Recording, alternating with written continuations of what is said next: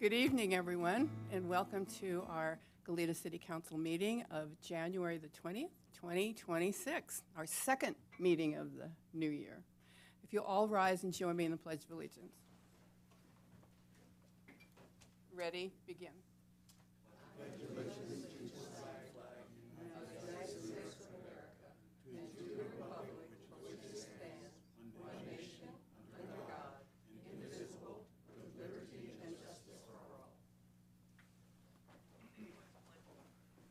Thank you, everyone.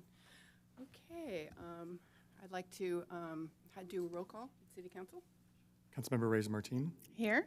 Councilmember Kiriakou. Here. Councilmember Kasdan. Here. Mayor Pro Tempore Smith. Here.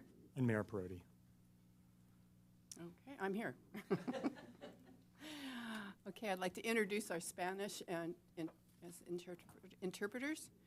If you'd like to please come up, introduce yourself.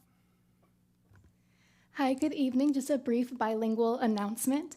Nada más para dejarles saber que tenemos interpretación simultánea entre el inglés y el español para esta reunión. Si quieren participar en español, si quieren escuchar todo lo que se va a presentar en español, tengo aquí algunos auriculares disponibles para que lo puedan hacer. Pueden alzar la mano, me pueden avisar o estaremos en el cuarto lateral para el resto de la reunión en caso de cualquier pregunta. So just to let you know that we have simultaneous interpretation available between Spanish and English for today's meeting. If you'd like to follow along in Spanish, participate in Spanish, we have some listening devices available for you to do so. You can raise your hand if you'd like a device, or you can come up to me, let me know. We will be in the room right next door for the entirety of the meeting. So thank you. Gracias. Thank you. Okay, time for public forum. Anybody that wishes to speak to anything that is not on our agenda this evening? Yes, and Have any those of you speakers? for those of you in the Zoom webinar, please use the raised hand icon and I will call on you. I do have 3 speaker slips. Our first speaker for a public forum will be Dave Roman. Hello. Well, hello. Trying something new out, coming to the public forum and just sharing some thoughts and ideas. So, never done this before. A little uncomfortable, but, you know, That's okay. what can I say? Starting with just how I see the city council, the role, which is to preserve at minimum and improve when possible the quality of life for the citizens of the city of Goleta. And that's how I approach you. That's how I think of you and your function. So just there's that thought. I came tonight to talk about the Lake Los Caneros area, beautiful treasure within the city. I like to walk there a lot, and it's very close to where I live. But for those of you who've been there, you probably have noticed that there's a footbridge that's been closed down for a number of years. And I've been thinking about that and wondering, imagining, I guess I'll say, why it's taken so long to get that restored and operational again. And I think I have an idea, and I think it's because when you consider the cost of consultants and experts and contractors and making plans to make a plan, the costs just seem, can go through the roof.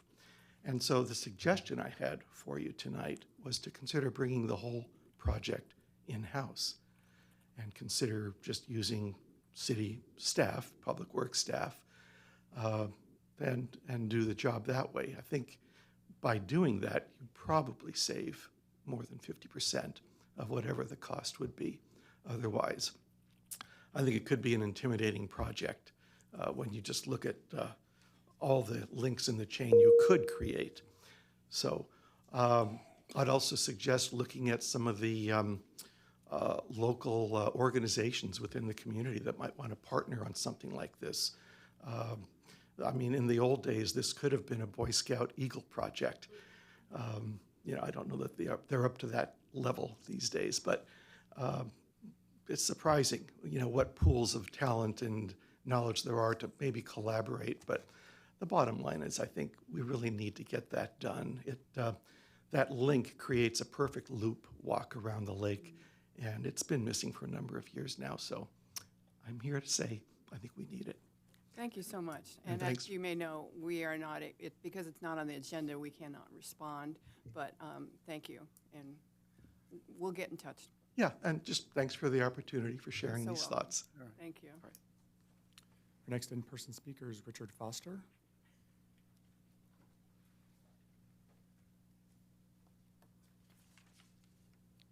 Evening, Council. I have seen you all holding shovels before, so you could be the perfect work staff for this guy's project.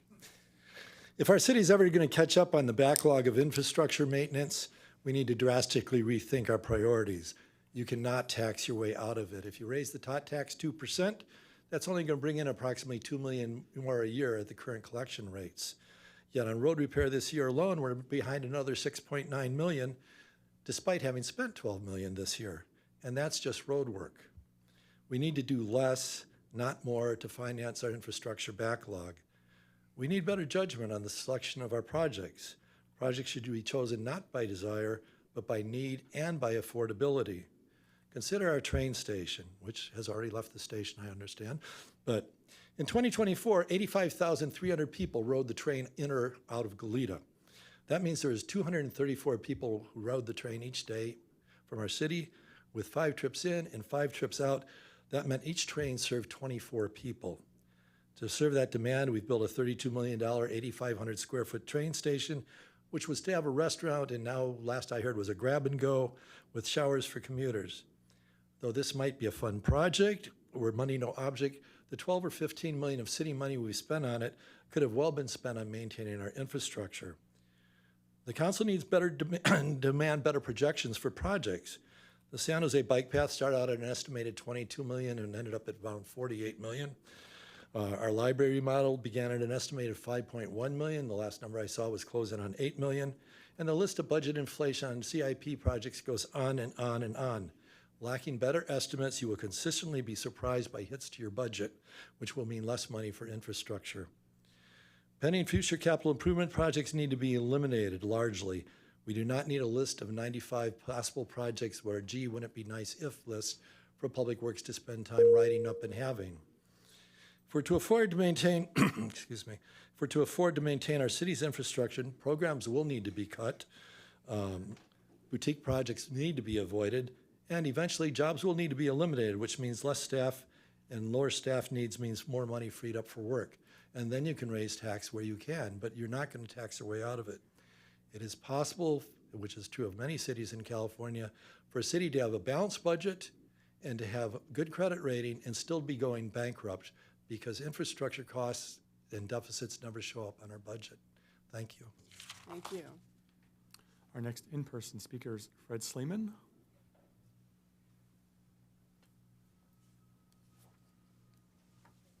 Madam Mayor, council members, thank you for this opportunity to speak to you again tonight. I'm a representative, the president of the University Mobile Home Residence Park in Goleta, and it's regarding the 55 senior designation of the park to remain as such. I see that it's not on the agenda for tonight, but I was just wondering, according to the last meeting that we attended here, that was going to be, the issue was going to be given to staff members, and then it would come up again at this meeting. But I don't see it on the agenda, and the residents are concerned about this change to our park. So I was just wondering if there was anything new that transpired since the last meeting. I'm not aware of anything at this point. No. I know that we're working on it. We're working on it? Yeah, and we'll get in touch with you, absolutely, when it's going to be on the agenda, I would think. Yes, yeah, Okay. absolutely. Thank you very much. Thank you. Okay, that concludes our in-person speakers. For those of you on the Zoom webinar, please use the raised hand icon and I will call on you.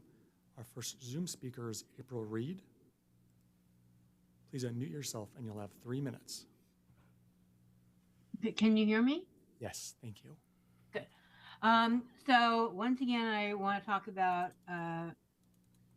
transferring any building on Kenwood Village to Shelby. As I said before, Councilmember Kiriako stated to me, it was well over a year ago, that the one way that we may be able to stop building on Kenwood would be to build on Shelby. Apparently that seems to be happening. There is a notice up on Shelby indicating they intend to build, although there hasn't been any information about any meetings for any of the 3 departments for you guys, Planning Commission or Design Board, although I have spoken to each of these departments in the last few weeks. I will state that I do think that Shelby is a better place to build than Kenwood.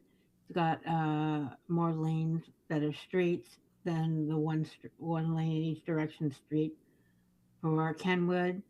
It would be much easier for emergency vehicles to get in and out of Cathedral Oaks than it would on Cali Real. As you know, or should know, because I've sent you many, many emails of all the accidents, including fatal accidents that occur on the Calgary near Kenwood Village. It will just get worse. And then I know some of you don't really care much about the animals, but Kenwood Village does not have a wildlife corridor for the animals to go anywhere. So essentially, they would all die unless you gathered all of them up and moved them, which I don't see happening. With Shelby, the animals have the opportunity to go across the street and in huge mountains. I don't have a timer, so I'm just going by what I think is still okay. The Independent said that with Shelby that you guys have enough buildings to accommodate the state. So I would assume that I would request that you all make sure that the Kenwood properties are buildings are transferred to Shelby properly, so we don't have to destroy Kenwood. Thank you. Thank you. And that concludes public forum. Okay, thank you. Okay, amendments or adjustments to the agenda, city manager? No changes tonight, Madam Mayor, but I can jump into city manager update. And I do have a few announcements, but want to start with the one that's listed on the agenda under CM updates. This is kind of, the closing of a door and opening of a window moment for us. We have some changes in our policing personnel, and so we want to acknowledge that tonight. So I'll start with the outgoing chief of police, and then I'll turn it over to you, Mayor, and then maybe after that we can do an introduction of our new chief of police, if that's okay. So we see Frank here. Frank Vasquez has served as the chief of police, Lieutenant Frank Vasquez from the sheriff's office for over 18 months. He was just a joy to work with. I would say he was very Goleta, very calm, very easygoing, great smile. I can see him smiling right there. He was very responsive. I tested him one time at 3:30 in the morning. He texted me right back. Yeah, I'm up too, are you? Very decisive, and he was just great to work with. We have weekly staff meetings. He attended all those meetings. He was a great addition to our staff meetings that run on for 2 to 3 hours sometimes, but he sat through all those meetings, and he was just a great chief of police. And so it's sad to see him go.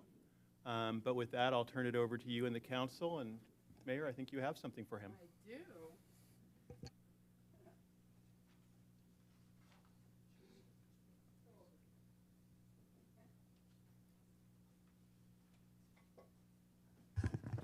There we go. Well, you didn't stay with us very long. But I hope you, on your next journey, will be something you'll enjoy as much as you enjoyed Goleta, since you are Goleta. Good to hear. And I'm so honored and privileged to present you in special recognition of the Sheriff's Lieutenant Frank Vasquez, Chief of Police Services, August 20th, 2024 to December 21st, 2025. With your tile in appreciation of your dedication, professionalism, and commitment to the city of Goleta, January 20th, 2026. No one works harder than the deputies and our sheriff and our lieutenants and our chief of police. You guys work so hard every day, and we're so honored to have you. So present you with this tile. And is somebody going to take pictures with all of us? And then and if you'd like to say a few words, please do.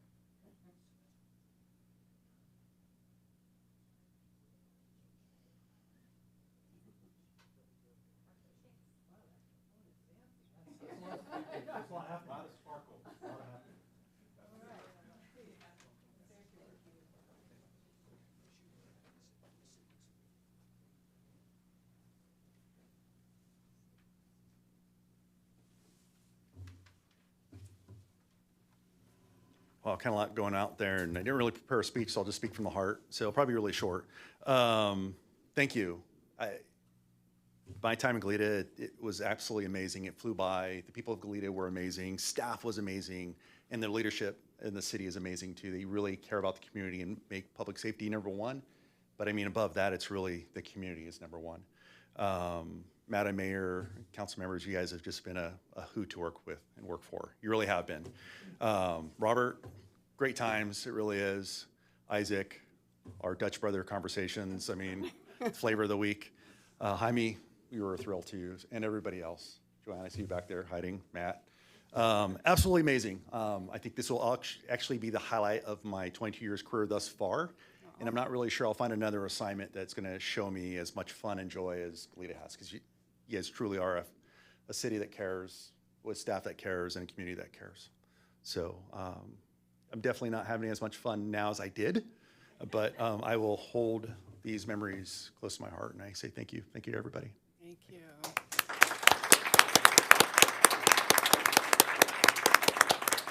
Do we have any speakers? For those of you on the Zoom webinar which to speak to this item, please use the raised hand icon and I will call on you. I'm seeing none, Mayor. Okay, thank you. And Madam Mayor, like I said, you know, closing the door, opening a window, and Frank is really indicative of the quality of the personnel that we get from the sheriff's office. We just get great personnel, and some of them are seated over there. But our newest member from the sheriff department is also seated over there. Over the end of the year, this all happened towards the end, Lieutenant Jarrett Morris was picked to succeed Frank as our chief of police. There was some shuffling in the sheriff's office, as you're aware. Retirement of the undersheriff leads to a chain reaction of events. And out of that, Jarrett Morris came our way. So he's only been here 6 weeks. Yeah, he's looking at his watch, so maybe don't give him any tough questions yet. But I did want to acknowledge Jarrett Morris and ask if he would come up to the podium, maybe introduce himself to the community. Thank you. Thank you, Madam Mayor. Thank you, Robert. Hello, City Council. First, I want to thank Frank. I have big shoes to fill. We've been together at the Sheriff's Office right about the same time, and like he said, he's not going to a place as much fun as Goleta, but I'm coming from a place not as much fun into Goleta, so I'm happy to be here. Sorry, Frank. Anyways, good evening, Mayor. Good evening, City Council members, city staff that I've been getting to know over the past few weeks, and Goleta community members. I'm happy to be here. Thank you for letting me say a few words tonight. As I said, I've been proudly serving the Santa Barbara County Sheriff's Office since 2005. I'm honored to be transitioning into the position of the Goleta Valley Lieutenant, which effectively allows me to step in as the Chief of Police Services for the City of Goleta.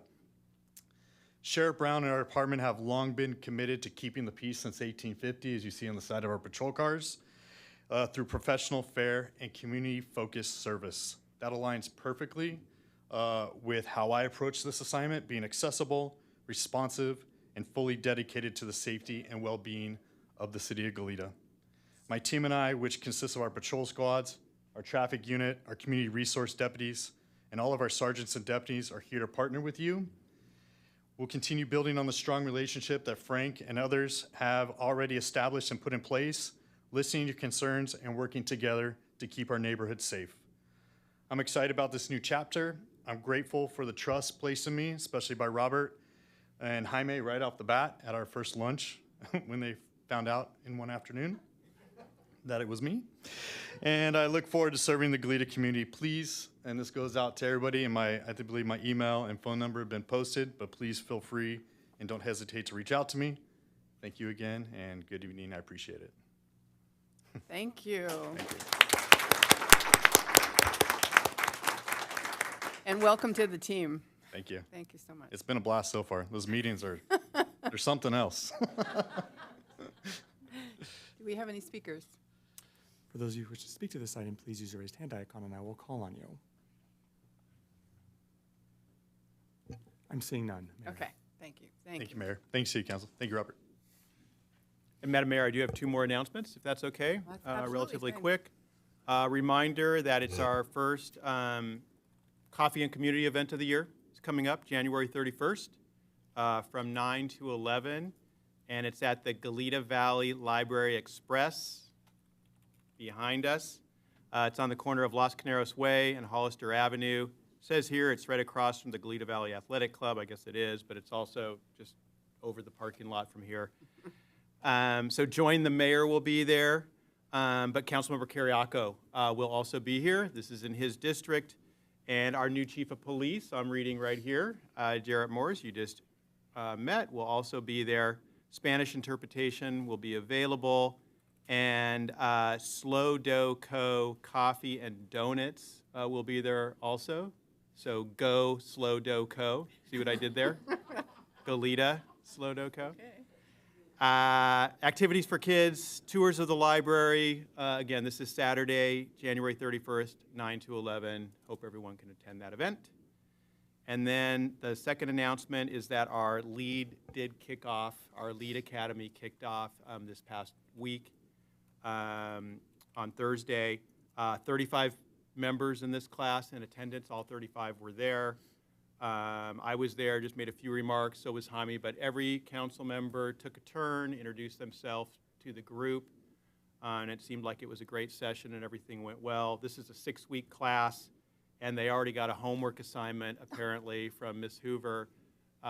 They were asked or told or invited to watch this meeting tonight as their homework assignment, so there may be some in the audience. And there may be some watching in Zoom. If there's anyone in the LEAD Academy in the audience, please raise your hand. 1, 2, okay. Some of them spoke. They got extra credit. Yeah, extra credit. Oh, yeah.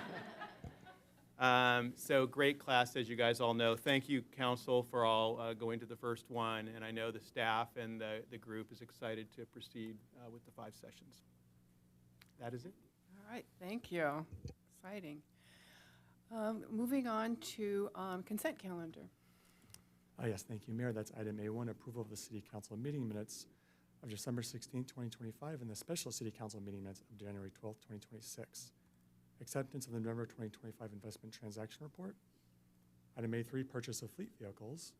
Item A4, second reading of an ordinance amending section 17.41.030 of the Goleta Municipal Code regarding accessory dwelling units and junior accessory dwelling units to comply with recent changes in state law and finding the actions to be statutorily exempt from the California Environmental Quality Act under section 21080.17 of the Public Resources Code.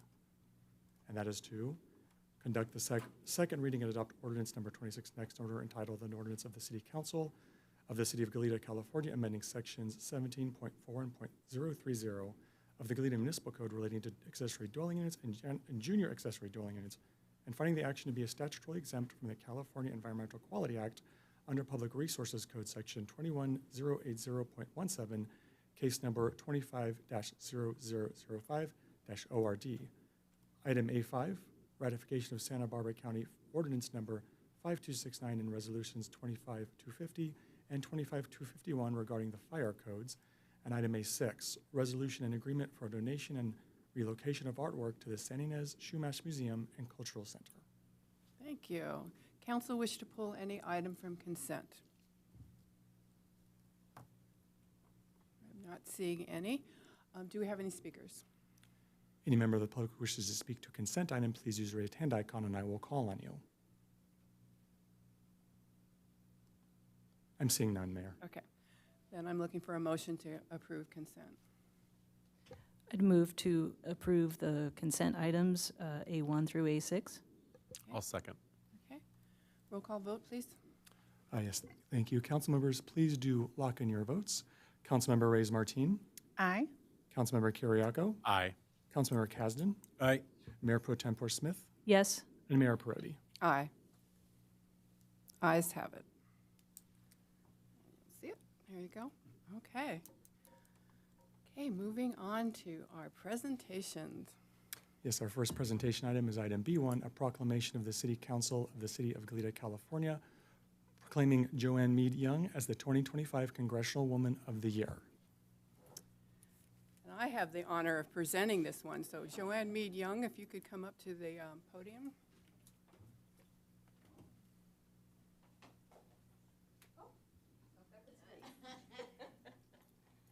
Parents never stop messing with their former principals. Yes, ma'am. I'm not used to her bossing me. I know, she usually bosses me around. Anybody that knows Joanne Young, turn around this way. This way. Okay, so I can read it to you. But first I want to say I'm so honored to be the one presenting this to you. I feel like it's a full cycle, full circle of our relationship that goes back a long ways. Yes, okay, that's another story. Okay, so this is a proclamation of the City Council of the City of Goleta, California, proclaiming Joanne Meade Young as 2025 Congressional Woman of the Year. Oof. Whereas, there's a lot of whereases in here. Whereas Joanne Meade Young, born and raised in Hamilton, Ohio, earned her BS in elementary education from Ohio State University and began her education career as an elementary school teacher, including positions of primary language development specialist, library media specialist, and instructional consultant.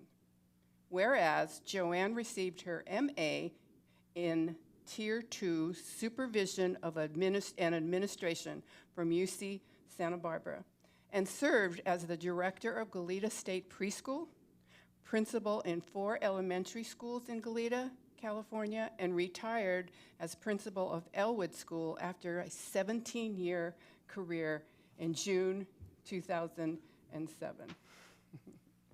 Whereas Joanne serves on the board of the Democratic Women of Santa Barbara County as treasurer and co-chair of membership.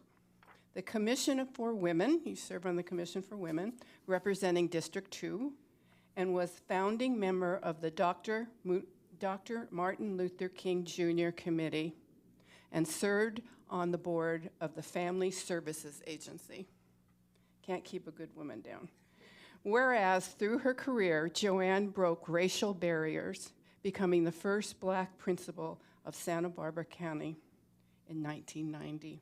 And whereas serving as principal for Mountain View School, Brandon, El Rancho, and Elwood, Joanne ensured low-income children, children of color, and students with learning disabilities received equitable access to learning and support. And whereas her work has enriched generations of students and continues to strengthen the Central Coast. So now, therefore, be it resolved that on this 20th day of January 2026, the City Council of the City of Goleta, California, does hereby proclaim Joanne Meade Young 2025 Congressional Woman of the Year, approved the 20th day of January 2026, and signed by Paula Perotti, Mayor for the City of Goleta. And I know some Brandon and El Rancho folks are here, so yay. You want to take a picture with me and Joanne and then all of us, and then you can have a few words to say. Okay. Then I'm done bossing you around.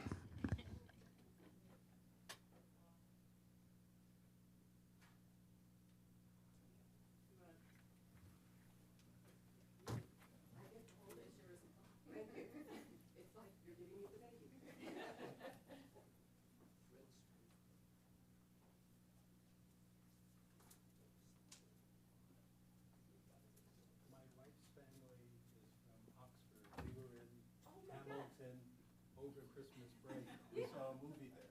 Wow. Oh, goodness, it's a... Fellow Commissioner Oh, Angie. thank you, thank you. Try to get some balance here. Okay, everyone take one big step out. There.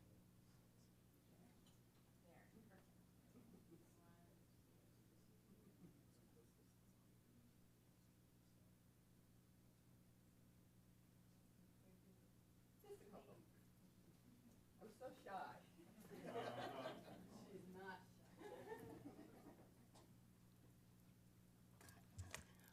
First of all, I'd like to thank the mayor and all of the council members for this wonderful acknowledgement. And the thing that I really am excited about saying, and may I turn that way? Sure. Yeah. I know you. I want to talk to the people of Goleta. I want to say thank you to the city of Goleta and thank you to the Goleta Union School District. In 1990, I was blessed to be hired to work as a principal in Goleta that wasn't even a city yet, but now you are. And I have to say, Goleta is so amazing. I served at 4 different campuses, and there was one consistent thing with each school. I had amazing teachers, incredible children, and parents that would go the extra mile, not only for their child, but every child in that school. And so I just feel like I was so blessed to move from Connecticut to this beautiful, beautiful state and get to work in this amazing city. I can't thank you enough. And I've been retired since 2007, but I have one of the teachers that worked with me. She was an Isla Vista school teacher, and she was on the Brandon campus. And now she is the principal of El Camino School. So it's just so wonderful to continue to see the teachers and children and parents that I was so blessed to serve with here and continuing to do that great work. Thank you all so much.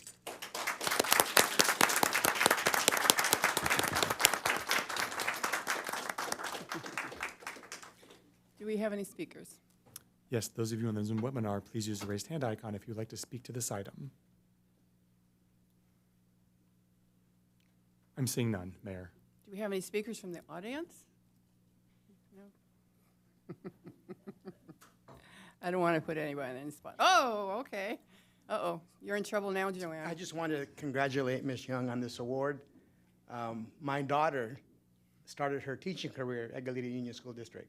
So she taught 4 years here and then went to San Diego. But my boys did their entire career, which is kindergarten to 6th grade, at El Camino. So Goleta Union School was in good hands during that time. Thanks. Thank you for that. Oh, I'll just say one little quick story. When my daughter was starting, my youngest daughter starting kindergarten, I went to check out the school. It was Brandon, and it was being reopened after being closed for 17 years. And I met Joanne, and there were a lot of folks, not a lot, but there were several that were concerned because they were moving their children out of El Rancho, Elwood, and they were concerned. And Brandon needed so much. They needed a library with more books. They needed playground equipment. They needed desks. It was a lot. And Joanne said, "We're going to make this happen. We're going to make this happen." I met her, and the first day she said, "And you and Marcia Hill and Cindy Armstrong, who are in the audience, are going to start a PTA, and we're going to make this school fabulous." And you know what? We did. It's a fabulous elementary school, and it was a lot of hard work, but thank you for me seeing something in me I didn't see in myself, so thank you. Okay, moving on to the next presentation. And that's item B2, a proclamation of the City Council of the City of Goleta, California, proclaiming January 19 through 25, 2026 as E-Bike Safety Awareness Week. Yes. Mayor Pro Tem will present this.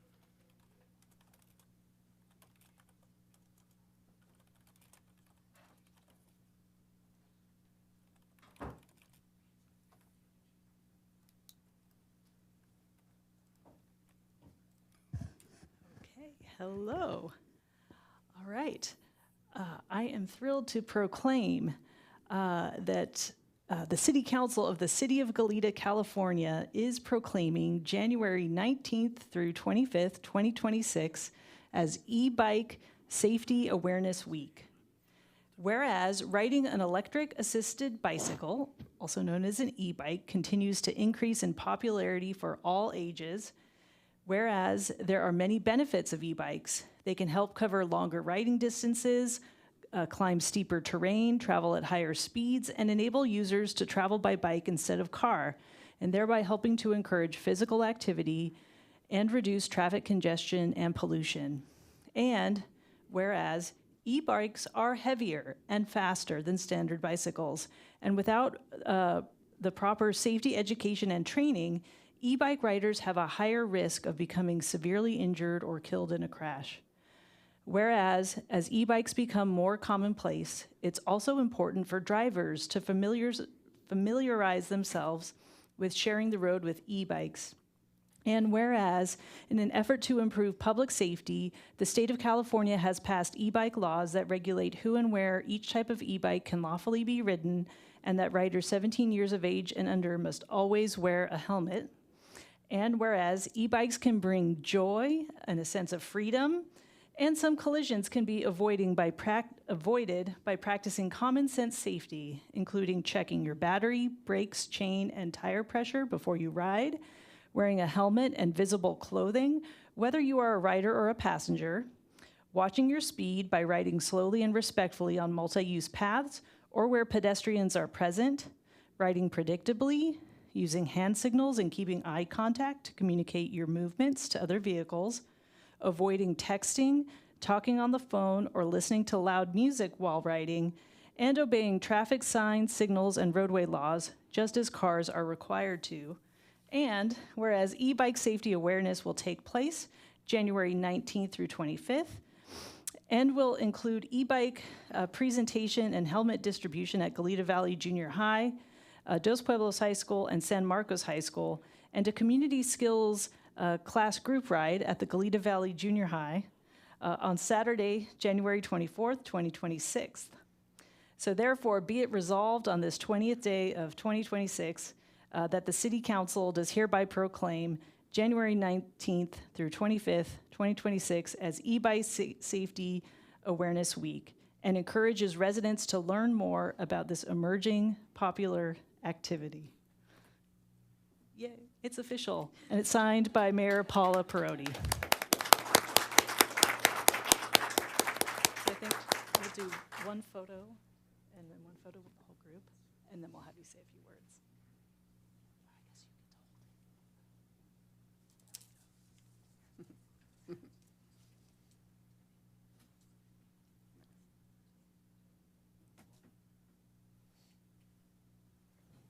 All of us to go.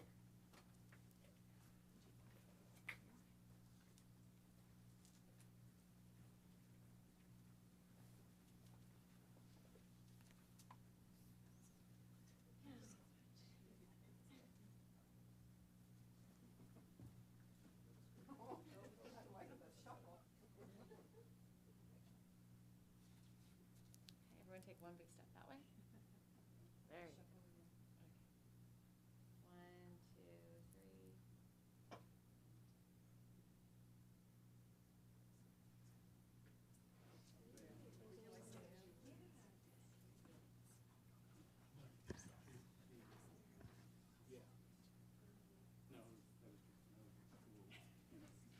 three.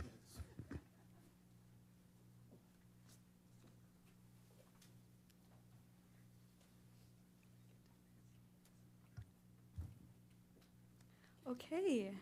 Thank you, Madam Mayor and council members. My name is Lainey Jayakasuma, and I'm an education coordinator with Move Santa Barbara County.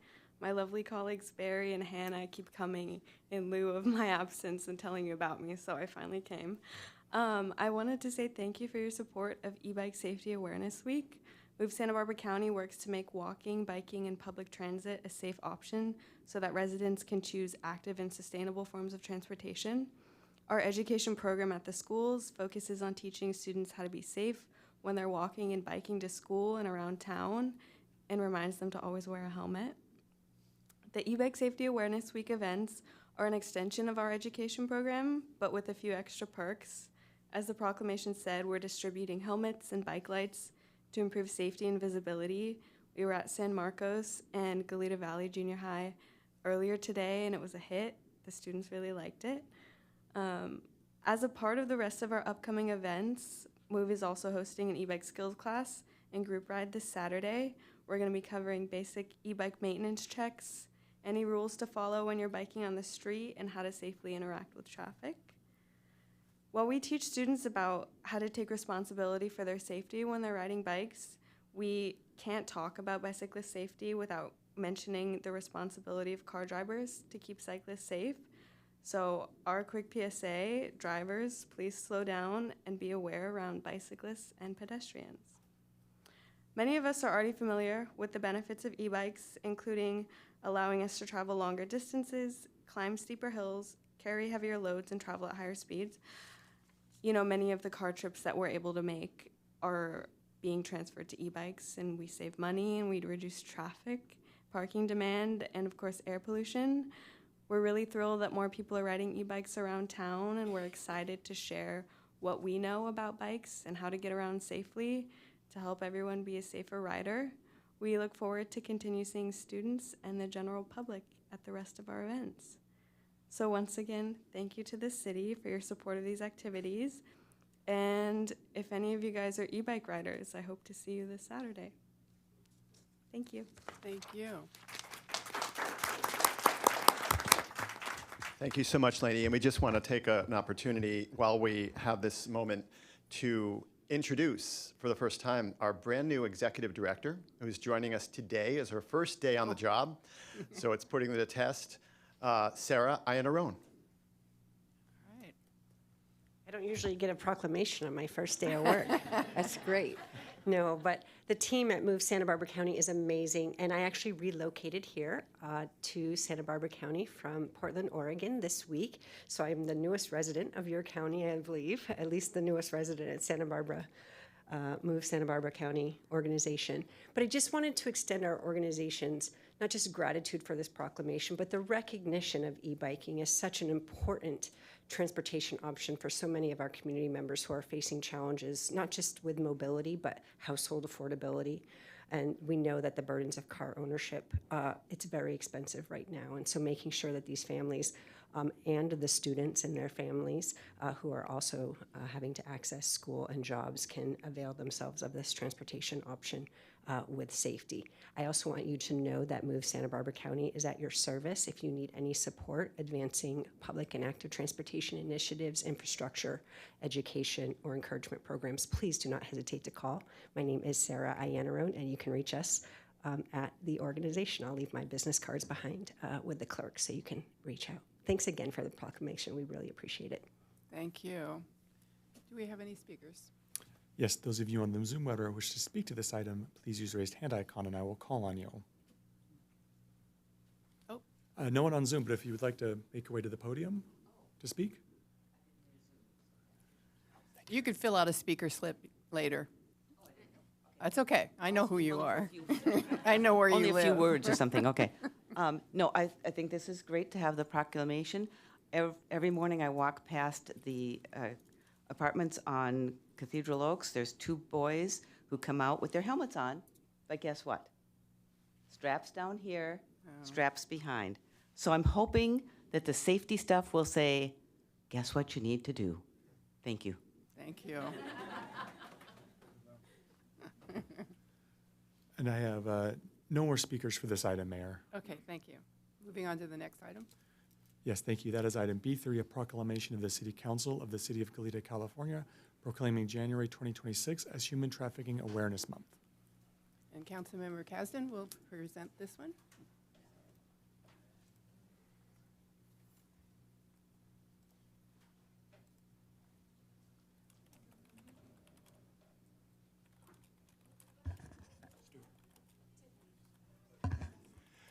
So this is a proclamation of the City Council of City of Goleta proclaiming January 26th as Human Trafficking Awareness Month. Whereas human trafficking is a form of modern slavery that occurs in every state, including California, where victims are forced to work in various forms of labor exploitation, including but not limited to commercial sex acts and other services that are induced through force, fraud, and coercion. And whereas due to its isolated and discrete nature, many individuals across the globe are unaware that trafficking exists in their communities. And whereas it is estimated that more than 28 million people around the world are victims of human trafficking, and whereas human trafficking victims face a cruelty that has no place in a civilized world. It is a crime that can take many forms, and one that tears at our social fabric, debases our common humanity, and violates where we stand for, or what we stand for as a country. And whereas increased education about how to identify human trafficking, along with increased knowledge of in-state resources and services for those affected by criminal exploitation, can help decrease the number of future victims. And whereas the Santa Barbara County Human Trafficking Task Force is committed to using all applicable laws and resources for investigating human trafficking and prosecuting those engaged in it. And whereas the Santa Barbara County Human Trafficking Task Force has worked diligently to bring awareness to the fact that human trafficking occurs closer to home than one might think, that California ranks #1 in the country for reported human trafficking cases, and that Santa Barbara County is home to hundreds of survivors of trafficking and exploitation. And whereas Human Trafficking Awareness Month is an opportunity to recognize the crucial or critical role all Santa Barbara County residents play in preventing, reporting, and adjudicating these heinous crimes. Now, therefore, be it resolved that on this 20th day of January 2026, the City Council of the City of Goleta, California, does hereby proclaim the month of January as Human Trafficking Awareness Month, the 20th of January, signed by Mayor Paula Peroni. And I guess we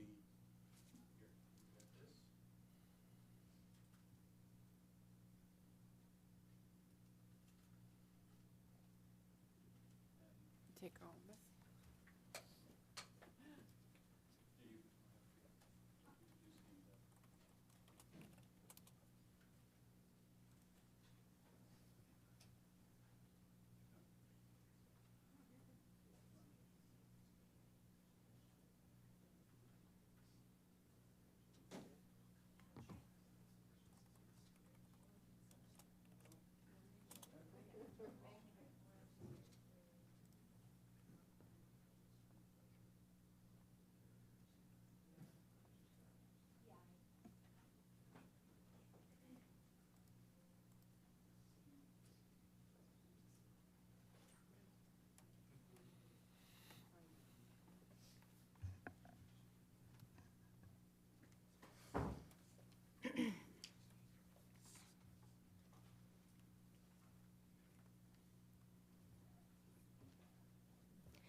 Good evening.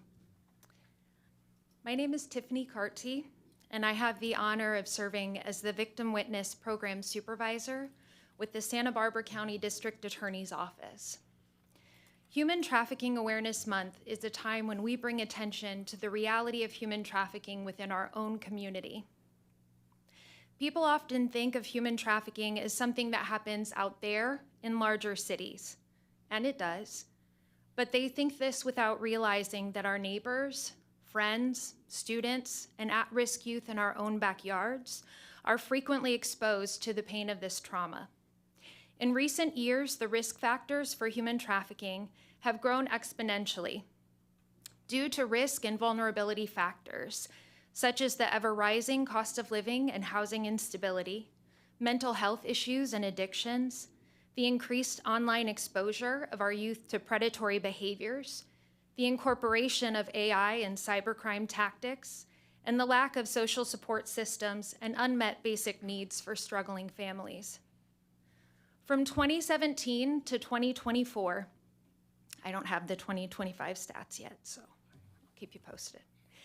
283 human trafficking investigations were conducted within our county, 90% of which involved sex trafficking. Of these 283 investigations, 94 human traffickers were identified, and we were able to arrest 59 of these individuals for human trafficking-related crimes. Of these cases, 53 were able to be criminally charged. 37 have pled guilty for these offenses. Many of these perpetrators are still working their way through the criminal justice system. What I want to focus on is the many survivors that our Victim Witness Program has been able to serve. In this same time span, we have identified positively 261 survivors, 85 of which are children and teens. 40% of these survivors, so just under half, are residents of Santa Barbara County. An incredible 92% of these victim survivors are United States citizens and legal permanent residents. These survivors often look just like you and I. It's the child who's regularly truant and can't stop falling asleep in class because they can't stay awake after a night spent in sexual exploitation. It is the college student who believes she met the love of her life when she was actually a target and a commodity to be sold later. It is the person experiencing financial hardship who simply wants to survive and be able to put food on their table. It is the teenager who ran away after his family rejected him for disclosing that he is gay, now desperate for a safe place to stay when he meets an older individual at the bus stop offering him acceptance. The Santa Barbara County Human Trafficking Task Force was established in 2013. We are a multidisciplinary coalition of law enforcement agencies, community service providers, community advocates, and our own DA Victim Witness Program. As a team, we provide training, public outreach, survivor-centered services, assist with investigations and prosecutions of offenders, and equip local leadership with research and relevant data. I am particularly proud of our hardworking, empathetic victim advocates who provide emotional support, information, referrals, accompaniment during court hearings and critical testimony, and advocate tirelessly for survivors' needs. Thank you for recognizing this critical issue within our own community. Please know, our task force is always ready to provide prevention and awareness training for education, for youth service providers, businesses, local faith-based communities, and nonprofit organizations. It is our hope that you will find ways to lean in to the issue of human trafficking within this county that we call home. As stated best by Pauline Kieser, when you do nothing, you feel overwhelmed and powerless. But when you get involved, you feel the sense of hope and accomplishment that comes from knowing you are working to make things better. Thank you. Thank you.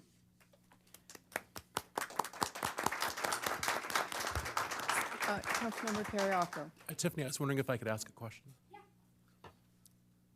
I know in the last year there's been some restructuring of funding at the federal level, Department of Justice, Department of Labor, Department of State. How has the local task force, how has the Victim Witness Program adjusted to any impacts that you may or may not be feeling from those changes? I will say, at least within Santa Barbara County, we have been very blessed in that our funding comes from a diverse set of sources. So while yes, we do receive federal funding, we also have a lot of organizations that donate. We also receive state funds as well. And in fact, when federal funding was cut, was it last year, I think? But the governor actually built in a 3-year safeguard for all of the victim witness programs in the state to make up for that money. So while we are starting to feel some of a pinch in some of the extras that we would want to do, we might not be able to do, I will say as of right now, our needs are still being met.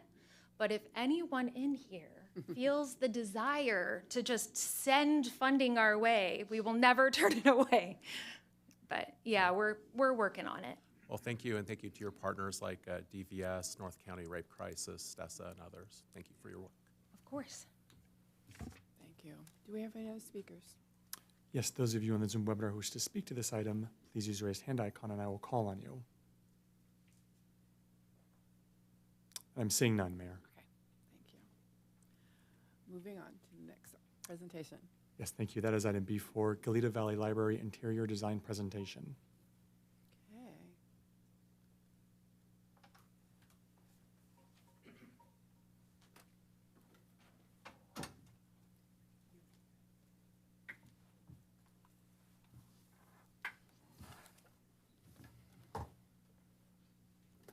Well, good evening, Mayor and Council. Good evening, Ms. Plummer.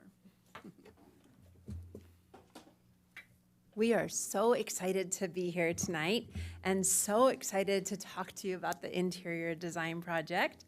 I'm just going to share a couple words of where we're at. I believe that we do have our architect on the line. We have Jeffrey Miller. So Mr. Kataya will move him over. So he's available if we have any questions when we're done. We'll let our city librarian, Ms. Saucedo, take you through the presentation.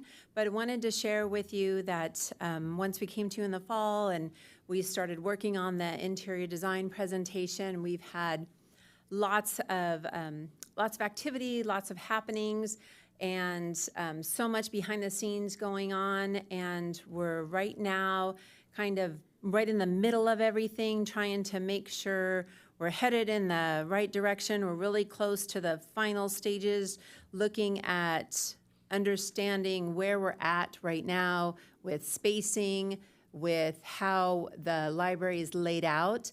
And then once we get through this phase, then it's the fun, exciting part with putting the bursts of color in and choosing our final color palettes and choosing the exact furnishings that, whether it's going to be, colored, the types of colored chairs, tables, and the exact furnishings that are going in. So these are all blockings for everybody to see. And I share that because as you look at the slides, we know they appear kind of bland, and we've heard that comment. We gave the same presentation to the Friends of the Library, and but unfortunately, because we're not there yet to drop those colors in, it's kind of the artist sketch, and then the artist comes in with the color at the end. So without further ado, I'm going to turn it over to Ms. Saucedo and let her share the most exciting part of the evening. Thank you.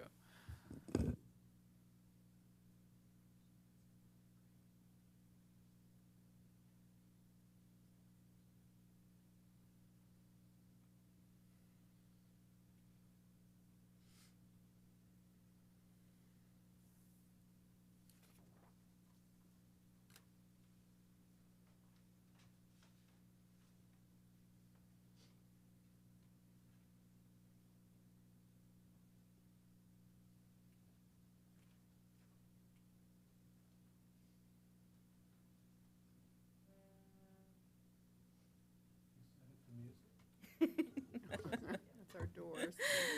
Good evening, Madam Mayor, members of the council, as well as all of our community members joining us today.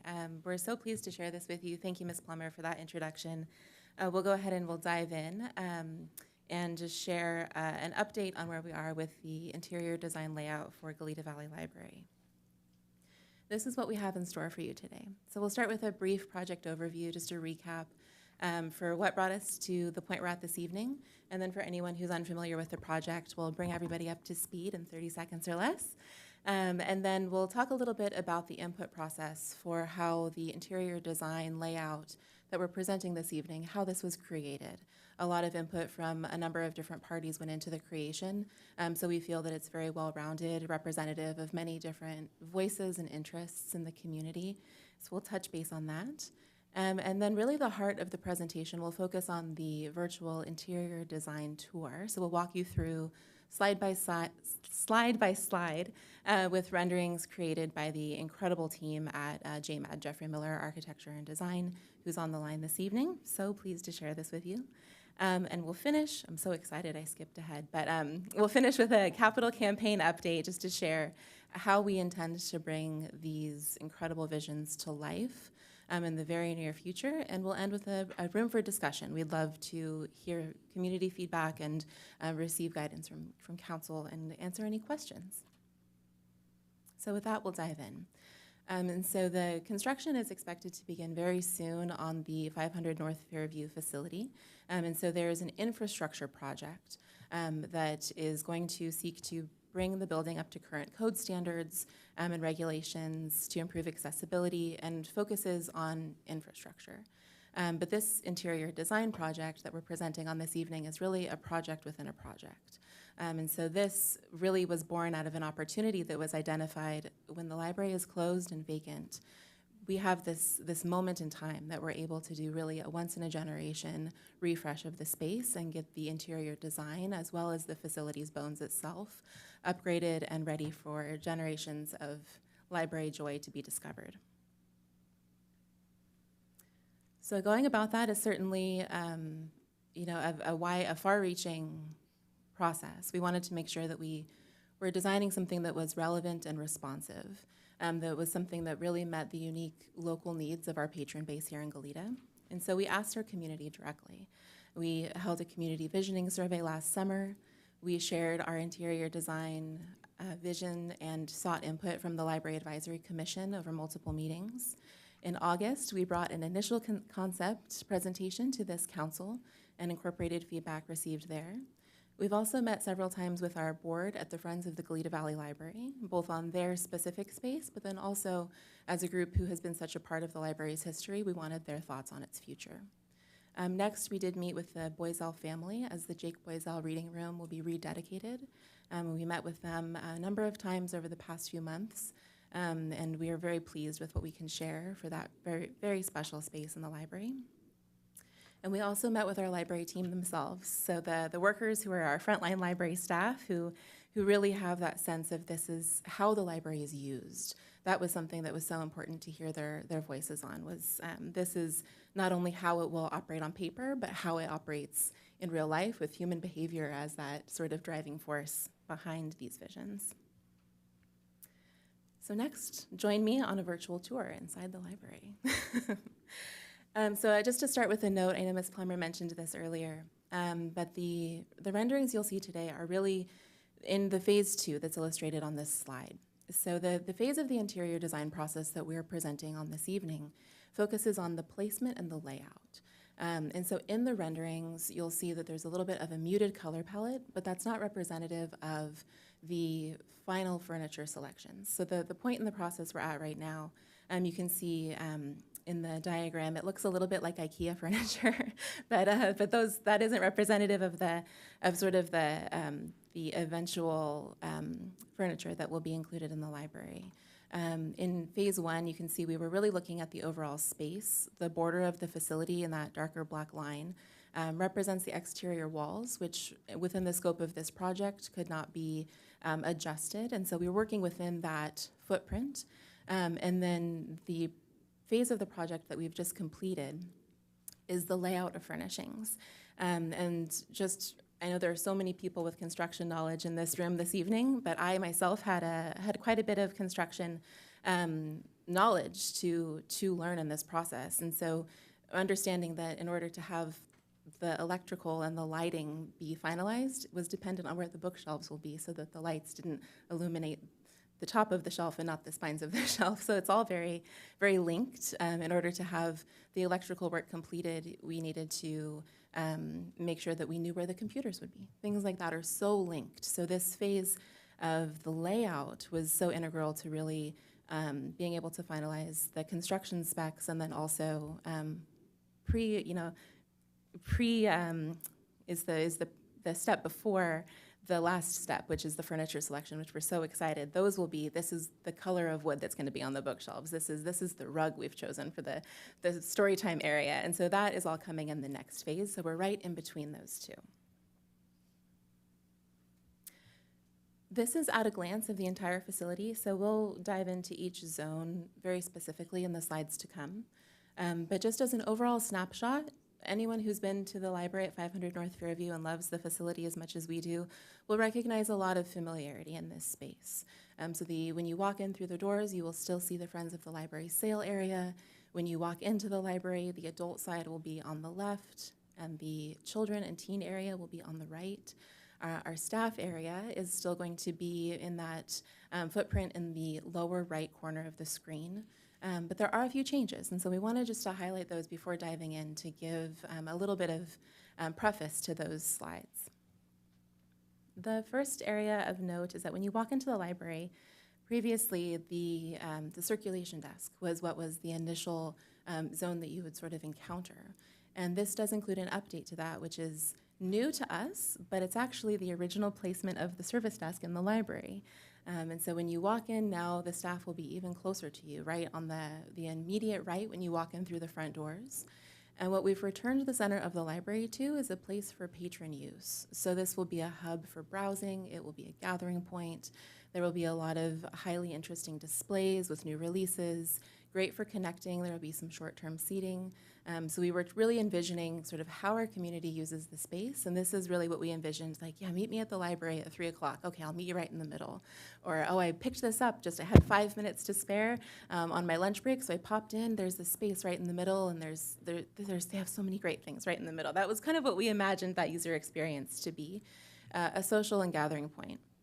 Really relying on the principles of human behavior and the way that facility spaces are used was our guiding force in this creation of the design. We intend for, as you get deeper into the library on both sides, whether you get further into the adult side or further into the children's side, sort of the longer your stay will be. And so we'll focus more on the placement of the adult study pods, as well as the interactive areas and the Boys All Reading Nook for children in our further slides.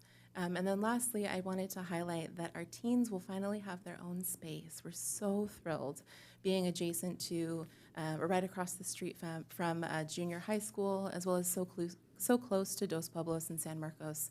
We're so excited to be able to really have that space that feels designed specifically for teens, where there's a lot of interactive seating and shelving, which we'll cover.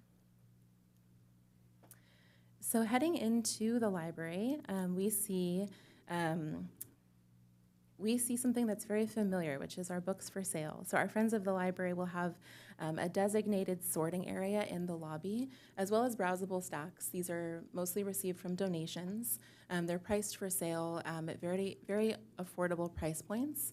As much as it's important to borrow materials in a library, we're also big advocates for building your home library. And so with materials priced as low as 25 cents for a children's book, we want it to be very accessible for families to come into the library and pick up a big stack of books that are theirs to keep. Their children can read them and color on them, and they can really make them their own and not have to worry about replacing them if something happens, and allows families to build their home libraries.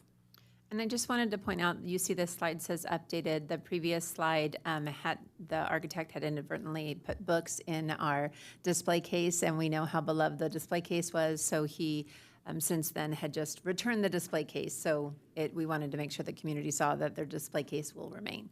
So that's the only thing that was updated in that slide. Thank you. This is another view of the lobby, but if you were to turn around and look back towards the doors you entered in from, so we are looking at an updated door and window layout throughout the facility. So these are sliding doors that are a little bit further back so that the grade leading up to the entrance meets ADA accessibility requirements. And so we do still have that beautiful storefront so that you can have lots of natural light. The community room entrance will stay just as it was, and then just to the left of the community room entrance, there's a door that will be the Friends of the Library designated sorting area. So our Friends of the Library, a completely volunteer-driven organization, will have a place to process and price donations and to accept membership forms and complete other tasks as needed. So they will have a space that they can prepare materials to bring out and stock the lobby area. So we're very excited to continue this.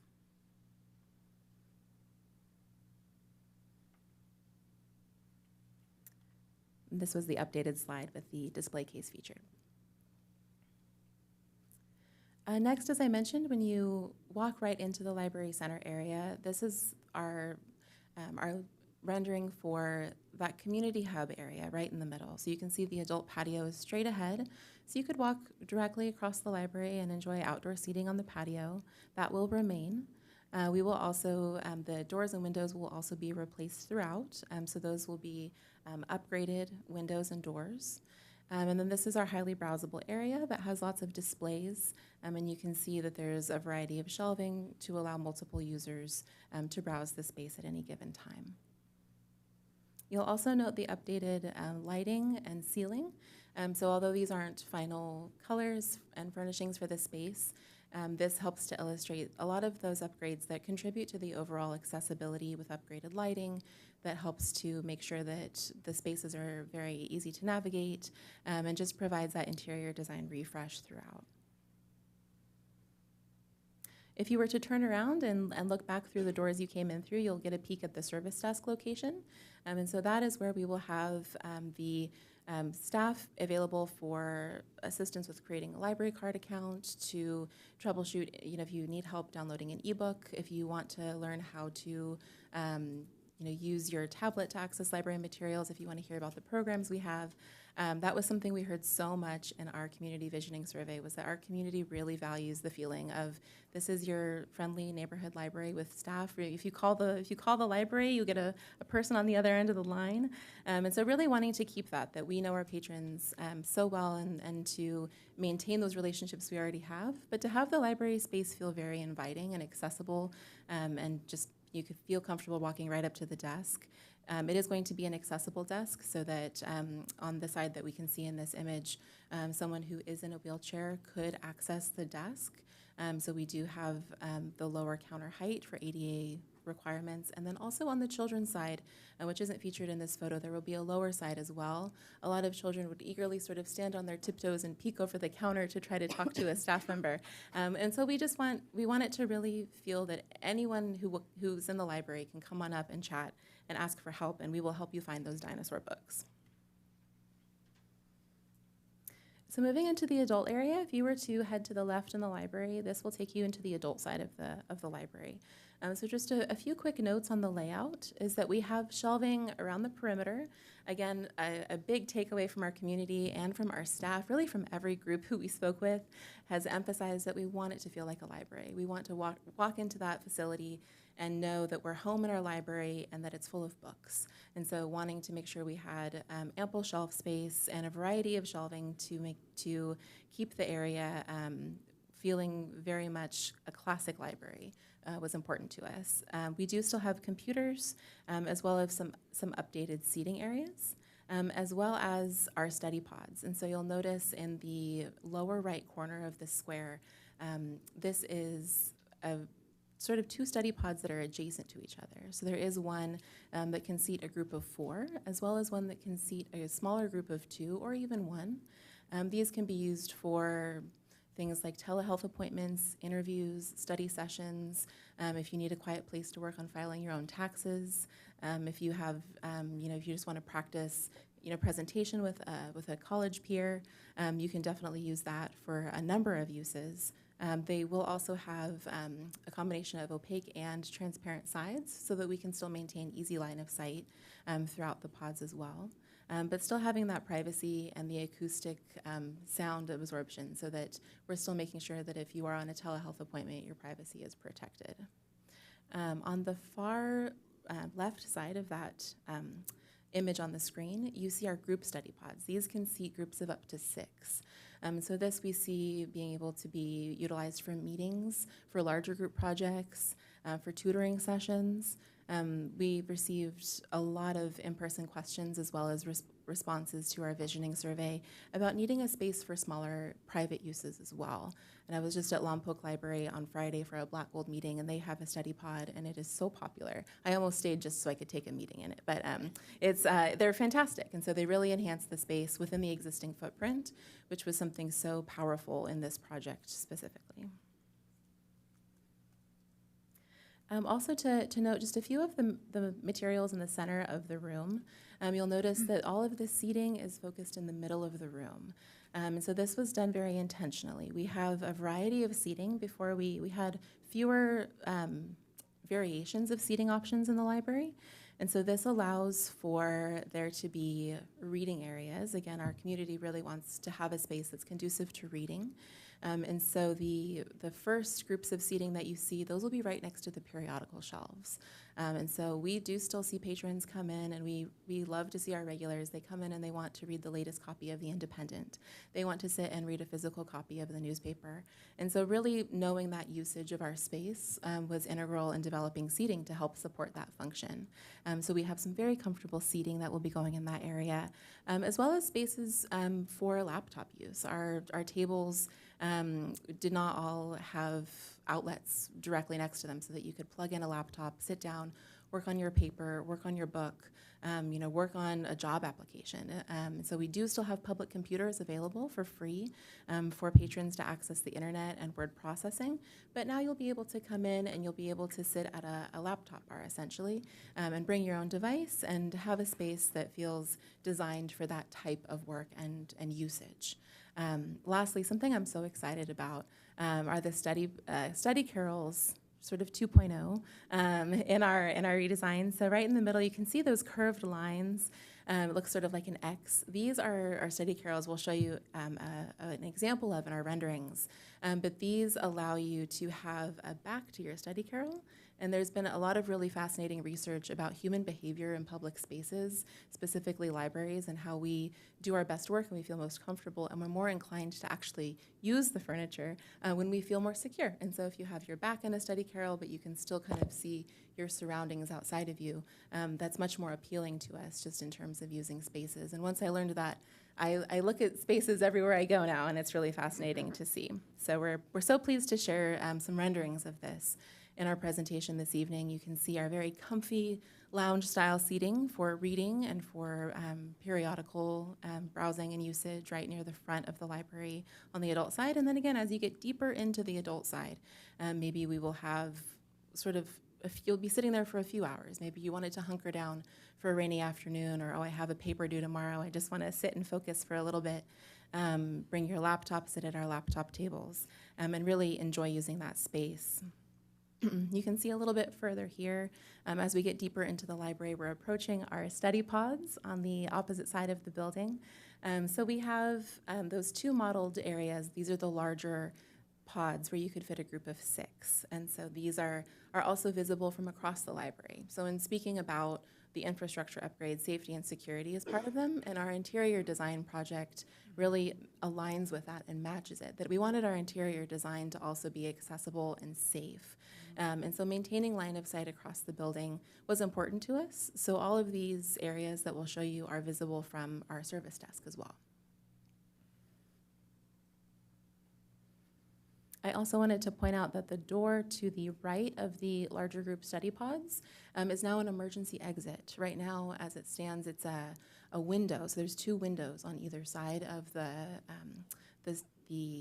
library on that side facing Fairview. And so one of them will now be an emergency exit for safety and security. So if you're at the study pods and you were to turn around and look back towards the children's side of the library that you walked in from, you can see this view. So we'll have our computers straight ahead. You can get a closer look at some of those new and improved study carrels that allow you to have a workspace as well as a little bit of privacy as well.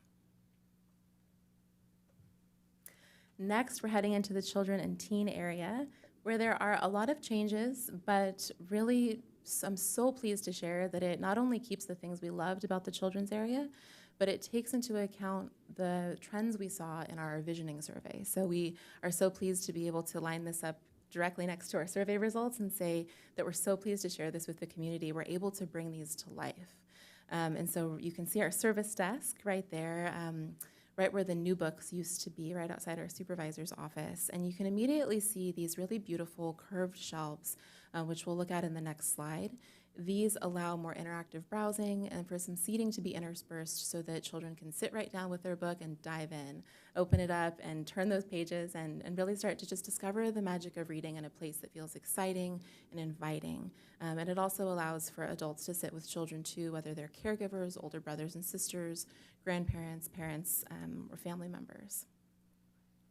I also wanted to point out on this layout that as you walk into the children's area, you will see the teen area is in the upper left corner of the square. So this is adjacent to the adult patio. When we had the opportunity to reposition the teen area. We wanted to make sure that it felt very appropriate for teens. We didn't want them to have the experience, oh, I have to step over building blocks that my little brother and sister are playing with to get to my area. We wanted it to feel still very separate, but on the youth services side of the library. And so by having it not sort of buried deep within the children's area, but more on the exterior side, we felt that it really does accomplish that space that feels separate, because teens are a separate user group of the library, and so they deserve a space that helps them feel that we have them in mind. We want them to come use the library. We want there to be teen activity in our space. And so we're looking at some lounge-style seating, some shelving that will house our entire collection with room to grow, as well as some opportunities to charge their devices, to sit together, to play games, and to use the space and make it their own. In the middle of the far side of the wall, there is a performance area. So for anyone who's come to a summer reading program event and seen our juggler or our magician, we will be able to continue to do those for many years. Everything in the children's area is designed to be movable and mobile so that we can transform the space into a programming space. And so the chairs that you'll see are lightweight, and they can be collapsed and folded up. And our architectural and design team has heard me thank them for this, but I'll do it again now, that they actually mapped out that this footprint needed to fold all of this up and tuck it away into a corner. Those are not technical architectural terms, but just explaining that that's how we use the space, that it transforms, that we need to be able to move everything around, have a magic show, have a big story time, put it all back together, and then have the library be a library the rest of the day. And so they mapped out the capacity needed to do so, and they said, yes, it will all fit. What we've designed will all fit. You can have the performance space, and you can put it all away and pull it back out. So we do have some shelving in the lower right corner, as well as some activity tables adjacent to the patio. Opportunities for children, to learn through play, to have our early literacy research come to life in the library, where children learn by exploring, by playing, by reading, by using their imagination. So really having a way for children to have that interactive experience at the library too. And lastly, the first thing that you will likely see when you come into the children's area will be in the upper right corner, and that is the rededicated Jake Boiselle space. It'll be a reading nook. And speaking with Mrs. Boiselle, we learned so much about Jake, about how he loved to just curl up with a good book, and the word that she kept sharing with us was cozy. She said Jake loved to be cozy and to curl up with a book and to be able to explore a new world through reading. And so just in working with Mrs. Boiselle over the past few months, we received some very special and enlightening input on this space. And so we are really pleased to be able to share that in this rendering as well. We'll not only have interactive seating and shelving for exploration, but we'll have a beautiful centerpiece tree that you see that really invites you into the library. So we'll show that in an upcoming slide. But to really illuminate a couple of the items I've described, we see here when we walk into the children's area, we'll have some curved shelving that's child height. The taller shelf in the middle will be 3 high. That one's a little bit higher than it will be. It'll be 3 rows high, and it will be something that you can walk through and you can discover new materials to read to really spark that love of reading from a young age. And you can see the teen corner, just sort of the outer edges of it, as well as little pieces of the Boiselle room. So let's go a little bit farther into the library. As you go across the library, this is the Jake Boiselle Reading Nook. So this will have plenty of books. We're leaving ample room for our collection. The linear feet can support the prior size of the collection, plus room to grow. So we won't be reducing our collection capacity. We'll actually be setting it up to continue to grow for decades to come. But this space will be specially curated with a beautiful tree in the middle of the space. And I'll let Ms. Plummer share more about that. I just wanted to point out, thank you, Ms. Saucedo, that the tree is just here for placement purposes right now. It is being designed for the space. It'll be nestled in the corner and climb the wall and go up. So this is not the exact tree. This was just dropped in place so that you can understand that. So it won't be sitting in the middle, but it will be nestled in the corner, and it is being designed for the space.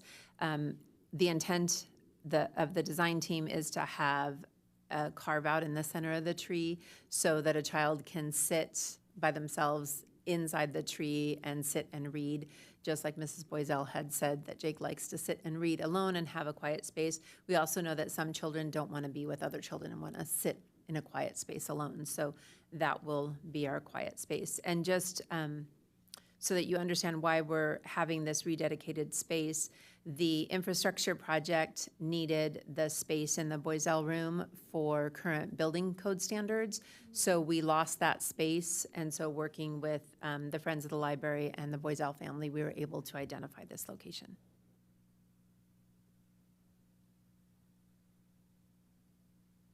Thank you.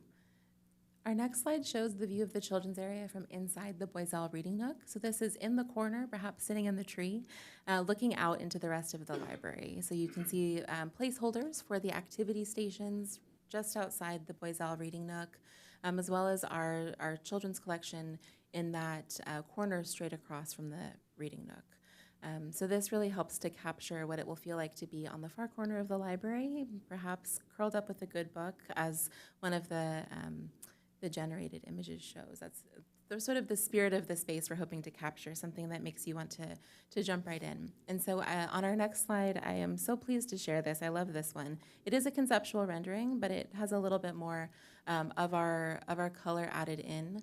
And so future renderings, as we move into the next phase of interior design, will more closely resemble this. And so this really helps to capture that warmth, that excitement, wanting to come on in and just really enjoy the space as a community. And so I'm so pleased to share this. This is one of the views that our architectural team put together to share with you this evening. And I think it really captures just the heart of the children's area experience. Lastly, I'll touch briefly on our service desk and workroom. So we did, just to sort of describe how the service desk would be reoriented. And I do have a photo in an upcoming slide about sort of its original location, just for comparison.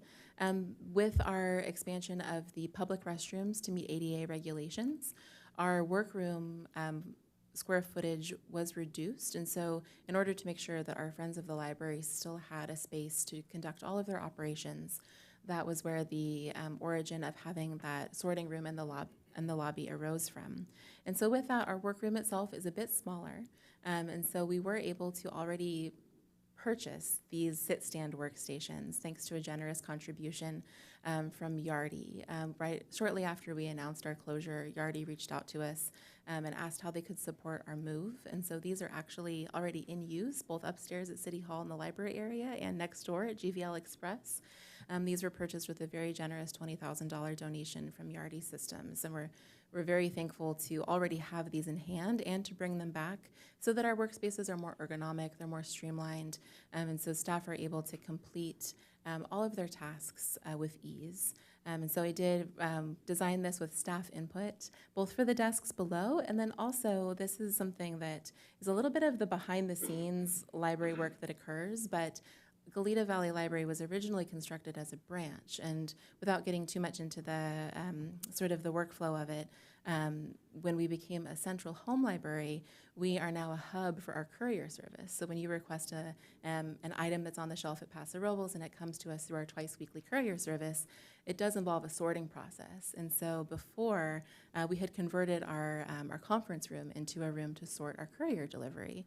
But now we have this incredible opportunity to really outfit this library for the scope of work it performs today. And so we had lots of input from our staff on how to do so. And so the image on the screen is sort of standing in the courier sorting area, looking out into the workroom, which has ample storage and provides really a good modern work environment for our staff. That's something we're so pleased to be able to integrate into this space.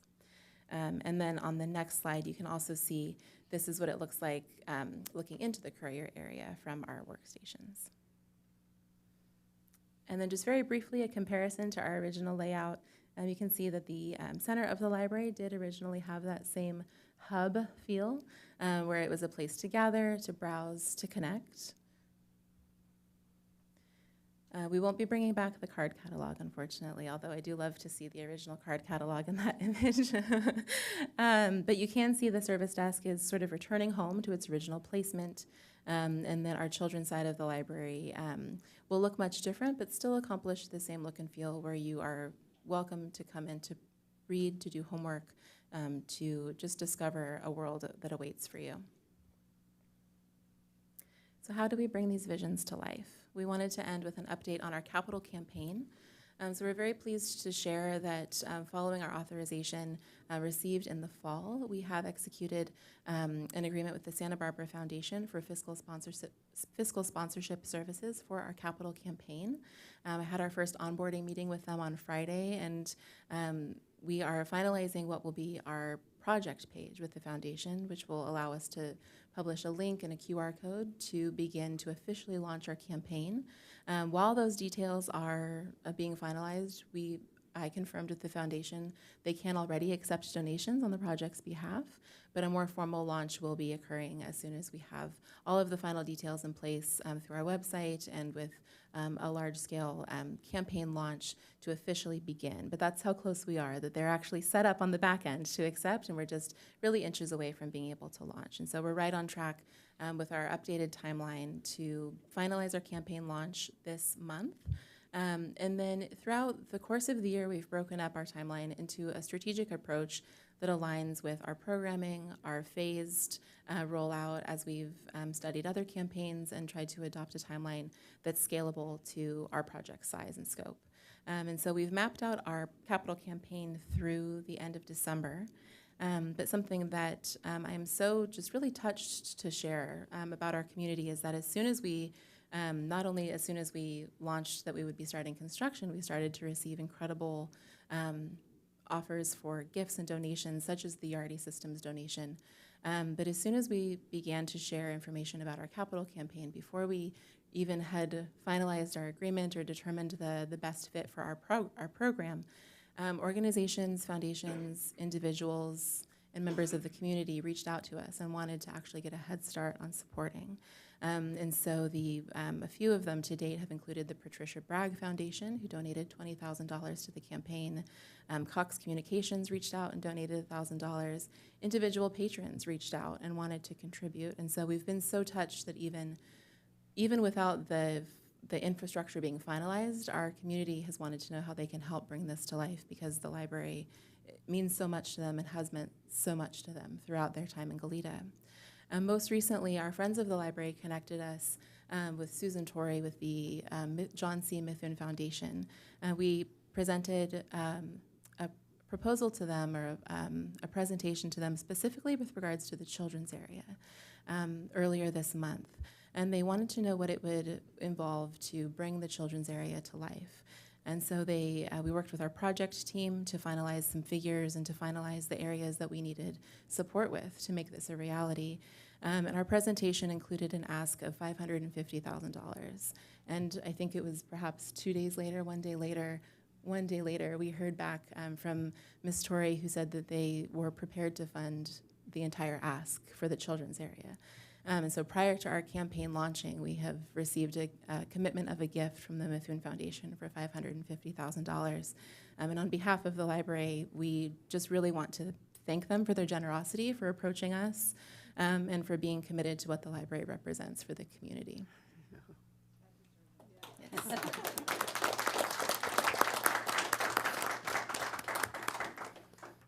Great. Thank you. It's a perfect time to have this discussion. People have been asking a lot about the library, so thank you. Do we have any questions? Councilmember Kiriakou. Well, way to bury the lead.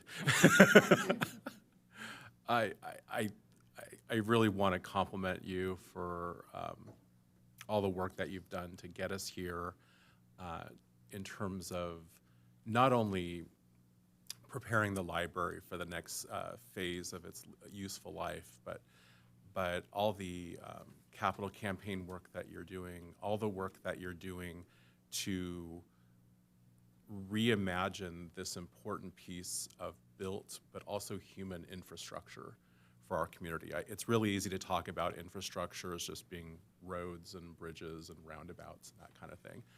But this is creating a built environment that nurtures minds, creates a safe space, creates a place to belong, to gather, to find acceptance, to build relationships. And it's really hard to put a price tag on that.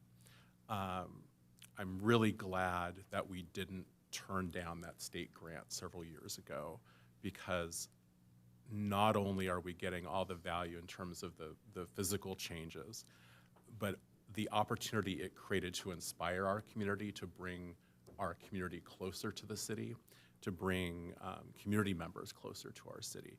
I was also just reflecting on the Boy Scouts, and it's a reminder of how different things the city is doing go together and support each other. Bike safety is a very important thing.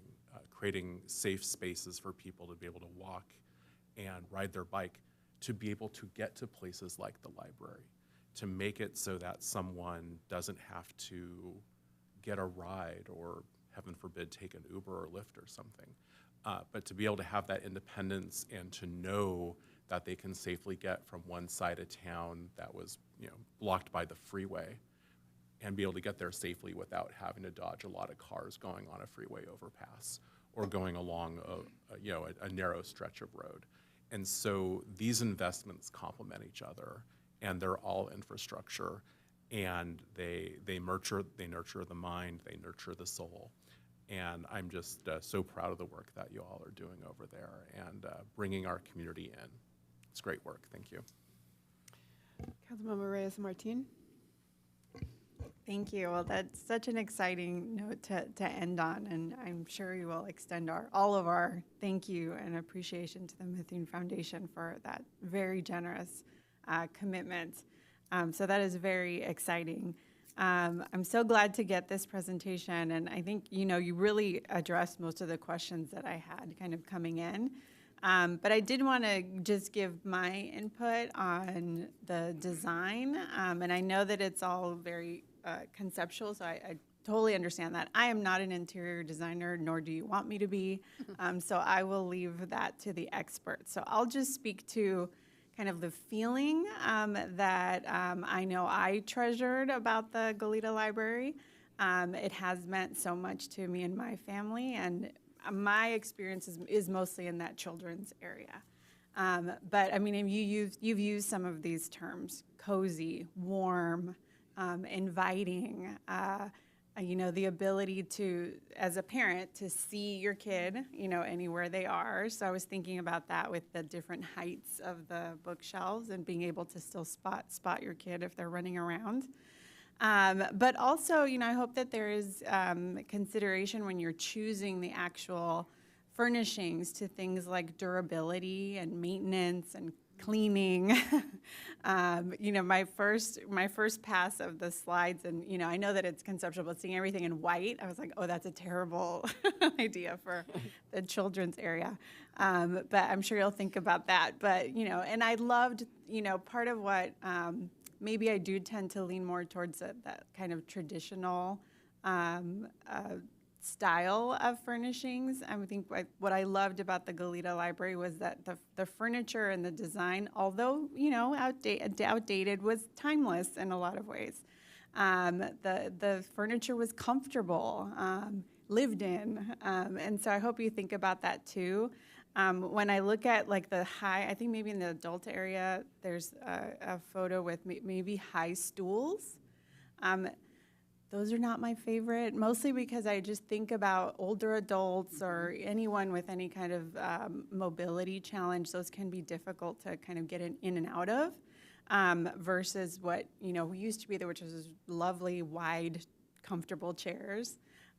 So just thinking about the comfort and also just that warm and inviting feeling that it brings. I have no doubt that you all will work with the team to bring that color and life back into that space.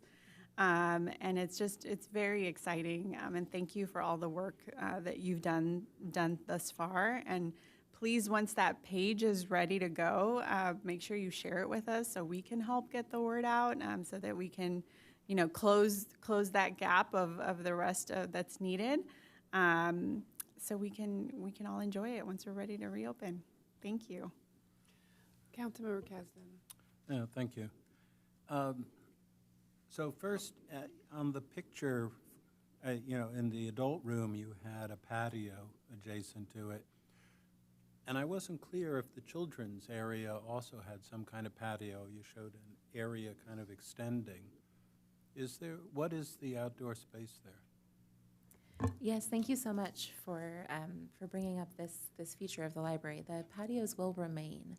And so in the series of renderings we provided this evening, the children's patio wasn't featured explicitly, but it will still remain an outdoor space, particularly close to those activity tables for children who maybe just got out of school and they have lots of wiggles and they want to go get a little bit of their sillies out on the outdoor patio in, again, untechnical terms. So it is still a space that will be utilized for outdoor homework, if you have a snack and you'd like to sit outside. So we even have the opportunity to do programming on that space as well. So all of those features and uses will remain. And then our adult patio, of course, will remain. Our staff patio will remain. And then the patio just outside the community room will remain as well. Although that one will have a little bit of modification where the bike racks will be. And so there will still be a patio space, but previously the community room patio space was fairly underutilized because it wasn't readily accessible unless you were already in the community room. So we're hoping that this will expand usage of the outdoor spaces as well. Well, part of the reason I ask, and that's good, is that I remember, going back, 10 years or so, something like that, there was frequently concern that the library was too small, that there wasn't enough space for the need, and there was discussion at the time about should we renovate or should we move to, find a different facility. And I guess I was wondering if those sort of concerns are now dated, given how people, the use of the library has changed, or have you actually expanded, in essence, with this redesign, expanded available space, including outside space? Or are we still space constrained and it's still going to be an issue? Councilmember Kasdan, the space, you can never have enough space. Of course, if you gave us more space, we would take it and we would use it. But we did not expand the space. We will continually look at those patios as opportunities become available to see if we could do something to either enclose them or something at a later date. In this project, we re-envisioned the space. We've been able to look at different trends. The use of the pods really answers a question that our public has been asking, and that is for the opportunity to have a smaller space that they can use, a private smaller space, because the only thing we had was the community room. So trying to look at how our customers were using the facility, what the natural trends were in the library, what's being asked of our customers, and re-envisioning how we can maximize the space that we have. So the layout that you saw this evening does that, and also has opportunity for growth in our materials and growth in our programming as well. Okay.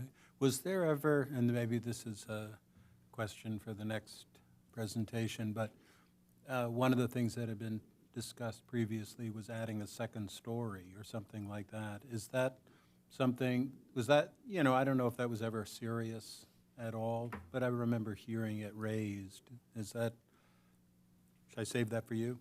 Save that one for Mr. Four. That was not a discussion with this current grant process, so that one is off the table. So we went with what we had, and we're very excited about it. I am too.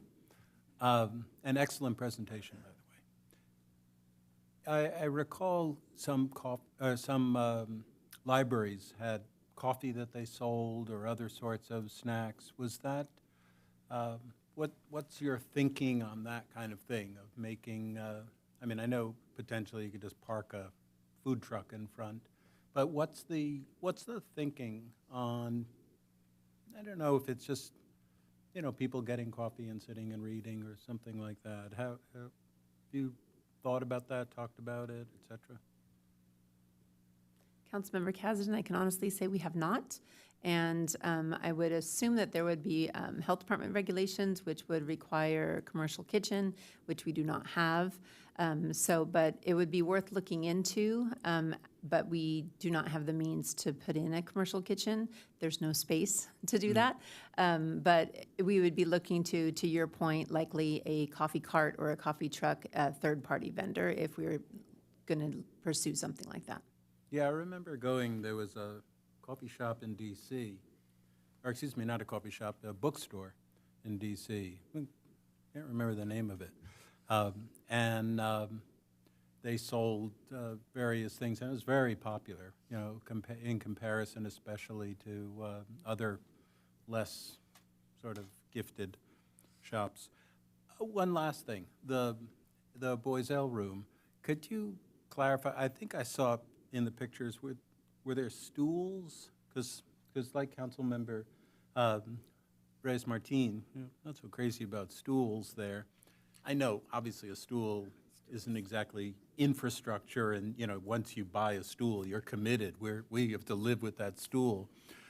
But could you talk about that? But the other thing too is, will that tree have levels so people will be able to be on, you know, different points in the tree, like, you know, like lemurs, basically? Councilmember Kasdan, as much as I want children to be able to climb that tree, I have promised everybody that nobody will be allowed to climb the tree. We're hoping that children may be able to sit on some of the roots, but it will not be climbable because that takes us into a whole nother breadth of infrastructure. So the stools that you saw, as I had indicated on that slide, the tree was just plopped in place so you could have that vision. That was part of that picture. So it was little mushrooms to establish like a little reading nook. But we'll be working with the architect to design the types of furnishings that will be going in there, and they're little seats for children to sit down on. And one last one, actually. Before, in the previous incarnation of the library, as I recall, there was like a little, in the children's room, I guess it was, kind of a pit, right? And it was padded and they could go in there. Is that going to be recreated, or you decided, no, it's not? What is it? Was it not really that popular or that successful? There are better things to do with the space? The Boiselle room was the conversation pit before, so that was closed up because of safety concerns and other concerns, and that's how we created the Boiselle space way back when. So that was not there when we entered into this project, so it was not envisioned at all to bring that back because it was closed up for a reason. Okay, but you could always put in no, you can't really, once No, we it's can't. like, okay. No. All right. But thank you. Sure. Okay, those are my questions. Thank you. Councilmember Reyes-Martin, did you have another question? Or okay, Councilmember or Mayor Pro Tem Smith. Thank you. Just a few brief comments. I share the concern, at least on the adult stools. I shared that concern. And then I'm just wondering, because I'm thinking about how, you know, one of the primary purposes of the larger facility upgrade is ADA access, and I'm wondering how much feedback staff has received from groups that are either, you know, serving adults or children with disabilities, and if that's been factored into the interior layout considerations.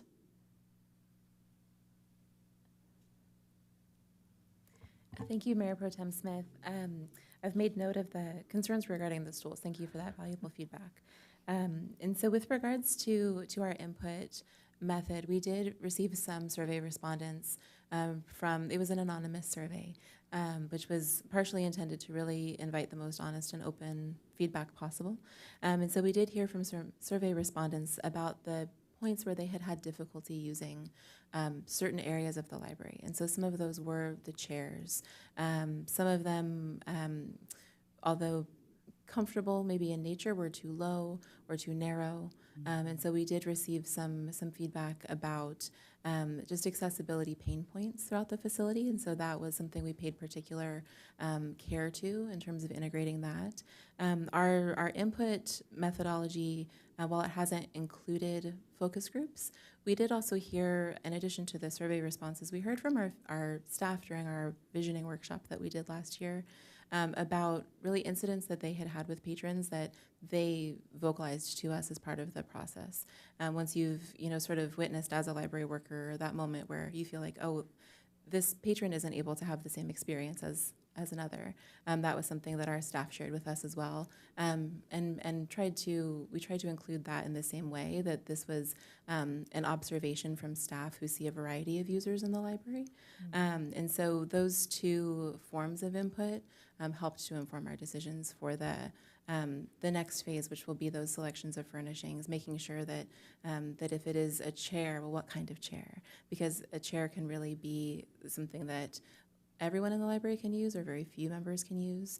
And even in designing our pods, we made sure that in looking at the offerings available from this particular vendor, that there was an option for an ADA pod so that there could be the turn radius for a wheelchair. And so big thanks to the architectural team who's on the call for really helping to take that feedback into account at all of these different points in the process. The team has been so responsive. If we share, well, this is something that we've observed or this is something we've heard, during the next set of slides or renderings, that change was incorporated, which is incredible. And so just being able to share with them those sort of unique needs or those observed needs, we feel has helped to inform the outcome and will continue to inform absolutely that next phase that we're looking at, where it's what exactly will those furniture selections be. Great, wonderful. That's good to hear. I know there's always something, whatever I work on, if that there may be additional input, whether it's from other nonprofit groups, special education teachers, others who may think about things that we haven't thought of, who may have input to share. So I just put that out there. And then maybe just the only final observation.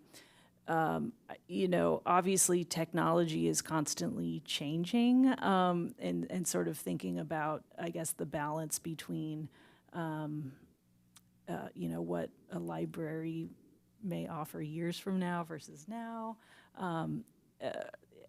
I don't know that there's any answer. I guess it's just sort of an ongoing challenge. But one thought that crossed my mind, though, was thinking about the way libraries are serving to provide, I guess, things, right? The Library of Things. So I don't know if that's been factored in as well in terms of this interior design. Yes, thank you. So something that we're really excited to dive into next is really laying out the placement of all of our collections. And so that's something that's come up from our staff when we've shared, and even our friends have asked, well, where is this particular collection going to go? And so that's something that will come in that next phase as well. But definitely we're planning on retaining the Library of Things collection. And then just in terms of sort of building for the future, we've looked at that in a number of areas. So making sure that our pods are outfitted with screens, our chairs are outfitted with electricity with a variety of capabilities for different cords and ports and connections. And in our community room, upgrading the presentation equipment so that we now have projectors we can offer. We've taken sort of where things are going into consideration. So there's that room for continued growth. Great, thank you. Those are my questions. Well, I'm going to jump in real quick. A lot of the questions, obviously, and comments, I agree with. I especially want to thank Councilmember Kiriakou for bringing up that connection between the bicycle and pedestrian path to get everybody from safely over to the area instead of having to go over Fairview. That'll be a great route for them, and that's fabulous. I also want to acknowledge what Councilman Reyes-Martin said about thinking about the seniors and furniture. I am a senior, and I just had a knee surgery, and I can tell you there's not one piece of furniture in my house that works for me. It's all too low. So even sofas, just think about, or chairs, think about seniors. They all don't have to be high, but, it's worth thinking. I would have never thought about that until I looked at my husband and said, we need to go shopping. There's not one, but my knee will be better and I'll be okay. But yeah, so things like that. And the high stools, but make it cozy. And of course, somebody must have, I'm thinking maybe Mr. Nisbet said something. I said, oh, it's so white and gray. I like color, and I realized that that's to come. So thank you. Thank you so much for your report and your excitement. It shows. Thank you. Councilmember Kasdan. Yeah, I guess one thing is that I don't know if you were going to have areas that you were going to paint pictures inside the building, of lemurs or whatever it might be, the thing that strikes you. But I'll bet there's ways that we can solicit artists and get some support for something like that, because that certainly makes it more joyful to have happy paintings on the walls. So, Thank you. Councilmember Reyes-Martin. I was just going to quickly share, because Councilmember Kasdan and I share a love of coffee and for it to be available in every possible space. Coffee vending machines have really come a long way. So just to park that in the back of your mind for the future, it wouldn't require kind of this, other person or cart. I've seen them more frequently, and they really have come a long way. Thank you. All right. Do we have any? Oh, Councilmember Carriaco. As long as we're putting in our plugs, I still would really like a laptop vending machine that kids or seniors could check out and use on those laptop tables that we're talking about, or if they want to check them out and take them home and bring them back. I saw those when I toured the library space at the National League of Cities in San Antonio, and they were really popular, and I would love to see something like that here if we could find a way to make it work. Okay. Do we have any speakers? Yes, those of you in the Zoom webinar who wish to speak to this item, please use the raised hand icon and I will call on you. I do have Robin Cedarloff. Please unmute yourself and you will have 3 minutes to speak. Thank you. And that was a great presentation. I've been interested in knowing how things were going to come about with the library, so I can't wait till it's actually open again. That'll be exciting. I have to say that I made a huge mistake this evening because I really wanted to speak on the item 26-022, the artwork, the Chumash artwork that is being proposed, or I guess now that it's maybe passed, to go up to the San Ynez Historical or the San Ynez Museum. I don't know if I'm allowed to speak on that right now or not. That's not on this topic right now. Well, the art came from the library, so that's why I hung around until maybe I could speak. Okay, if I can ask one question then, and I don't know if you can answer it during this public comment time. Who can I speak to tomorrow about the art?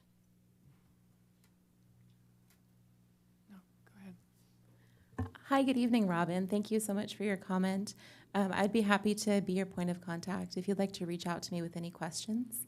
And I'm sorry, I don't have an image, so I don't know who Oh, I'm you sorry. I'm sorry. My name's Elizabeth. Yes. My name's Elizabeth Saucedo. Okay. I'm the city librarian. I'd be happy to chat with you further. All right, I will reach out tomorrow. Thank you very much. Thanks. you. I look forward to it, Robin.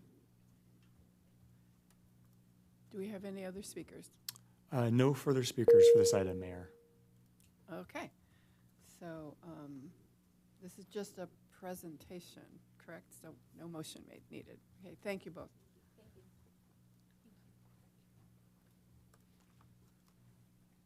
That takes us to our first discussion action item. That is item C1, approval of the conformed plans and specifications, award of construction contract, budget appropriation, and adoption of categorical exemption of the Goleta Valley Library ADA Safety and Building Improvement Projects, CIP number 9130.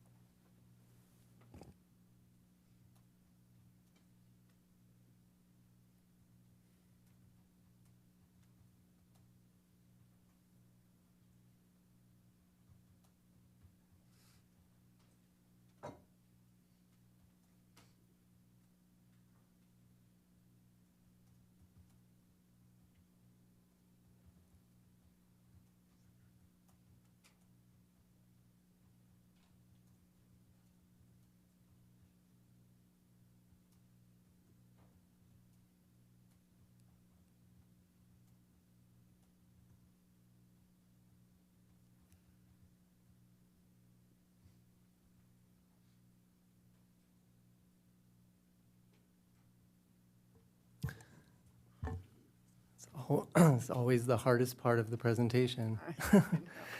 Good evening, Madam Mayor, City Council. My name is Matt Four. I'm the General Services Director. With me is Cassidy Lair, who's a Senior Management Analyst with Neighborhood Services. Used to be with General Services, and then she got snagged away, but I get to continue to work with her as a project manager on this exciting infrastructure side of the library project. So we are here this evening to cover a number of actions. This is an action item, and that is to consider the award of the construction project for the Goleta Valley Library ADA Safety and Building Improvement Project, to allocate the last tranche of funding to the project budget, and then to make findings in support of the categorical exemption under the California Environmental Quality Act. Just by way of background, in August of 2025, we were here at the City Council, and you all authorized us to advertise the bid for this capital project.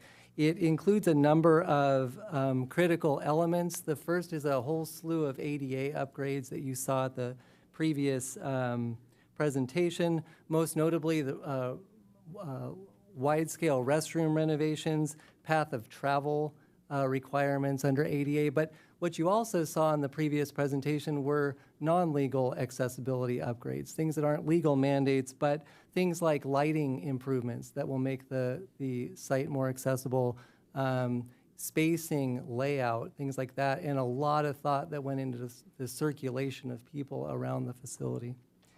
We're also upgrading safety and security systems, including a sprinkler system for fire safety, access control to separate public from staff areas, upgrading HVAC and electrical systems, in fact, a wholesale replacement of the electrical system. We're modernizing the ceiling design, and with that, LED lighting upgrades, door and window replacements, as you saw, and then finally, fascia repair and exterior paint. So the bid process that we undertook, we opened the bidding in October of this year, October 14th. It ran through November 18th. We posted the bid opportunity on the city's website. We published it in the Santa Barbara Independent. We issued one addendum, and we answered about 70 questions altogether on that bid package. We spent a lot of time in the fall putting this package together in two primary elements. One was integrating the interior side that you saw with the infrastructure, because as Ms. Saucedo said, they are so integrally intertwined, right? And then secondly, really undertaking a robust quality control review of the entire plan and spec package. It paid off. We received 12 bids, which is fairly extraordinary for a capital project. We got good pricing as a result. Out of that, EJS Construction is the lowest responsive and responsible bidder. EJS is out of Carpinteria. They're local, which is very nice. They've done a lot of work for school districts, UCSB, and other public sector entities, so they're familiar with public sector construction. The lowest base bid was $5.18 million. That's the base bid. That's what we awarded on, was the strict project. We did include 3 bid alternates, however, and those bid alternates are in support of other initiatives and other uses of the building, as you saw in the previous presentation. For example, carpet replacement. Carpet replacement, we added that because, again, it's under competitive bidding, right? And we're there. Each of these bid alternates are efficient. They're not mandatory, but they're optional. But they are conducted with competitive bidding. And there are a variety of efficiencies that come with considering them now while we have a general contractor on site, while the building is empty and it's closed, right, to avoid future temporary closures. So one of those is carpet replacement. The second is entryway tile replacement. And as for any of you who've been in the library in the past, it's the raised tile where we're pushing carts around and it's very loud and very echoey. And so this will be much more low profile and actually easier to walk on tile in the entryway. And then finally, really related to the furniture and fixture plan that you saw in the previous presentation was including electrical and data infrastructure to serve all of that furniture and fixture that's a part of the capital campaign.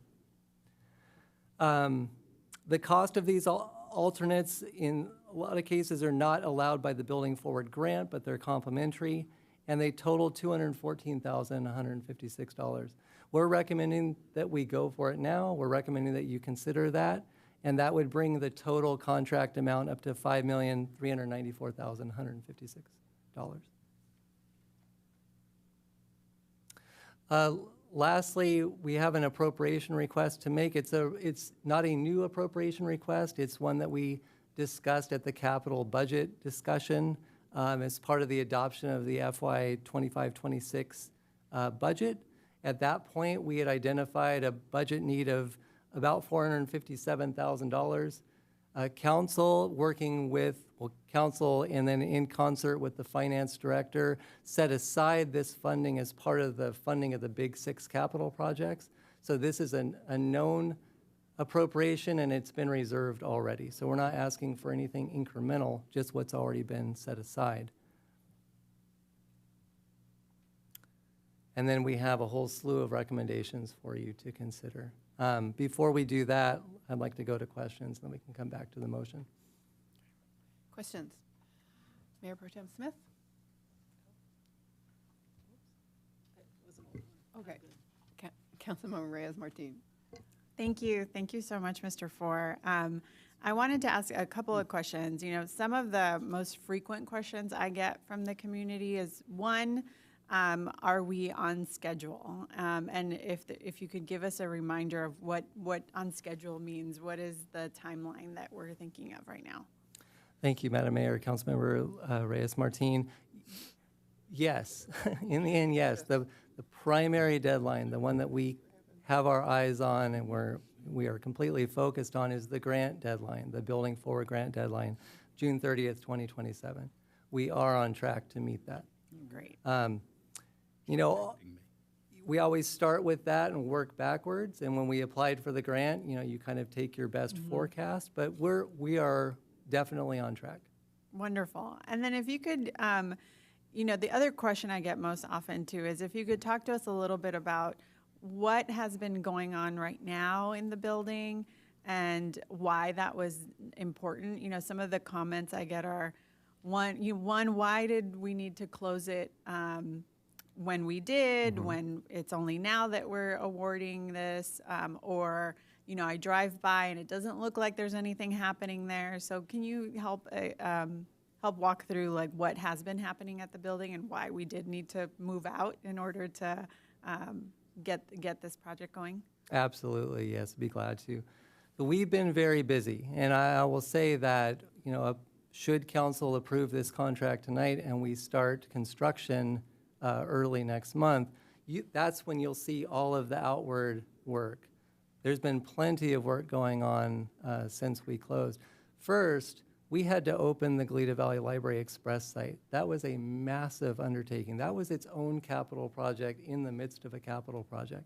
That involved packing up the entire library, moving it over to the GVL site, doing all of the tenant improvements within the GVL site, including a very intricate untangling of an electrical system that spanned 5 different suites. It was very difficult. Secondly, because it was vacant, because it was empty, we tented and termite treated the GVL, which is a great thing to do. The other thing was to finish the plans and specs. There have been a lot of design specialists in and out of the building on a regular basis. We had to do some selective demo. We had to get down to where the plans and specs were airtight. That limits our change order exposure dramatically. It results in a much tighter bid. And in our case, it paid off in that we ended up with 12 bids, which is about 3 times as many as I thought we would get, to be honest. Great, thank you so much. Those are my questions. Councilmember Carriaco? Oh, thank you. Yeah, just a couple of follow-ups. Rejecting me. Just kind of following up on Councilmember Reyes-Martin's line of questioning. If you go back to when we accepted the grant and we started talking about our initial timelines, first question is, how are we doing in terms of this base bid compared to what we had projected the initial cost would be? I think we're pretty close. Councilmember Carriaco, I think the bids were right in line with the engineer's estimate. Very, very close. I think where we probably underfunded the project was on the front end, the design work. And this has been a difficult project, and it's a 53-year-old building, and it's been a heavier lift. But in terms of the engineer's estimate and the construction costs were very solid.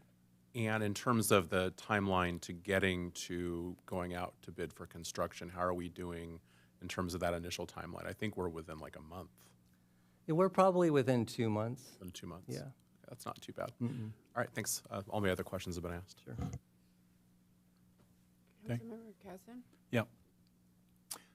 I guess the question I had before, which was, I don't know if we still have any space issues or not with the library. That was something 10 years ago that was identified as a concern, but it may not be the case any longer. But are there opportunities for expanding? Could you put in stuff on the second floor?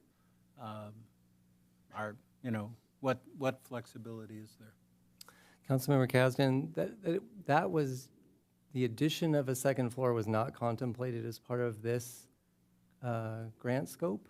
That would be the subject of a pretty extensive study and a lot of work to make it happen. Parking would be the really limiting factor on that. The way that we scoped this was given the current footprint, and again, this was a building that had not seen a whole lot of attention in decades. So what can we do under this 4-year period to bring it up to not only code, but improve the safety and security, and then set the stage for things like the visioning process that you saw in the prior presentation. That was about all I think we could bite off with this cycle. Yeah, I wasn't anticipating Yeah. that we would be, just plopping on another layer. It's just curious as far as whether it's even a relevant question anymore, that we think the space that we need more or less. More is always better, but that it's, anyway, that I just thought I'd follow up on it. Thank you. Okay. 12 bids, though, pretty impressive. 12. I'd like to see if there's any public speakers. Yes, thank you, Madam Mayor. I have no speaker slips. Those of you on the Zoom webinar who wish to speak to this item, please use the raised hand icon and I will call on you.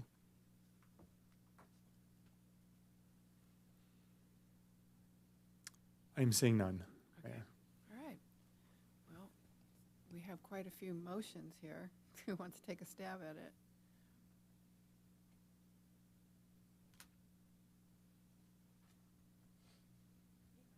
Great. And are they correct on the screen? Or I was trying to pull up my staff report. All right, I move that A, we approve the conformed plans and specifications incorporating addenda and bidding clarifications from the bidding process for the Goleta Valley Library ADA Safety and Building Improvement Project. And B, award and authorize the city manager to execute a construction contract with EJS Construction, Inc.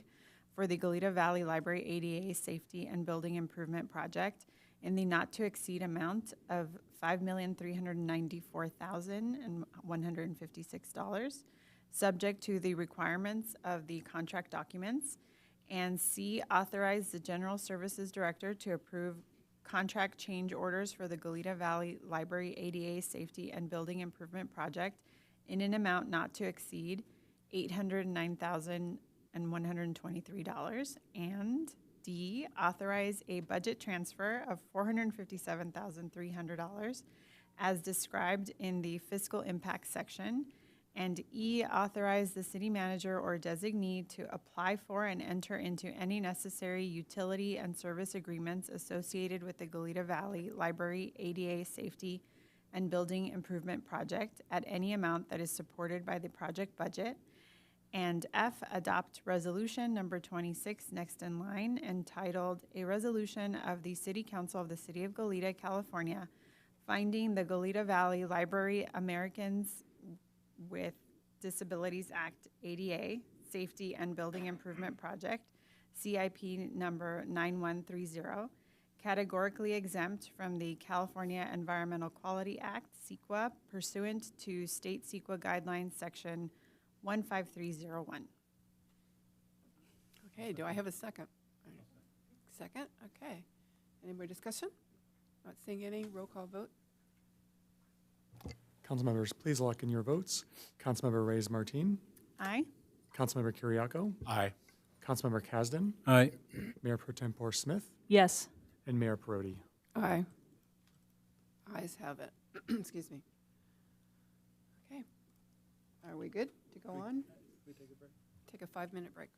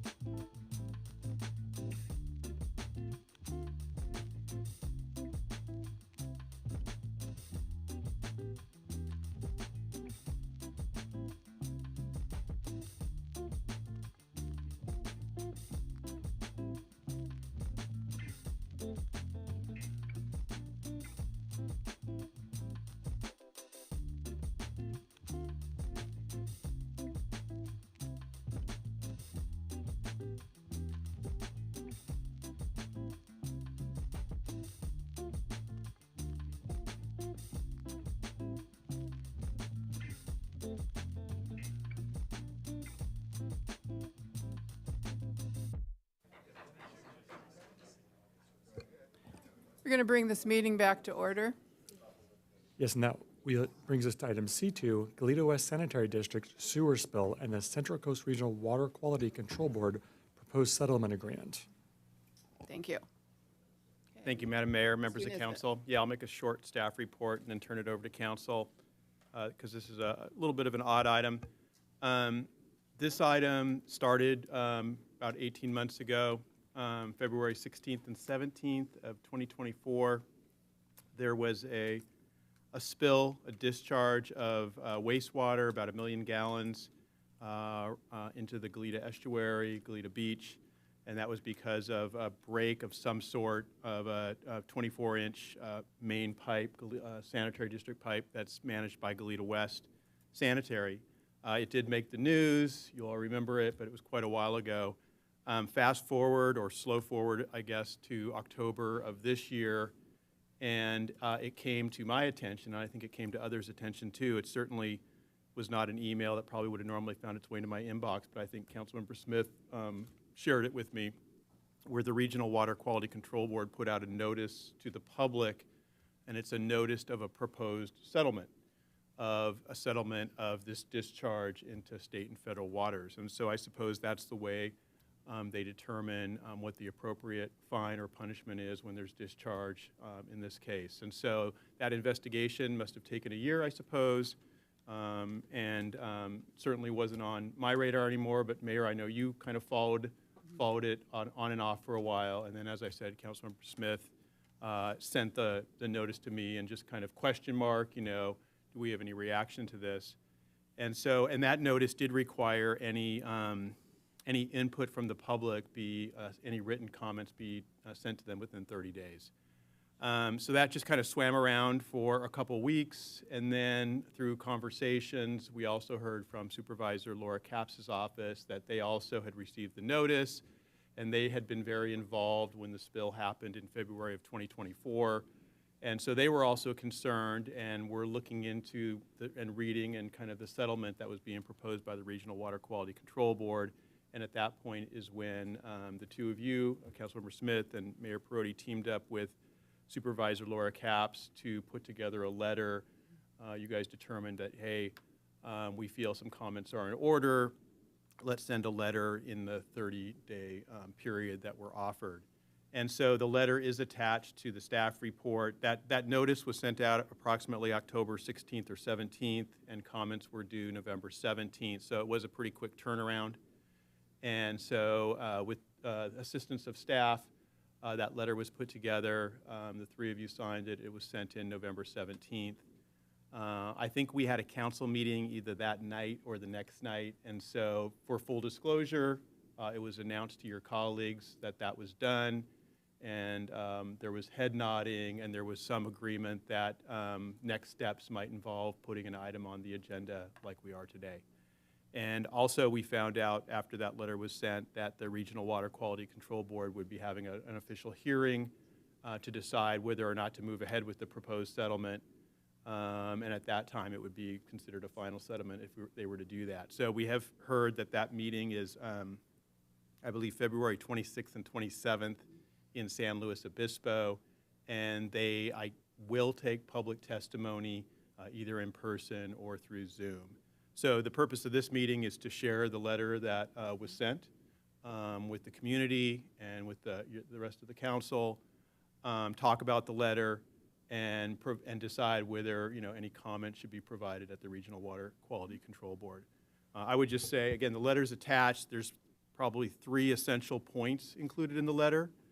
Point number 1 is a point that there was delay in notification. This is something that was in the news quite a bit after the spill happened, the communication, how it worked, how it did not work, and so forth and so on. And so that is one point that's made in the letter. The second point is the size of the fine. The proposed fine in the settlement agreement is about 1.5, 1.6 million. And the letter that was sent indicates that the feeling was that that fine is not enough, and if the normal processes and laws were followed, the appropriate fine should be more like 5 times higher than that, or around 7.75 million. The guidelines indicate that per spill, it should be the maximum fine should be $10 per gallon, and only under special circumstances should the board, they can or may consider a fine of lesser amount. So that was the second point in the letter. And then the third point was how the proceeds of those monies should be used. And in the settlement agreement, there is a proposal on how that money would be used. You can certainly find that in the proposed settlement agreement. But the point was made in the letter that you all sent that there should be a nexus to where the damage was done. The damage was at Goleta Beach. It caused environmental damage, and it caused a loss of recreation, which is pretty hard to put a value on. But the beach was closed for 23 days. And so the point of the letter was that that money should then be used to public improvements, either restoration or public amenities in close proximity to where the spill happened, or at Goleta Estuary or Goleta Beach. So those are the three essential points of the letter that you guys can certainly discuss. I will note that there are members of Goleta West here tonight. Today, the general manager, Joey Hilliard, reached out to me, and we had a short conversation, and he indicated that he and some of his board members might attend tonight. I do see them in the audience, and I talked to him briefly. So they are here, and they do plan to provide some comment after the council discusses it. So with that, I'll turn it over to you, Madam Mayor. Okay. Back to council for questions, comments. Well, let's start with questions at this point. Councilmember Reyes-Martin. I don't have my light on. Well, it just keeps popping up Let your me name. try it. Putting it on and off. Did that work? I don't know. Councilmember Kiriakou? No? No, I can go. Okay, go ahead. So I guess my first question is, I'm not really even, who do I direct my questions to? Do I address them to the city manager, or do I? You certainly can. Okay, I'll do my best.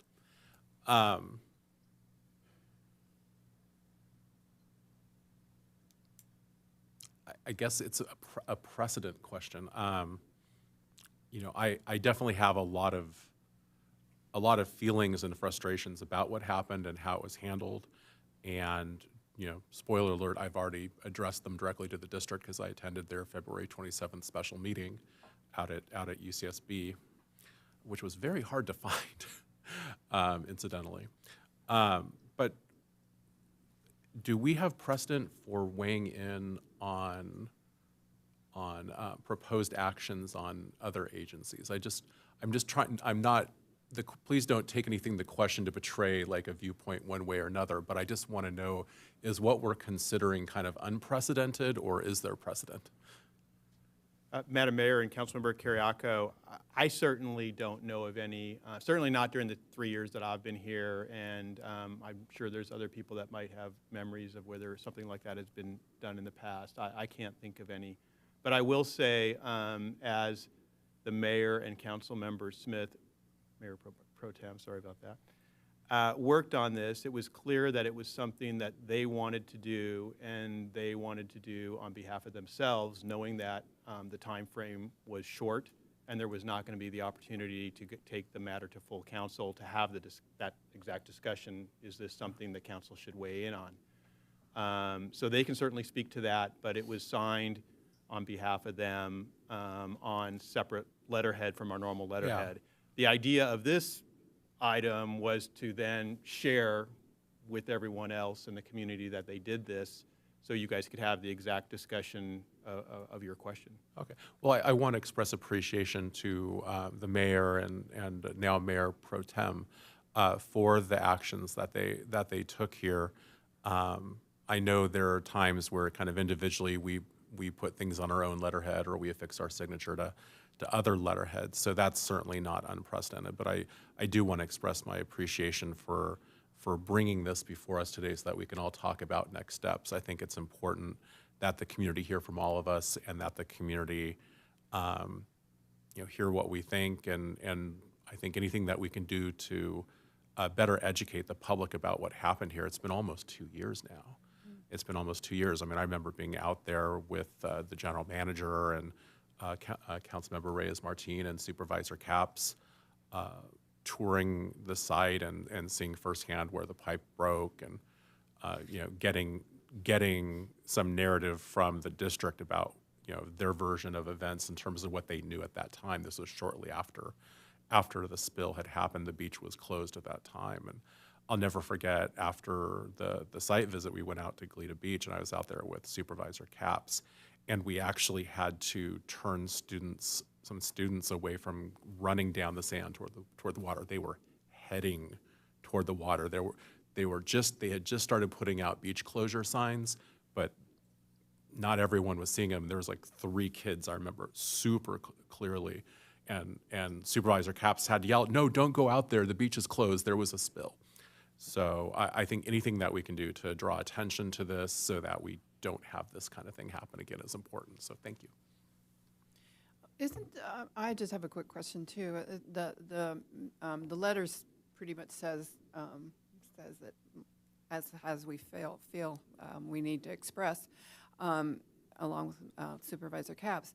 But my understanding is that this meeting tonight, this item, is to discuss if council wants us to go and testify.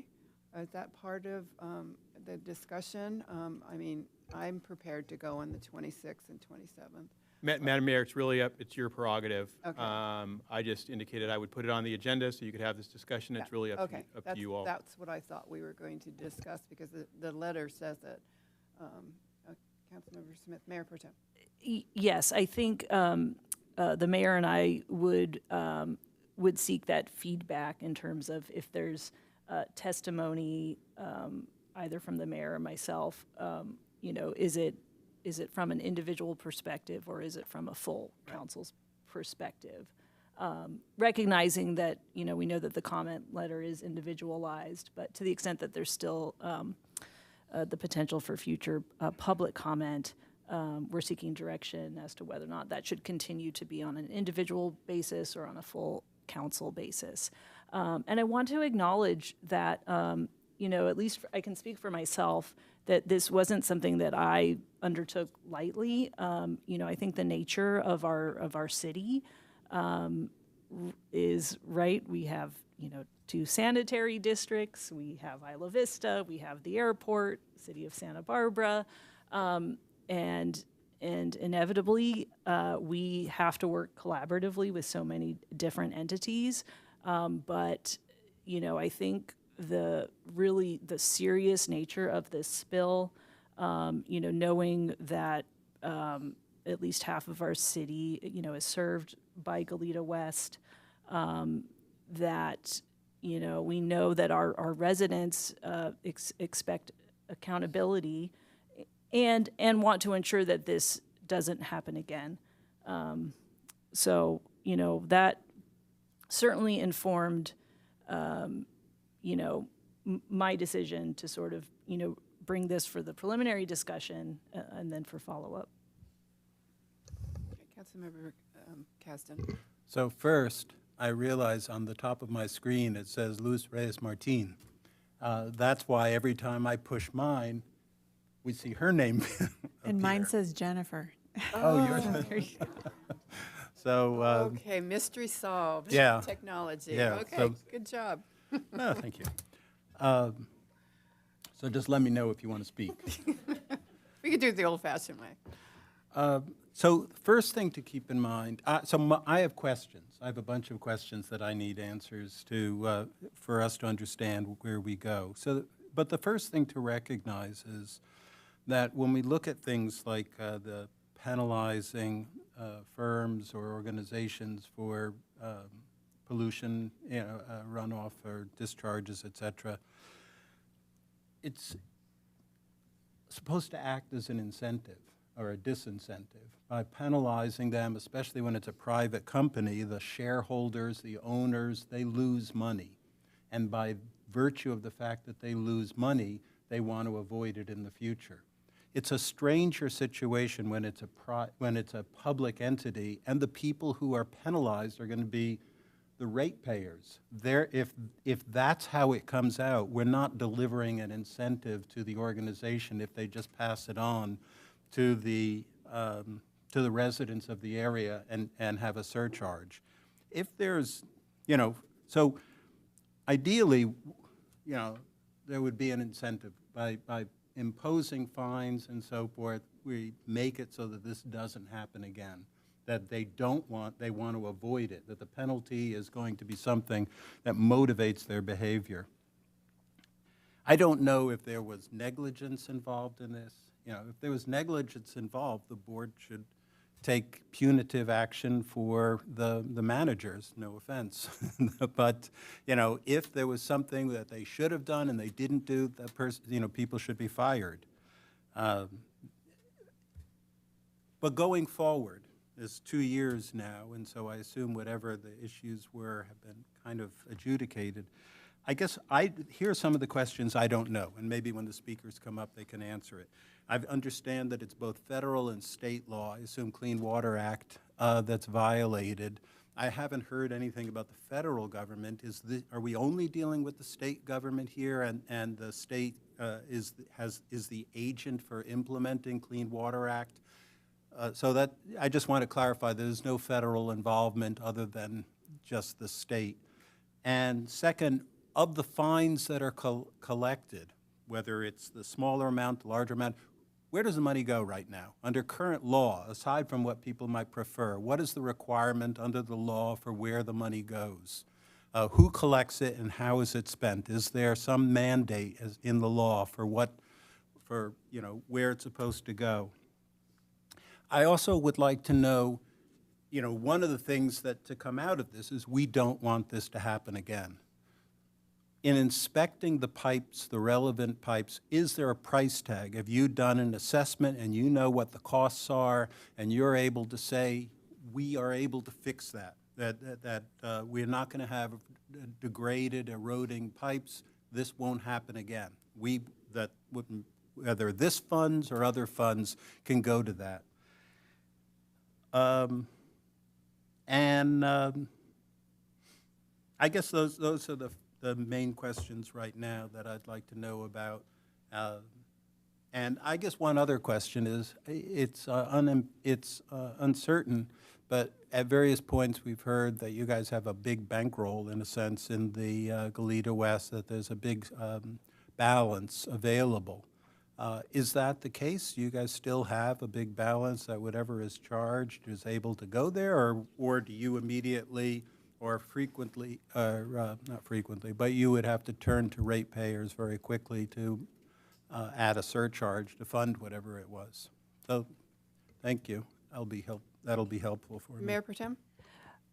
Yes, I can only, I think, respond to one of those items, but I could say, at least in terms of the action that we took and may take, at least our scope in this discussion tonight is just as it relates to the Central Coast Regional Water Quality Control Board. There certainly might be other entities that take certain actions, and Goleta West may be able to share more about that. But at least the scope of our request today is focused on this one item. So to the extent that that's helpful, our request is limited to that. One question I had that I don't know if anyone knows the answer to this, but when the outreach was done by Supervisor Capps, was anyone from the city of Santa Barbara also approached? As it certainly impacted their airport property. Do you know if they were reached out to also be part of a letter or send a letter? Maybe I'm you not don't quite know. sure what the question is. Did anyone from the city of Santa Barbara also get asked to sign on to a letter or send a letter? I can't answer. You don't know. that. It's okay. Yeah, I don't know. Just Not curious. to my knowledge. Okay. And then I have one question when our group speak. I'd like to know, since that spill, has there been any other spills on that pipe? Okay. Go ahead. Mayor, may I, so Madam Mayor and council members, as Mr. Nisbet noted, we do understand we have several speakers tonight, including a number from the sanitary district.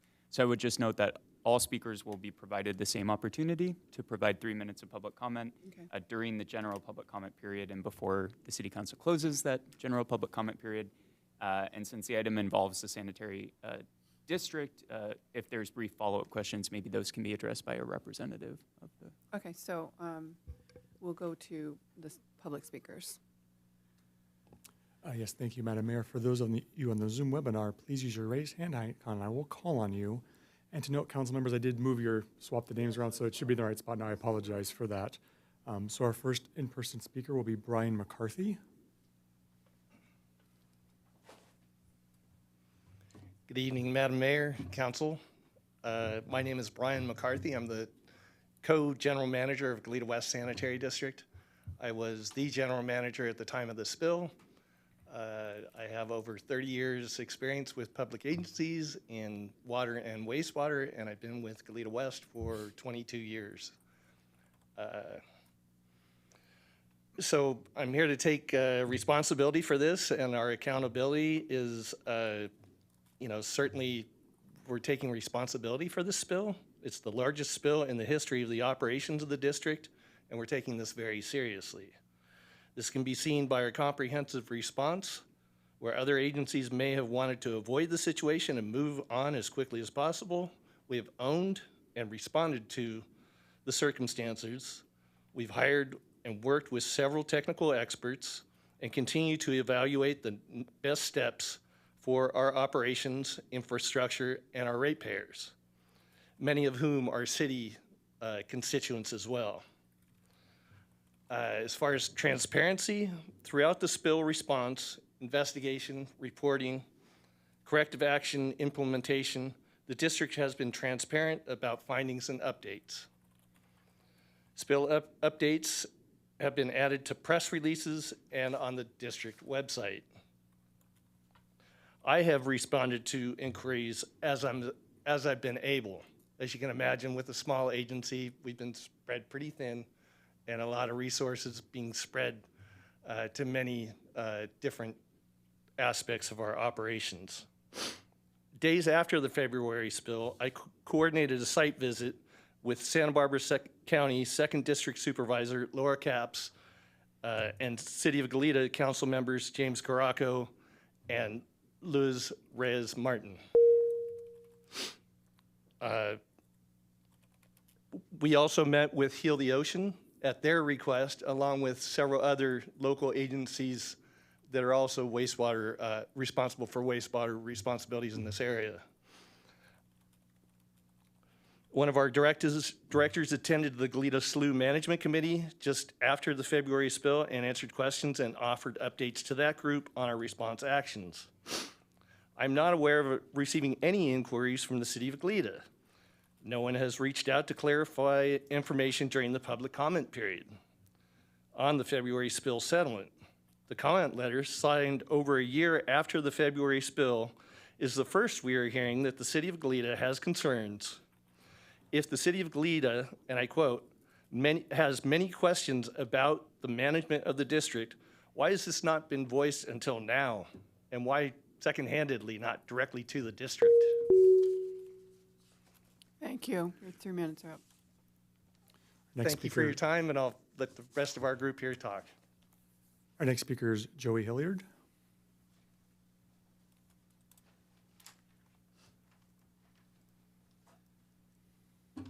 Mayor Perote and council members, thank you for your time. I'm going to try to address some of your questions, Councilman Kisden. I don't remember all of them off the top of my head because you had quite a few. One of you did ask if there had been a spill since then, and there was a spill on the same pipe on the airport property in October of 2024. That specific spill was caught very quickly because of the improvements we had made since the February spill. I've worked closely with Brian through this entire reporting process, and we've worked very hard to determine the next possible steps, and This is not just a repair the pipe. Do we need to replace the pipe? Do we need to look at a longer-term solution? We have received, as of today, we had our board meeting, and there is a force main assessment report that was finalized and received and filed by the board of directors. That is a culmination of all of the research and investigations that we have done, including electromagnetic testing on the pipe, leak and air detection through acoustic ball sensing, physical excavations of the pipe to determine if there's severe external corrosion, as well as soil corrosivity testing. We did work very closely with the county after the spill happened to do water testing throughout the slough and at the beach site. The county was performing a dredging operation and beach nourishment project at the same time, which was prompting a beach closure without our spill. The spill happened the Saturday prior to this beach closure, and that is what confused a lot of the beach closures, is because the county was unsure of how to have two beach closures and which one was affecting the other. After the rain event that happened after this spill, through technical experts, we were understanding that essentially the atmospheric river flushed the slough and flushed most of the wastewater to the Pacific Ocean where it was diluted. We continued water sampling throughout the entire slough at the spill site, upstream, downstream, and down to the beach.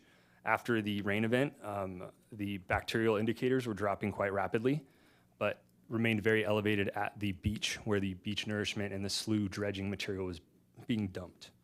We continued our water sampling for the better part of 6 months, and that actually probably longer than that. And the beach nourishment project seemed to have the biggest impact on bacterial indicators as far as a beach closure. We do not believe that the spill is responsible for the 23-day closure. Perhaps a shorter closure, but the beach nourishment project seemed to severely impact the indicators that we were using to determine with the county if the beach could be reopened. I know you have some more questions, Councilman Kisden, and I don't know if I can address those, but. You only have 9 seconds left. Yeah. Anyway. I appreciate you guys' time. Thank you. Our next speaker is Eva Lorenchuk. Good evening, Mayor Barodi and council members. I think most of you know me as a land use consultant. That's my daytime job. But I am also one of the directors at the Goleta West Sanitary District. And I actually served as the chair for the ad hoc committee for the spill, which we implemented immediately after the spill to allow us to be flexible and nimble in responding to the spill. So I'm here to speak about a few things. As Joey mentioned, we did have our assessment report we had our meeting this evening as well. And so Jim Fisher from Fisher Compliance, which is our consultant that has helped us through all this, was in town for that. So he is also here, and he'll speak after me, and he can answer some more questions too, but we're all available for questions after.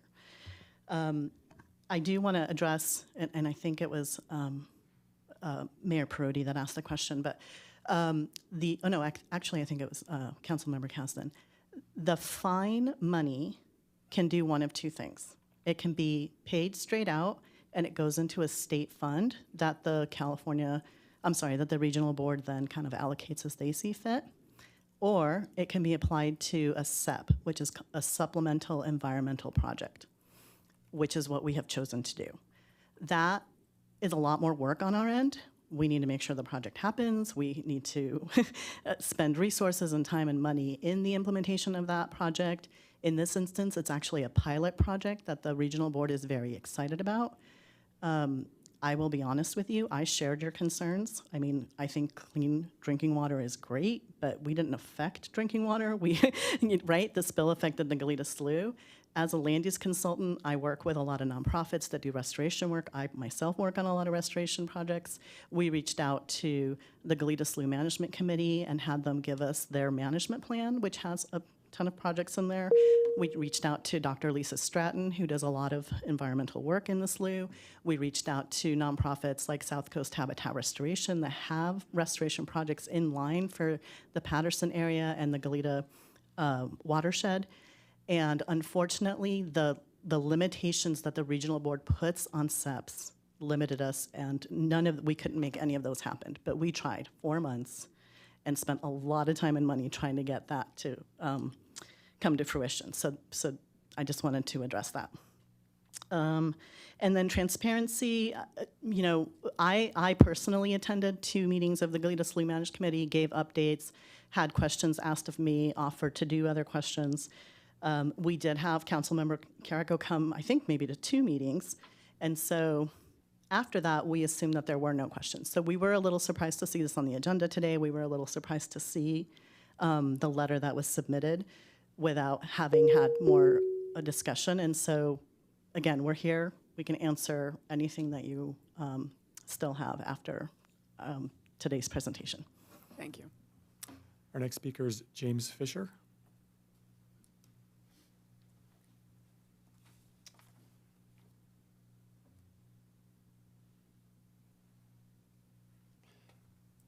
Thank you, Mayor and honorable members. I'm James Fisher, Fisher Compliance LLC. I worked for about 32 years for the state of California, 11 of those years being in charge of the statewide enforcement for sewage bills. And so I'm pretty familiar with this. Now I'm on the other side. I have my own firm helping people with compliance. And the district's been a great resource for example, I would say here. And I have a few notes I wanted to point out here.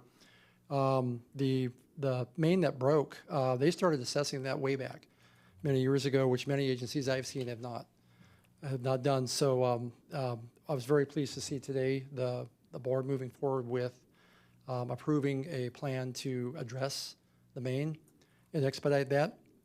The lifespan of the pipes, you know, they're still within reasonable operational life. However, the district is moving forward. Now this has happened. They know that things have happened here. The beach closures, the regional boards use duration to assess the harm. They have an enforcement policy. I welcome you to look at that policy because they didn't really go out there and just make up a fine.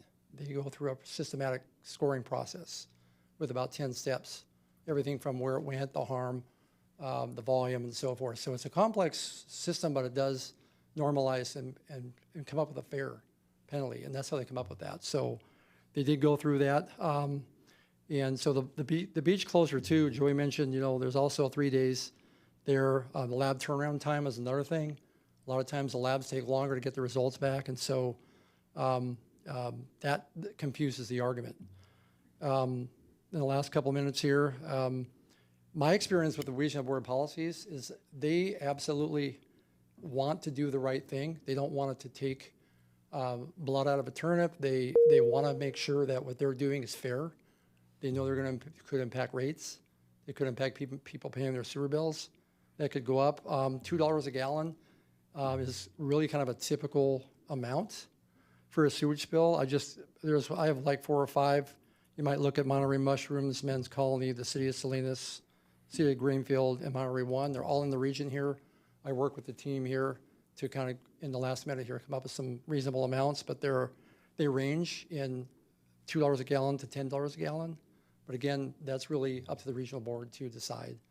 And we think that they've done a reasonable job in this case. So be happy to answer any questions at the end. Thank you. Our next speaker is Richard Foster.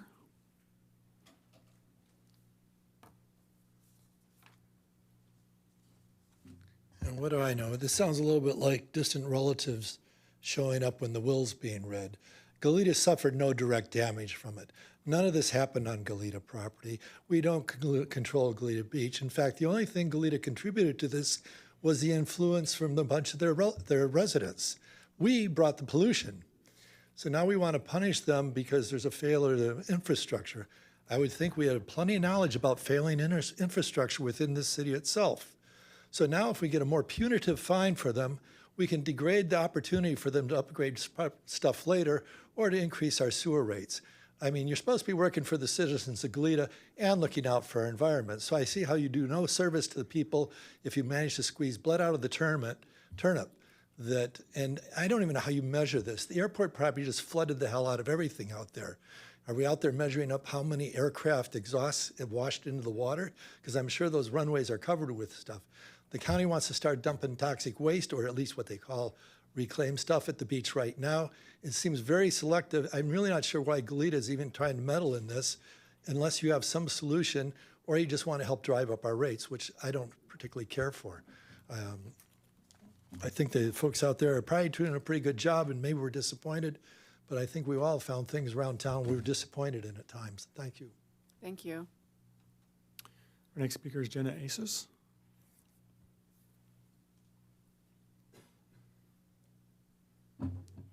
Mayor, council members, thank you. My name is Jenna Akos. I am District Counsel for Goleta West Sanitary District. I'm just here. I know there were a couple of questions that did not get answered during the rest of staff and Director Turnchak's comments, so I wanted to try to address some of those. So first, I think there was a question about whether there was negligence found, and the answer is no. That is really a function of the prosecution team for the regional board. They did look into that and have found no negligence. The next question, sorry, I'm trying to find my notes, is whether or not the federal government was ever notified, because there are Clean Water Act issues. And so, yes, the federal entities were notified, but the Regional Water Quality Control Board has been delegated authority to enforce the federal Clean Water Act as well as state law, which is what they've done in this situation.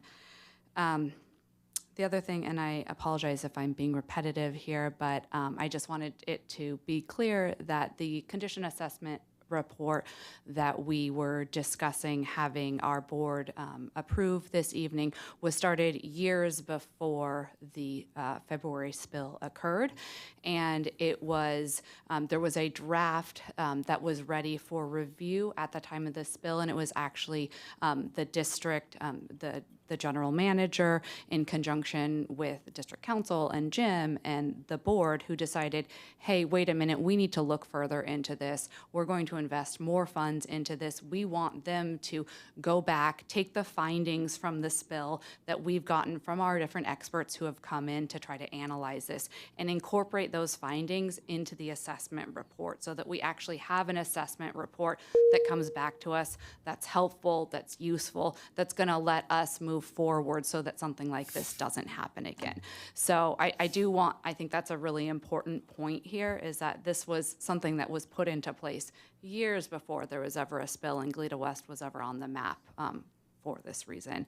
And it's just, we have been trying our best. District staff has been working very, very hard to make sure that they have crossed all their T's, dotted all their I's, and is doing as much as they can to make sure that something of this magnitude doesn't occur again in the future. We are happy to answer any questions if you have them. We just found out about this agenda item this morning, and so in the future, if you all do have any questions, I know that both of the general managers would love to hear from you. I have a question right now as far as help me understand who made the decision on the settlement agreement, and are there two separate boards? The regional board, and then there's an enforcement board that made the decision. How does that play out here? So thank you. That's a great question. And Mayor, because you asked me that question, I Yes. will respond. Please do. So the prosecution team is from the state board, but the regional boards are split up into regions of California. So we're within the Central Coast Regional Board. So our prosecutor is actually from the state board. He comes in. Prosecution team can't, I believe, interact directly with the regional board because there's an ethical wall that they have to abide by. So and I think that is the reason that we have the prosecutor come in from the state board, because you can't have a prosecution arm as well as a decision-making arm talking to each other. There would be an ethical issue with that. Does that answer your question? Yes, but what on the 26th and 27th, who's making the determination final? Where are we at with that? Thank you for that clarification. So the hearing will be before the regional board, the Central Coast Regional Board. We have been negotiating mainly with the prosecutor, so they will be the ones presenting the settlement agreement. It's their settlement agreement that we have, I wouldn't even say negotiated as much as discussed with them. And so they will be presenting the settlement agreement to the regional board. We will be there as well. Okay. All right, thank you. That's helpful. I do have more public, I do have Councilmember one more public Kasdan. speaker, of course. Oh, I'm sorry. Thank There's you. another speaker. Just a reminder for the rest of you on Zoom, those of you on Zoom, please use the raised hand icon. I will call on you. Our next speaker is Molly Troop. If you'll please unmute yourself, you'll have 3 minutes. Good evening, Mayor Prody and council members. My name is Molly Troop, and I am the Science and Program Manager for Santa Barbara Channel Keeper. I wanted to thank you for having this discussion regarding the proposed settlement agreement between Goleta West Sanitary District and the Central Coast Regional Water Quality Control Board. Channel Keeper also reviewed the proposed agreement when it was released for public review in October of last year and submitted comments highlighting many of the same issues that were raised by Supervisor Capps, Mayor Perotti, and Councilmember Smith in their joint letter. Channel Keeper shares the concerns that the agreement may not go far enough to address both the devastation caused by the over 1 million gallon sewage spill, but also the very clear management shortcomings by Goleta West Sanitary District. To that end, we disagreed with dropping the penalty from the maximum $10 per gallon to $2 per gallon. And we also raised questions about the nexus to this spill area. We appreciate the mayor, Supervisor Capps, and Councilmember Smith for raising the importance of upholding the public trust through a transparent governance and rigorous accountability. We remain concerned about the delayed notification that occurred, which ultimately resulted in a delay in the closure of Goleta Beach that finally happened 6 days after the incident. Channel Keeper supports the City of Goleta speaking formally at the upcoming Water Quality Control Board meeting in alignment with the issues raised in the attached letter. Thank you for your strong support for protecting our coastal environment and community health. Thank you. And thank you. And that concludes public comment. Thank you. Okay. Councilmember Kasdan? Yeah, so first, Mr. Foster, the difference between what happens at the airport versus what happens here is a violation of the law. That's the biggest difference. One is violating the law, the other one is not. And dumping raw sewage when you're not allowed to do that is a problem. So there's a reason we're having this conversation. But we want it to be productive. You know, ultimately, to me, we want this to be a productive outcome. And I guess one question I have is with that condition, the condition assessment that was done of the pipelines, what was the costs that were involved in restoring, rehabilitating, replacing, whatever it is? Where was a cost identified? If I could, hear from somebody what that amount might have been in the condition assessment. Was there something identified as here's what is needed? Thank you, Councilman Kasdan. That is where we are at right now. Estimates as far as cost there's many options ahead of us, realignment, rehabilitation, replacement. There's different techniques that would be there should these pipes be replaced. The assessment essentially points us to the fact that we need to replace these pipes within the next 5 years, or an imminent failure is very possible. So we're trying to essentially not fast track, because there's a lot of environmental concerns. It is preliminary estimated that permitting and environmental review and planning would take about 2 to 2.5 years. So we're trying to get this off the ground as soon as possible. So it's roughly that there'll be more failures unless it's replaced. That's essentially what the report tells us, yes. Obviously, we didn't like hearing that, but that's also what we need to hear in order to get this project off the ground. Originally, prior to the spill, we were looking at potential rehabilitation and slip lining the pipes, which can increase their lifespan for years to come, but we would lose hydraulic capacity, which we weren't looking to do in the way that we pump wastewater to the sanitary district across the way at the treatment plant. So after the discovery of what the true condition of these pipes through the electromagnetic tool, and also excavations and digging up the pipe and doing soil analysis, it's understood that replacement's the smartest way forward. And it's just a matter of alignment to be, try to be protective of the environmentally sensitive area, and also the engineering side of it, because it does need to get from point A to point B.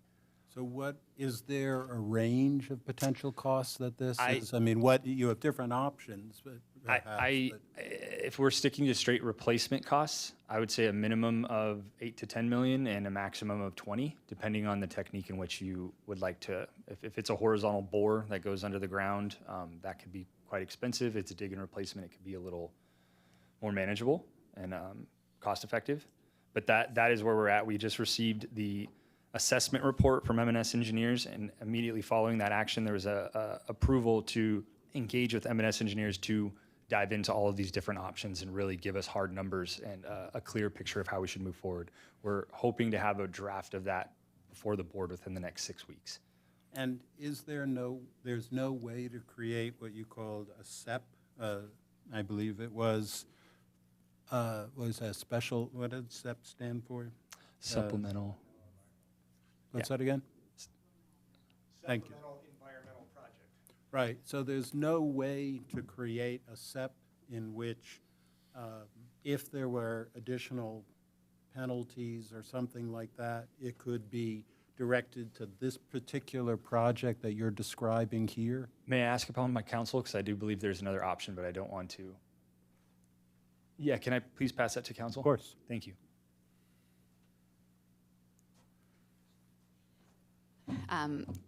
Thank you, Councilmember Kasdan, through the mayor. So there was originally a possibility that the district could pursue. The concern was there are very specific timelines with which money has to be spent and started, et cetera. The whole plans would have to be provided before the settlement could be in place. And so the district was concerned about going forward and coming up with a plan for rehabilitating or replacing the pipelines without doing sufficient due diligence. So that's your short answer. So it's a matter of the regional board giving you enough leeway with a SEP in order to make it, in order to make it practicable. That the concept of having, that this is eligible for a SEP. The problem is just the logistics of it and so forth, the timing of it, and to the extent that if the board were flexible enough or could make some sort of arrangements, then we could have the money dedicated towards replacing the pipes. So Councilmember Kasdan, through the mayor, again, let me back up a little bit and try to parse through some of these things. So first, using the money to go towards infrastructure improvements at the district, that would no longer be called a supplemental environmental project. I can't remember the special terminology, but it's something like a capital project, something like that. And there are different regulations. Enhanced compliance project is what it's called.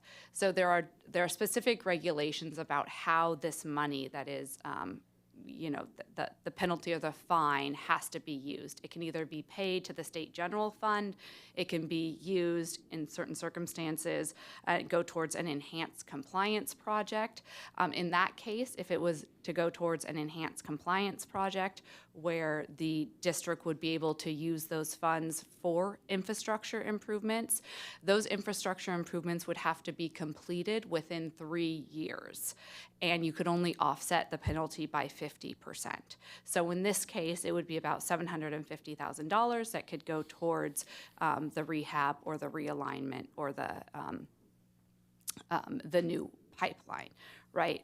And the concern there is whether it is that timeline, and they're very strict about making sure that something can be completed within a certain time. So instead, the board the prosecution team recommended that the district consider SEPs. And I would like to echo Director Turnchok's comments that we did spend a lot of time and also a lot of money looking into potential SEPs that would benefit the Goleta Slough area. And unlike other districts around California or other regions around California, there weren't actually any kind of off-the-shelf SEPs that we could do. And so we had to, in order to create a SEP, we had to create a SEP from the ground up. I That was guess, you know, to me at least, it's not just a question of is the spending going to be in the general area where it was affected, but to know that the problem that existed before, as far as the high potential for sewage leaks and spillage, is going to be ameliorated. That the money, as much as we can, is going towards that particular project. That to me is, and any kind of proposals that would posit more funding, direct more funding towards that outcome is what I want to see, regardless of whether it's an official fine or whatever else, to see that accomplishment occur, so we don't have this again. Fully understood, Councilmember Kasdan. If I could make one final comment through the mayor, I will assure you that over the past 2 years, the entire process, as we've been having discussions with the prosecution team, going through and finalizing the assessment report, going through our independent studies on why the pipe failed, that has all been, the district has been spending funds and investing in the district and its infrastructure and its staff in order to ensure that that something like this does not occur again, and that the district is, and it is, in a much better place than it was 2 years ago. So all of that time, to get us to today and to the hearing next month has been put towards making sure that the district is better equipped. Thank you.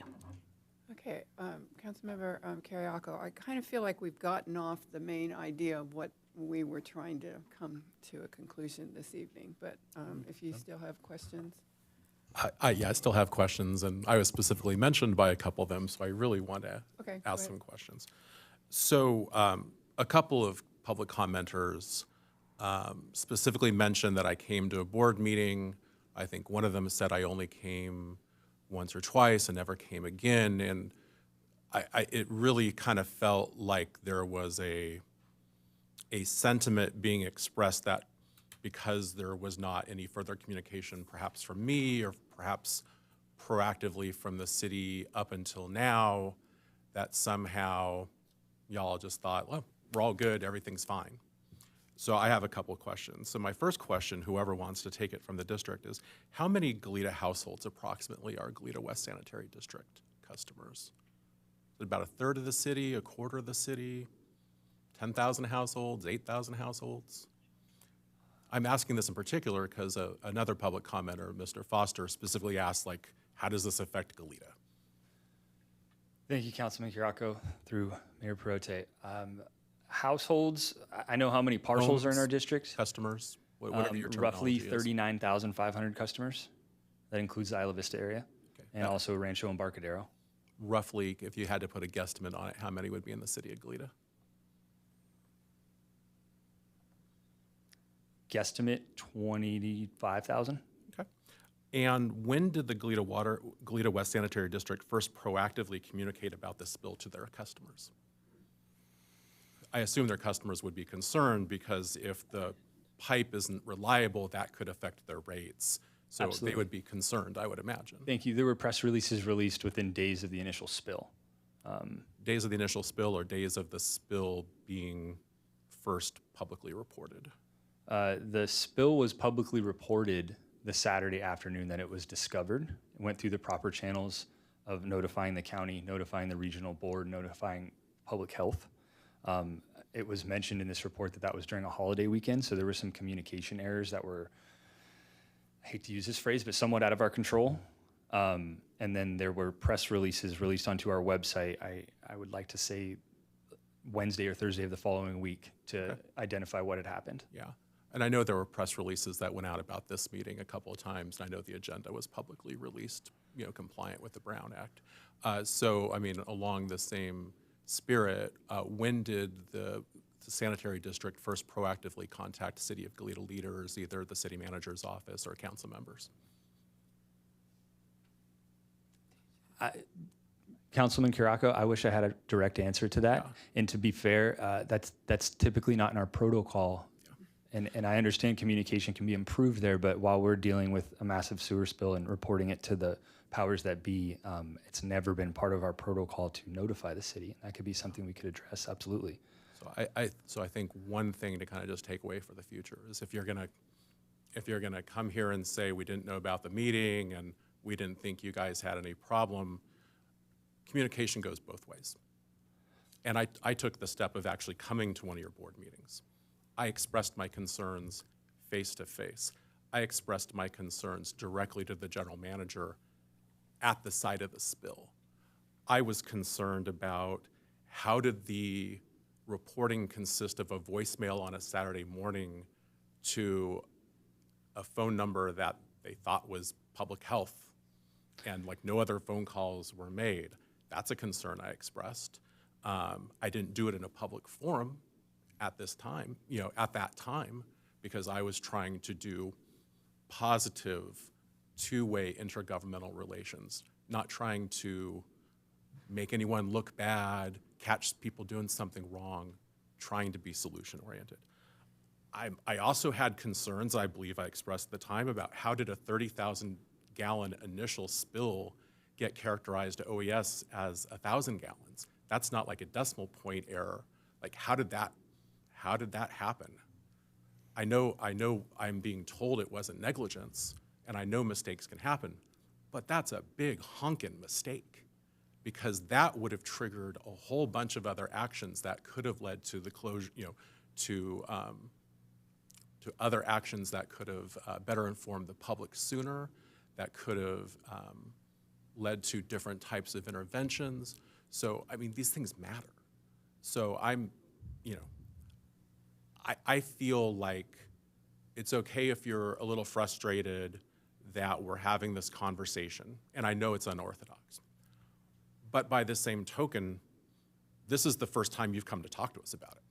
We came to talk to you. And what did we get after that? I don't remember seeing a single email. I don't remember a phone call. I don't remember a text message. It's not like you don't know who we are.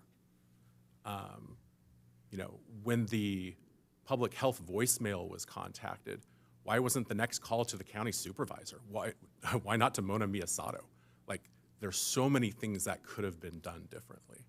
And I think it's one thing to say we took accountability. And I believe that accountability was taken. I saw the Board of Supervisors meeting. I know there's been some transparency, and I know there's been some accountability. But what we're really talking about, to get back to what the mayor's trying to say, is we're debating whether or not to empower the mayor and a council member or council members to weigh in on whether we think it's appropriate to cut a break on what the fine should be, because there's the regular amount, and then there's the reduced amount for a certain kind of good behavior. This was kind of illustrated by the Channel Keeper public comment. And I think it's an appropriate question for us to consider. Otherwise, we wouldn't be here. So I appreciate you coming. I'm sorry that you only learned about it today. But I did not appreciate when I went out of my way to come to your meeting to express my concerns, that somehow got turned into the fact that because I didn't do some follow-up after, that somehow that meant, oh, not that concerned. You guys can call us too. You can email us too. You can also communicate to our residents. You can also communicate to our staff leadership. So I'll stop there. Understood. Okay. Where do we want to go with this? Do we want to, I guess back to the original question, do we want to okay the mayor, mayor pro tem, or a council member going and speaking in February, the regional board? Or do we want to go as from the public and not from the city of Goleta? For me, the biggest problem I saw, and which I encouraged to be put into the letter, was an action plan moving forward, that there's an action plan that really spells out how you notify the public. And if you don't do that, you're fined heavily, because I think, what I'm hearing is it happened on a Friday, it was a weekend, maybe a holiday weekend, I'm not sure, maybe just a weekend, and nobody knew about it, and people were in the water. That's what I'm hearing, because I heard that Laura Capps asked them to get out of the water and go home and take a shower. That's unacceptable, unacceptable. So, what would this board like to do? Nick Moose is up. Any comments from the board? Because I think we're seeking your approval, all of us. Do we just send the letter, or do we actually go and speak, or not? Thank you, and thank you to everyone who's given public comment. I think I learned a lot more tonight, and had a lot to consider. And I know that we got a copy of the letter when it was first sent back in November. I think for me, there's like a couple of things that can and are true, and then I have some discomfort around some of what is in the letter if it's coming on behalf of the entire council. So first, I do want to just very much reiterate that any council member is fully within their right to give a public comment on their as an individual. So what you and Mayor Pro Tem and the mayor sent was absolutely appropriate. And you spoke with the supervisor and talked through that letter. I do recall, going out to that site visit, and it was devastating. And I want to say that I could tell from the staff, Mr. McCarthy, I think you were out there with us. I could tell that you were devastated. None of you ever want something like this to happen. No one does. So I really got that sense. And it definitely impacted more than just, what the boundaries of the spill were. Everyone I know around that time in our community, our residents were concerned and upset and wanted to know what happened and how do we make sure nothing like that ever happens again. So I think our community deeply cares about this. I think where I have some caution is, I am in no way an expert in what the fine should be, or having an opinion on that. I think that's why these organizations and these agencies have that expertise and have a process that they follow.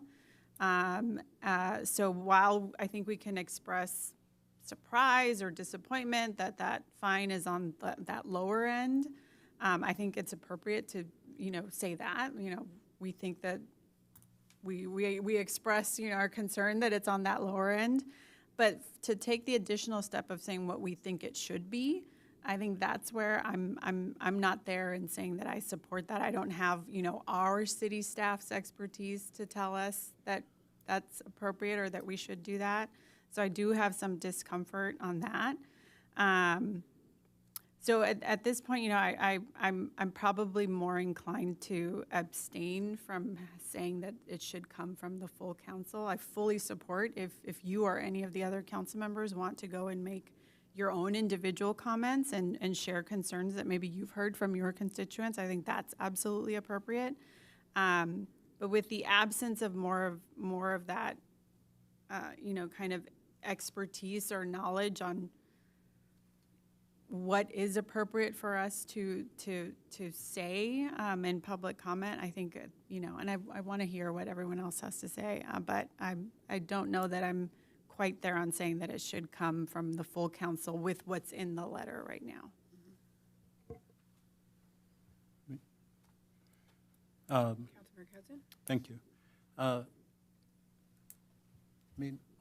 To me, our goal is to see that this doesn't happen again and that the new pipeline is invested. That a fine where the money goes elsewhere, that the money is not spent on the immediate issue, the immediate concern, but goes out to Cuyama or wherever, doesn't help us. Then I don't see any benefit that's derived from pursuing a fine that will help Cuyama's clean water. So,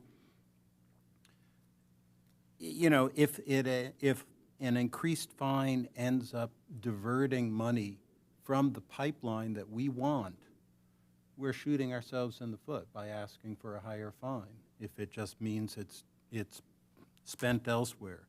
To go to the point that the mayor made, what we do want is that action plan. We want an action plan for the pipeline. We want to see that that pipeline is going to be completed in a certain time frame, and that's the thing that would be success for me, that we would know this won't happen again. And so notification, I don't disagree with if there are protocols for notification. I don't know if they exist already or that they need to be laid out. You know, here's going to be our notification process and a public sort of recognition of here's who needs to be notified, how fast, and all of that. That could be valuable. But so I guess an action plan on notification, perhaps, ask for that, and an action plan or a schedule or something like that with respect to replacing the pipeline. But we don't. But you know, just asking for a higher fine won't help us, won't make us better off. That's my concern. So that's it. Councilmember Councilmember Carriaco. Thank you. So I just want to make sure I get clarification on something. We're not being asked to endorse the letter as a council, right? What we're discussing is whether or not to empower the mayor and the mayor pro tem to go and speak at the meeting on behalf of the city. I support that. Where I would want a little bit more kind of precision and clarity is on like which things should be said. And the action plan, 100%. Expressing surprise at the, how do I say this? Frustration with the response, calling for accountability, and I would say asking for the highest, most appropriate fine. You know, we can wordsmith it if we need to wordsmith it. I don't need to get into amounts. But I think at the end of the day, I think it is appropriate for us to weigh in. I don't want the mayor and mayor pro tem to feel like they have to kind of just speak on their own behalf. I do feel, I think just from the comments I've heard on the dais, I think we're all frustrated. We all want more from the district than we've gotten. And so I think it would be appropriate to say something on behalf of the city. And I would say that if you're comfortable saying action plan, frustrated with the response, frustrated with the communication, want them to do better on behalf of our residents, please deliver the most appropriate fine, then I'd say, yeah, do that. And I think if you want to go any further than that, I would say speak on your own behalf. Okay. Mayor Pro Tem, do you have a comment? I'm comfortable with that feedback. I don't know if others have any follow-up thoughts on that in that regard. Yeah. Do we need to make a motion on that? Mayor and council members, I do think it would be helpful just to specify, to the extent the council is going to empower a member to speak at the meeting, just the scope of, And itemize what we are empowered to just say. the main points of the scope. Okay. Do you want to make that motion? Well, you kind of did. I don't know, I kind of like the way Lou said it better, but, but I'm happy to try. I move that we provide sanction to the mayor and mayor pro tem to represent the city of Goleta at the upcoming Central Coast Regional Water Quality Control Board meeting about the proposed settlement agreement, and authorize them specifically to speak about the need for an action plan and the need for an appropriate fine, and to also speak about the disappointment that we feel on behalf of our residents and our agency about the response and the response from the agency in terms of public noticing and communication. Can I just clarify? I'm open to friendly amendments. Yeah, well, especially with the latter one, I think to go to the mayor's point, I think it should be looking forward rather than just looking backward that we were disappointed, but to say there should be some sort of plan or. I did mention, I think it was the first thing I mentioned was the need for an action plan. Well, my interest would be the action plan for the pipeline, the action plan for seeing that get implemented.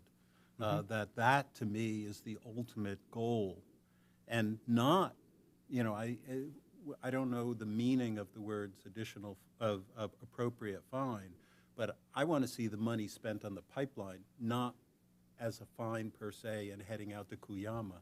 I'm, again, open to friendly amendments. Okay, I don't know how to say that.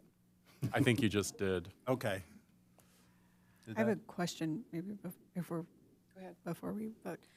One is, do we know that this board that is considering the settlement even has the authority to require these things as part of the settlement?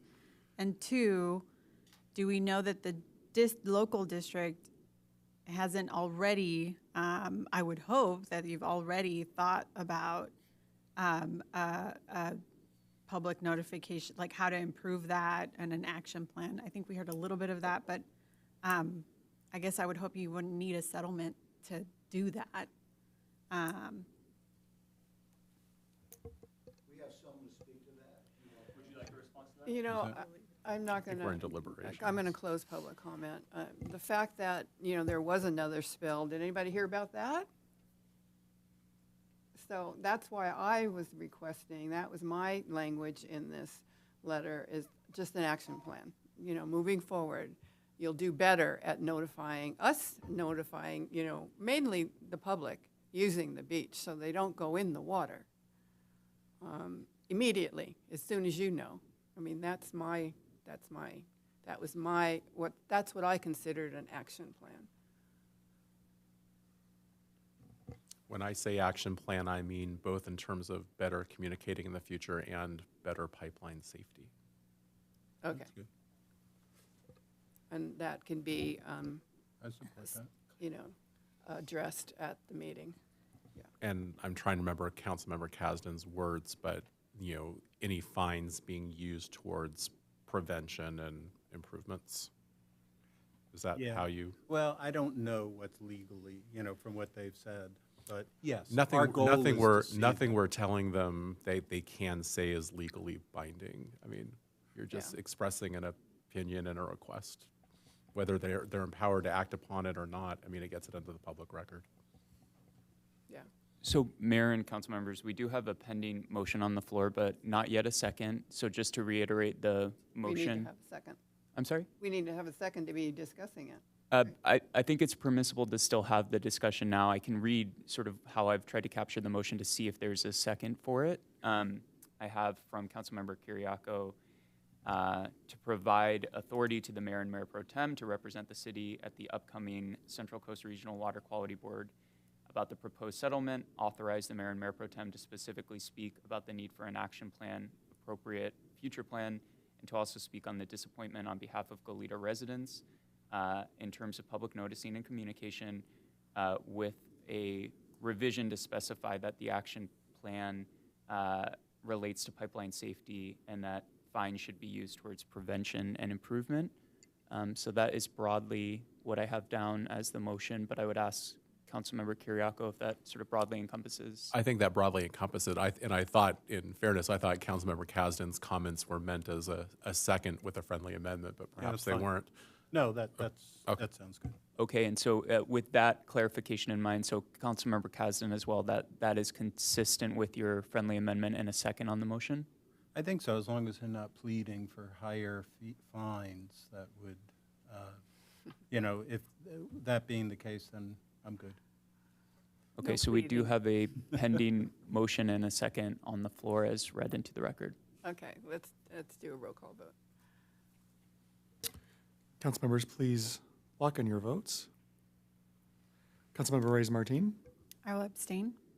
Councilmember Kiriakou, Aye. Councilmember Kasdan, Aye. Mayor Pro Tempore Smith, Yes. and Mayor Perotti. Aye. It's 4 with 1 abstention. But I think we're on the same page. I mean, I think we're good. Okay, is everybody ready to move on to the last item, which may take a while? Anybody need a break? No? You're all good? Okay, all right. That'll bring us to item C3, City of Goleta Transportation Advisory Structure Evaluation Report.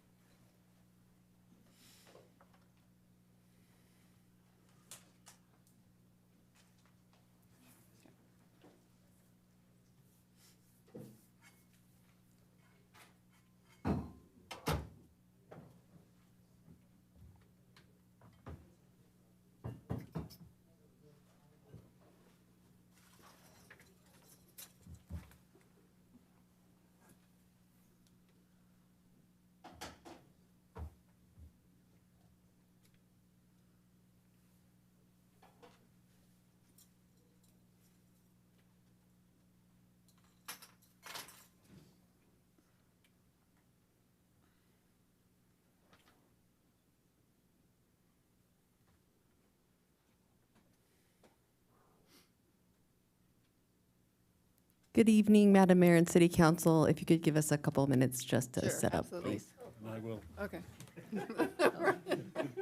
I need to stand up. I know how to clear a room. Oh, we're taking a 5-minute break. When I saw everybody leave.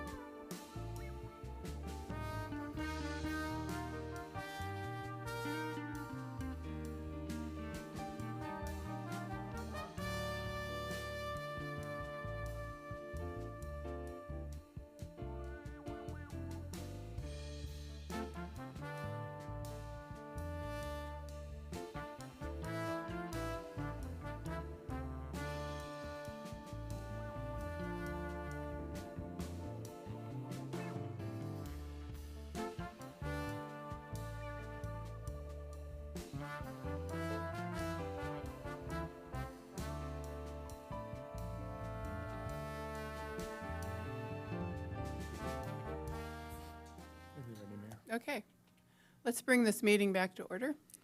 That is item C3, City of Goleta Transportation Advisory Structure Evaluation Report. Thank you. Good evening, Madam Mayor and City Council.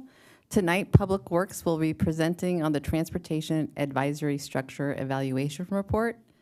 I'm going to give us a little history on why, oh, before I get to that, I should probably say who's presenting. So we'll have Teresa Lopes, who's the principal in charge of Transportation and Development Engineering, and myself, Nina Buelna, the Public Works Director. Why we're here tonight, on April 15th, 2015, the City Council considered the formation of a proposed Transportation and Circulation Standing Committee and directed staff to evaluate potential city board, commission, or committee options related to transportation and circulation and return to council with a recommendation. So in response, staff developed the Transportation Advisory Structure Evaluation Report, which is included in attachment 1 of the council report provided. The evaluation applied a structured, objective, and imperative framework considering the city's current practices, models used by other jurisdictions, available organizational options, and staff analysis based on consistent evaluated criteria.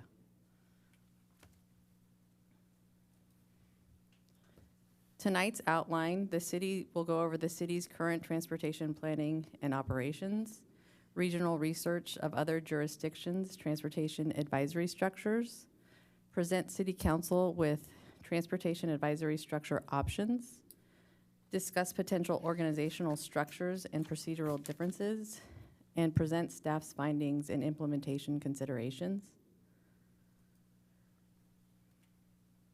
So the current transportation planning and operations, transportation planning and policy directions are established through City Council approved plans, studies, and policy actions. Public Works implements transportation improvements consistent with these adopted directions. Public Works implements routine transportation and traffic operation administratively within the existing curb-to-curb roadway. This includes striping, safety improvements, signage, signal timing and phasing, lane configuration adjustments, and intersection operations intended to improve safety and traffic flow. These actions represent routine, data-driven operational adjustments made by professional staff to respond to observed conditions and improve system performance. City Council action is required for policy-level transportation decisions, funding approvals, changes that material affect parking supply, property access, or the intended use of the roadway. Public engagement and coordination are integrated into day-to-day transportation planning, operations, and project delivery. Coordination and outreach are scaled to project scope and occur through maintenance activities, capital improvement program projects, development review, and City Council process. Existing coordination and outreach practices would remain in place under all organizational options and would supplement, not replace, any new advisory structure. The current transportation approach and plans and studies, we have the Vision Zero approach adopted February 2024, a safety-focused framework that prioritizes reducing fatal and severe injury collisions while maintaining efficient and reliable operation of the roadway system for all users. The Goleta Traffic Study and Local Road Safety Plan evaluates citywide collision trends and identifies potential safety countermeasures. The Bicycle Pedestrian Master Plan identifies a connected multimodal network based on community input and technical analysis. And the General Plan establishes the overall transportation and circulation policy framework. These plans and studies collectively inform transportation planning, project development, and operational decisions. Transportation actions guided by adopted city plans and policies and implemented in accordance with applicable engineering standards, including the California MUTCD, Caltrans standards, and nationally recognized best practices.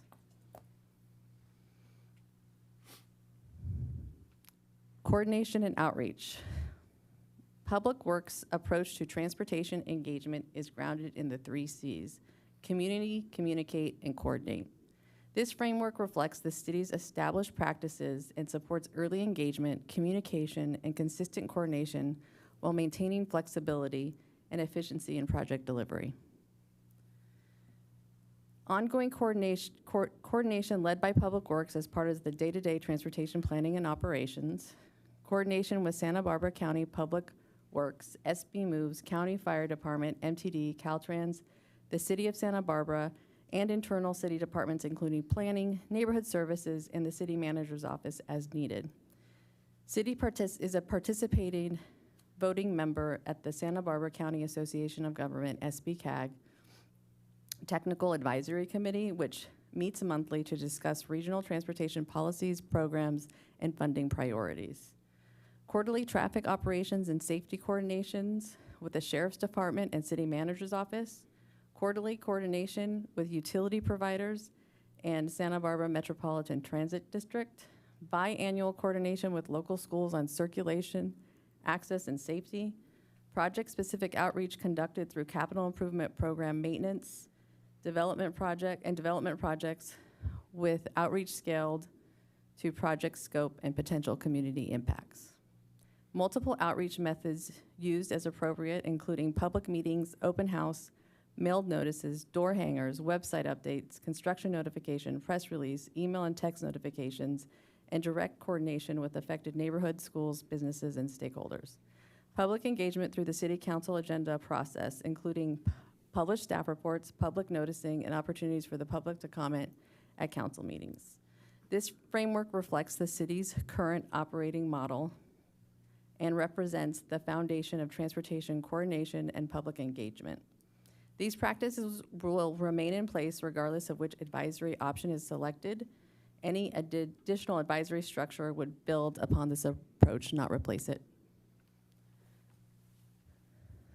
So city staff did regional research, and we looked at all the cities in Santa Barbara County and Santa Barbara County itself. Most jurisdictions manage transportation through staff-led or technical coordination, not a standing public commission. Transportation items are elevated to the governing body only when formal approval is required. Staff or technical advisory groups are commonly used for traffic operations, safety, and control devices. So the examples that we reviewed, the County of Santa Barbara has a staff-led technical advisory group, including public works staff, highway patrol, sheriff, and county fire departments as representatives. They meet on an as-needed basis, and the Traffic Engineering Committee reviews operational traffic matters. The City of Carpinteria has a staff-level committee that meets on an as-needed basis and includes public works and public safety personnel to review, coordinate, transportation-related issues. The City of Santa Maria has a technical advisory group composed of staff and technical experts that meet monthly. They provide recommendations to the City Council on traffic operations, controlled devices, and safety improvements. The City of Santa Barbara is the only jurisdiction in the county with a standing public transportation advisory committee, which makes up 7 members, 5 of which are city residents, and 2 can be city or county residents. And they're all appointed by council.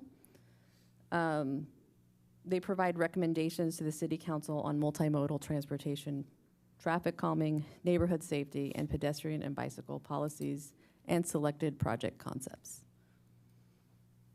We also looked at 4 other jurisdictions in the state. The cities reviewed represent a range of transportation advisory structures used by California jurisdictions with different sizes, land use, context, and transportation needs. So we looked at the City of Davis, and they have a single advisory body addressing multimodal planning, traffic safety, and sustainability, and it's a transportation commission. The City of Manhattan Beach has a Parking and Public Improvements Commission focused on parking, public improvements, and right-of-way activities. And the City of San Luis Obispo has 2 groups, one for active transportation, the Active Transportation Committee, and the other is for mass transit. And then the City of Seaside has a Traffic Advisory Committee.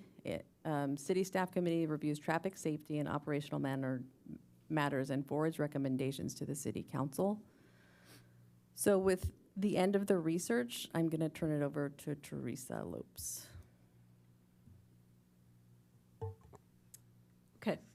So 4 structure options were considered in the study. Option 1, the current process or status quo.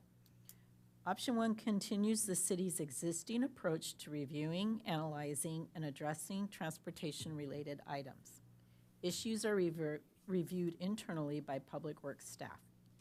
Public Works consults with other city departments, including Sheriff's Office and external agencies such as County Fire and MTD, on an as-needed basis as part of the current process. As mentioned earlier, staff has regular touch points with law enforcement, utility companies, and Goleta schools and school district personnel to help inform issues and decision-making.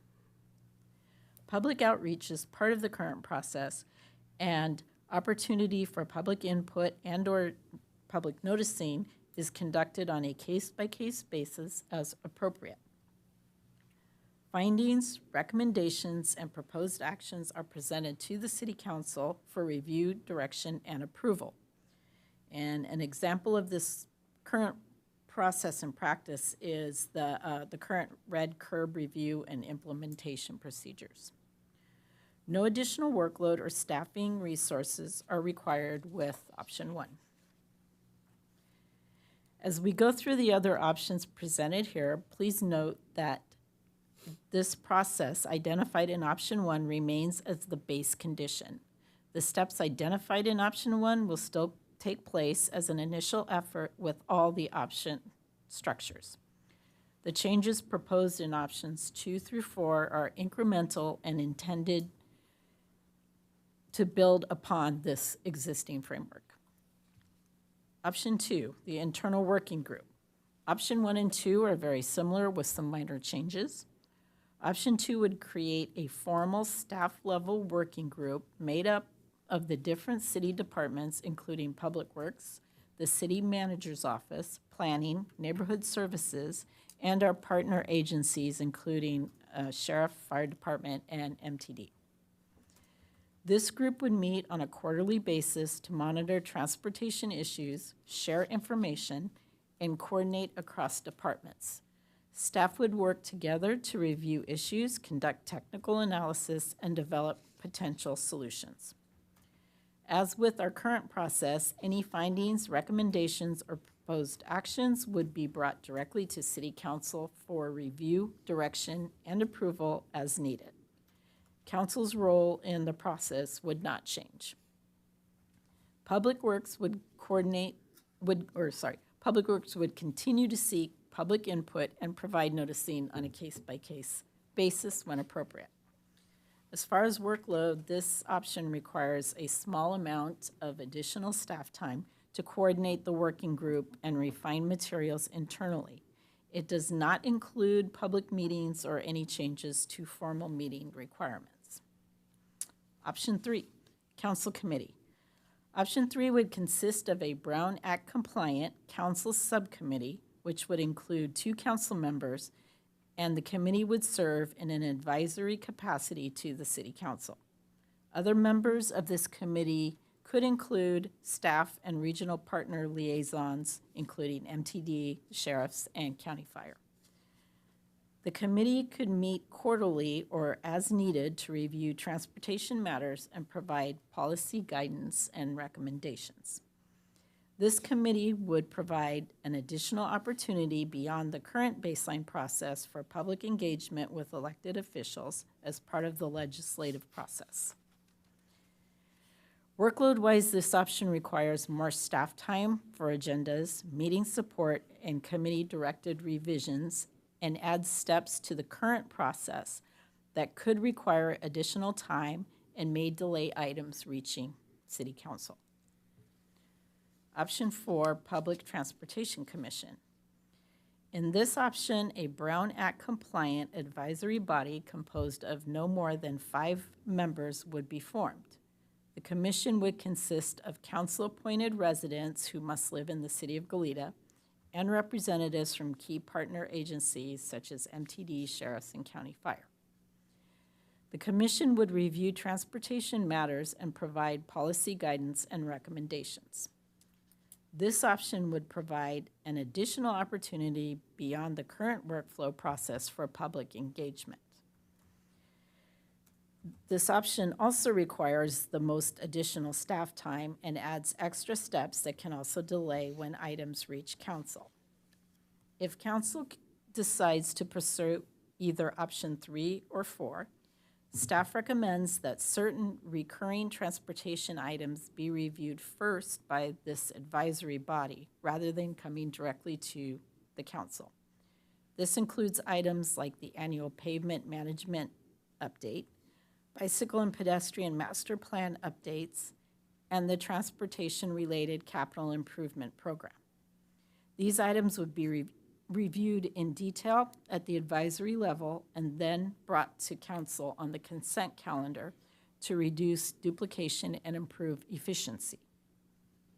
All policy decisions, funding approvals, and actions that significantly affect parking, access, or transportation policy would continue to require full council approval. An important thing to note is that any increase in workload that may come with option 3 or 4 would compete with staff's ability to address existing workload priorities.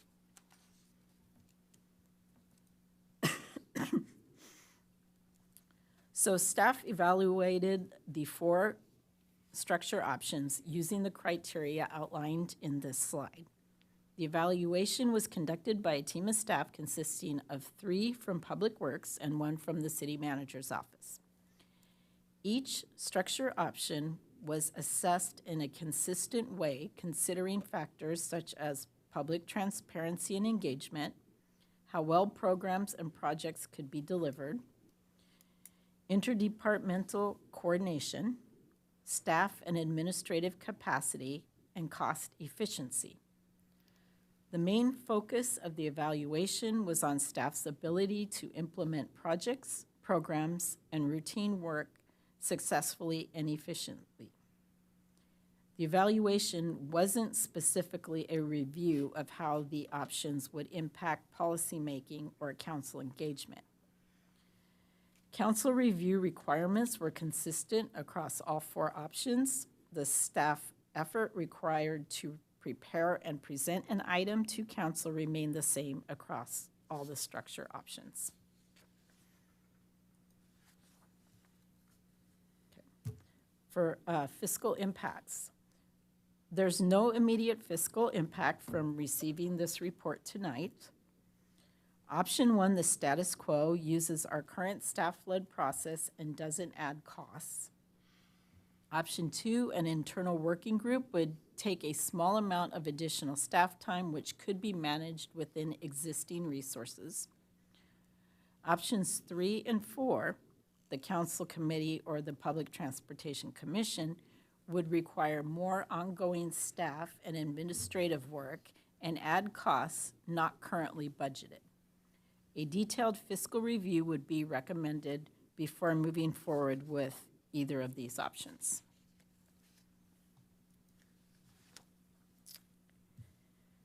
Based on the application of the ranking criteria, option 1, which is to maintain the status quo, ranked the highest overall. This option best fits the city's current operations, staffing capacity, and project delivery, and it doesn't add any extra administrative complexity.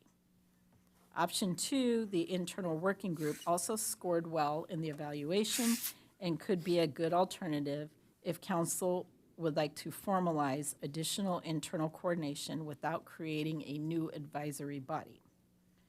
Options 3 and 4 ranked lower because they come with more administrative requirements, take more staff time, and involve additional procedural steps. As a result of the study and evaluation, staff recommends continuing with option 1, the status quo, to manage transportation and circulation issues efficiently with current resources. If council would prefer a more structured internal coordination without creating a new committee, option 2, the internal working group, could also be implemented efficiently within existing staff capacity. And that's the end of our presentation. And so we'll welcome any questions. Thank you. Thank you for putting this together. Thank you. Okay, Mayor Pro Tem Smith. Yes, thank you. And I want to thank staff for all of their research and efforts in bringing this back per council's direction. One question I had, it sounds like it's too early to say yet, but in terms of looking at option 3 or 4, it sounds like there was a presumption that this would be additive. It would be an additional council committee or an additional commission within our current. It sounds like it wasn't contemplated that there could be a swap, or so for example, the council could make a choice to eliminate a different committee or a different commission to help in terms of fiscal impact. Mayor Pro Tem Smith, that's correct. It was building on existing staff procedures. Great. Thank you. And then, so I heard the comment about bringing back items for consent. So would that would be contemplated under a commission model? For the commission and the committee, the idea is that we'd go to those governing bodies first, and then any recommendations they have or iterations that we would have to do, we'd go back and do that and then present it to the council after that. Okay, and that, and I thought I heard that it would come back on a consent calendar, but that there would be some flexibility there? We just recommended those 3 items to come back on consent calendar. It was just one of the ideas we had to make it more efficient. Okay, thank you. Councilmember Katzen? Yeah, so I don't really have questions as much as some initial comments. So the first thing is that, you know, your public works, transportation, and so forth, they're the most public-facing activities the city conducts. Nothing else impacts people as on a daily basis in the same way. They might know or not know whether we're doing a good job with green energy or you know, creeks or watershed, but they know the roads. And they know about all the, you know, lane restriping and so forth. There are also projects that are geographically specific. So it's not just, let's say, childcare across the city, for example, but stuff that is in people's neighborhoods. It's stuff that is really important to them on a specific basis. And so, for instance, we might talk about traffic calming options. Choosing which one isn't just an engineering question. It isn't just a matter of having somebody in their office and analyzing an issue. Whether there's, you know, choosing bulb outs, a single lane on a road, vegetative islands, whatever, you know, those kinds of things. All of those things, people will have preferences for. They'll react. And it's helpful to get their input, to let them participate. So one of the values of these ideas is to give people a forum, an opportunity where they can weigh in on particular things. And so a lot of the purpose of this is getting public feedback, getting public engagement. And I would point out, public engagement and outreach is not just administrative red tape. It is essential for us to be able to get that and to know what the issues are, for people to be able to say the things that are of concern for them. So, you know, in weighing the benefits and so forth, one of the things with especially the commission model is that opportunity for public engagement and outreach and education and so forth for people to hear the issues.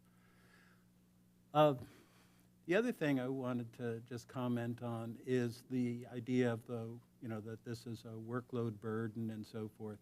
And when I read the comments there about the, you know, here's all the workload there, it struck me that the same comments that are made there could be made for the Planning Commission, Parks and Rec, Finance Committee, et cetera. And I don't know if turning this down suggests we should be eliminating the other committees and commissions because they're all subject to the same workload, the same burden. And, you know, maybe that's the case, I don't know. But it gives the public and, you know, depending on which one, the public or the council members the opportunity to participate. As far as, well, I would just note as far as workload, planning has it's 3 commissions and 1 standing committee. They have Historical Preservation, Planning Commission, Design Review Board, and the Committee of Energy Green Issues. City manager has 4 committees or commissions, 1 commission, 3 committees. Neighborhood Services has 4, 2 commissions and 2 committees. Public Works has 2 committees or commissions. It has, or no commissions, and 1, I guess Public Tree Advisory is a commission, and the Watershed and Waste Reduction is a committee. But of those 2, the Watershed and Waste Reduction has met, I believe, just 1 time since it was created. So as far as on a departmental level, Public Works compared to the other departments is not excessively burdened. Okay, I will not go on and on, but I would add one last point, and I can talk about it later, is that there are ways to limit the burden for whatever is set up. If there's a commission or a committee set up, a commission especially, you can set a threshold that it's got to be projects above $3 million or $4 million. There's ways to make it so that it's not something that is quibbling about tiny little things and meeting incessantly or something like that. There are opportunities to make sure that they focus on the things that are important or controversial, that are significant. And, you know, having the people weigh in on the bike and pedestrian master plan to how that can be better implemented, for instance, that's valuable. So I think it's some of the benefits of this sort of approach, of something like this, aren't captured with the current arrangement. And there are opportunities that we can do better with it. So thank you. Councilmember Reyes-Martin? I also have just some initial comments, and then I'm sure we'll have public comment, which will be great too. I think just my initial comments from the presentation, and thank you for the report. It was a very thorough analysis that I'm sure a lot of folks spent a lot of time on, but I appreciate it. It seemed to me you were very deliberative in thinking through and evaluating the different options.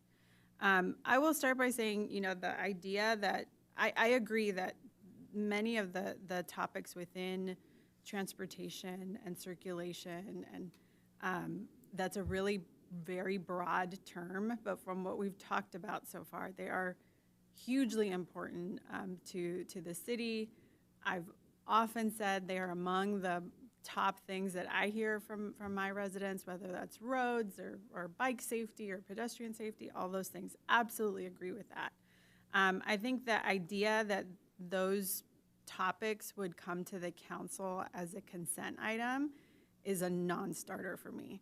I think I would 100% want to have a full council discussion about any of those topics. I think council is where we have, if I'm looking at all the public or Brown Act committees we have, and including council, I think we probably have the most public participation, especially when it's a really big item, and I would not want to close the door on that.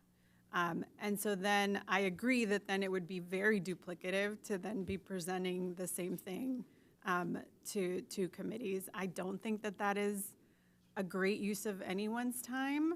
And if I'm a member of the public and I don't have all the time in the world to go to meetings, I'm going to go to the council meeting because we're the actual policymakers.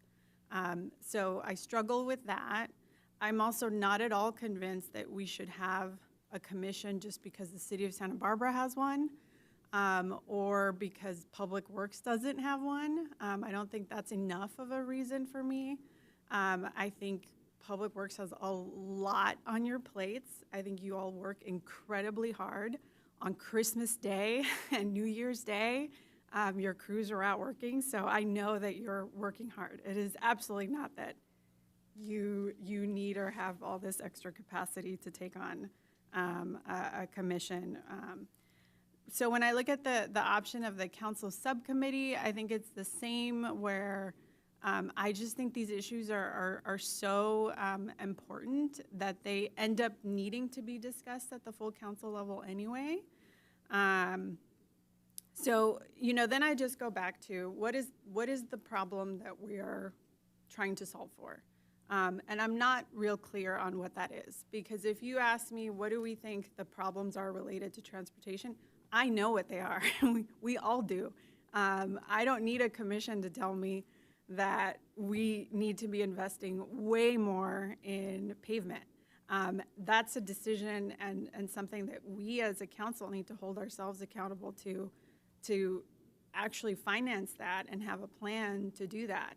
I don't need a commission to tell me that. If we're talking about making progress on some plans that we have in place, I think that's a really valid point. How do we as a council ensure that the Bike Ped Master Plan and all these other plans, Vision Zero, how do we ensure that those happen, and what's the accountability structure for that? I think those are really valid points and would be really valid and productive conversations. I don't know that a commission is the right solution for that. It might be, but I don't know that is the right solution for that issue. Same with CIP. I think, that's a really important topic for us as a full council to digest and take the time and give input and give policy direction on. I don't want to, I know abdicate sounds really serious, but I don't want to abdicate that responsibility to a commission or another body when I think we're going to want to do that ourselves anyway. So I think that just takes me back to, if we're going to look at, if the issue though is that we want to have more opportunity for public engagement, I love that. I think that more public engagement and more public input is almost always great. Again, I don't know that a commission is a way to achieve that. If we're going to look at investing additional resources on a plan to do that in a more regular or systematic way, then I'd want to have a discussion about that. Is that more regular council items where we have presentations that on topics that allow for the public to weigh in? Is it, we've talked about this before, having neighborhood meetings, not here in the council chambers, but out in the community about transportation issues in different neighborhoods. I would be very interested in discussing, that kind of model. It's almost like a version of the Coffee with a Council Member, where we go out into the community and talk about transportation issues that affect your neighborhood. So again, if those are kind of some of the issues that we as a full council are identifying, I don't know that a commission or a council subcommittee is a way to achieve that, but there might be some other things that we can and should be doing. I think option 2 is a good one. I always think it's great to have better coordination between departments. And, I think that's a good option, and it seems like one that I would support staff doing anyway. And I guess the last point I will make is I know that some of the options also talked about having agency representatives. And so then I wondered, how does that fit in with, we all have various liaison roles as council to those agencies.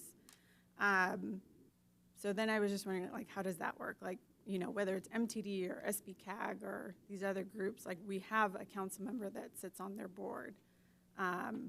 So then how does that work with then now we're on their board, but then now we're also asking one of them to be on potentially a committee. So maybe that would have to just get fleshed out later, but those are my comments for now. I'll stop. I'm going to jump in. I've been here a long time, and I can remember discussing having some kind of it's been called different things, but it's some kind of a transportation circulation committee, some sort of a group that meets with the public, and they're part of the group, and as an advisory group. So it's been going on for a long time, and it's been, no, it's not going to work. No, it's not going to work. And your report, and I can understand why your report said what it did, and I truly understand that you're busy. But first of all, I don't think status quo is working, because what we would have if we had an option, and actually if we had option 4, there's no reason why we couldn't have 5 to 7 community members, right, residents? We don't have to have 5. I don't think that's not enough. I know the more you get, the harder it is. So I'm not suggesting, 13 or what, no. So I'm just saying there's no reason we only can have to have 5. But what this offers, if you were to do, and correct me if I'm wrong, if we were to do option 4 as an advisory, but we would look at, as council, interviewing people to be on that commission. It would be somebody that is familiar with bikes, somebody that is a pedestrian, somebody that rides the bus, somebody that drives their car, all sitting together, and that's what we don't have. You're looking, and I respect what you do. You're fabulous, and you give us the tools to help us figure it all out. You're engineers. And you're looking at it through that lens, and we're looking at it through a policy lens. But what we're missing is the community lens. And it's also another opportunity for engagement and to learn from each other in a very informal setting. So that's what I like about it. It's informal. Yes, they can come here. Yes, we can go to them. But this gives them a little bit more ownership of having input. It's really, for me, about education and seeing what others are experiencing. And it's not just about the roads. It's about circulation. It's about how to get from point A to point B to point C.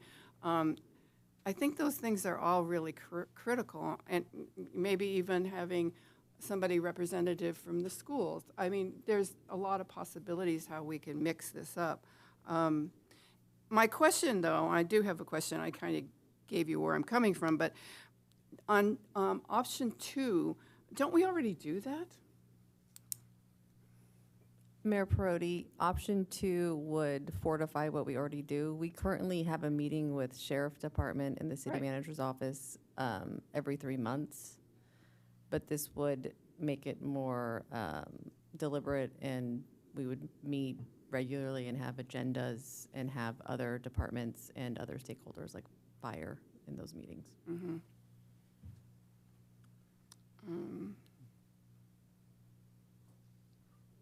Okay, I think that's, I mean, like I said, we've been talking about this a long time, and it is our largest budget, and to not feel that the community can be engaged and educated a little bit more is, as my concern, is a disservice. So that's where I'm coming from. Councilmember Kasdan? Yeah, a couple of things. First, I think of it at least similar to the Planning Commission in terms of the model, and to go to Councilmember Reyes-Martin's observation about the consent calendar. Obviously, when something's significant enough to go to the Planning Commission, it comes to us on the regular, policy making, not the consent. So anything that's important enough would go, in essence, to us not on consent unless, I don't know. But it strikes me that one of the things that you would think about in terms of controlling the workload is to both larger projects would be subject to larger projects, projects where there might be some controversy, citywide sort of things like Vision Zero, Bike and Ped. I don't know with pavement, they're all smaller, and if there's a quantitative process that determines, I don't know how quantitative it is, but if there is a quantitative process, then it's not as amenable. I guess, nobody's looking to create, like I said, a burden, including me, strangely enough, a burden or red tape or anything like that. But there's a value here that we're not able to accomplish right now. And I just can't see that having quarterly meetings or something is going to be such a game changer in terms of your workload or anything like that. There are ways you can make it so it is not essentially inherently burdensome. I concur with the idea of having meetings and things like, something like if it's the community center or some schools or something where there's things that are local, especially important in a neighborhood, have them out there. I really think the public engagement is one of the best benefits we can get there. And, okay, that was... That's it. But, given how important these projects are, is it really, we have, is Public Tree Advisory Commission more important to have as a commission than our transportation system? We've got a whole bunch of commissions and committees, and there's a rationale for it. It's hard for me to see why there wouldn't be a rationale for something that's as public-facing and as important as the transportation, circulation, and safety. And, okay, I'll stop with that. Councilmember Kiriakou. Thank you, Madam Mayor, and thank you to everyone that helped get us to here tonight. I want to thank staff for spending some time doing a deep dive on this. I want to thank the council members that have been consistently tried to push the idea forward of having, for lack of a better phrase, a better mousetrap. A comment was made earlier, maybe it was a rhetorical question of like, what's the problem that we're trying to solve? And I think that's always a really good place to start. And I think for me, the problem that I'm trying to solve is how do we get to a place as a city where the public feels like the problems they see on the roads align with our priorities for what's being fixed and when. And the great thing about public engagement is you can never have enough of it. Where I think I'm less clear is what's the best model to achieve solving that problem, and are we ready for the best solution right now? Do we need some time? Do we need to maybe kind of do an interim solution now and then maybe take the longer term approach of having a committee? Maybe that could be something that we put on the annual work plan and really kind of let that process wind its way out, because we do have a lot of different priorities as a city when it comes to what Public Works needs to focus on. I'm not really in love with any of the options. I think that option 4 is where I eventually want to get to. And to be clear on the reason I want to get there is because I think, the housing element is an important part of our general plan. Our zoning ordinances are an important part of our city governing documents. And I think our transportation element is a really important part of our general plan. There's a reason why every city in the state of California is mandated to have one. It's called a circulation element in terms of what the state code requires. We call it the transportation element. And I do think there is value in having a public-facing, public-embodied, public member group of citizens that weigh in on how are we doing at having our transportation element be implemented. And that can be complemented later on by council direction with that input. I don't know that I'm convinced that we're there today, right now, with where we are as a city, with all the things we need to do with the public. And I'm hearing some kind of different thoughts from other council members on like where they seem to be on that notion. One thing that I'm familiar with, and I think it's a really good model, is the county's roadmap process. The county has obviously a much bigger staff and they have a lot more resources, but they also have a process that I think is a really good one, where they basically, on an ongoing basis, every year, they have a process with the public and with their staff where they identify needs, they set road maintenance priorities, they hold public meetings, they develop a draft plan, that gets adopted, and then they repeat the exercise. And it gives the public the opportunity to say, hey, well, what about this street? Hey, what about this area? It's great to have all the different tools that are referenced in the staff report, and boy, were there many of them. The traffic safety study, the systemic safety analysis report, the local road safety plan. These are not documents I think the city public sees too often. I'm not sure the council sees these documents all that often.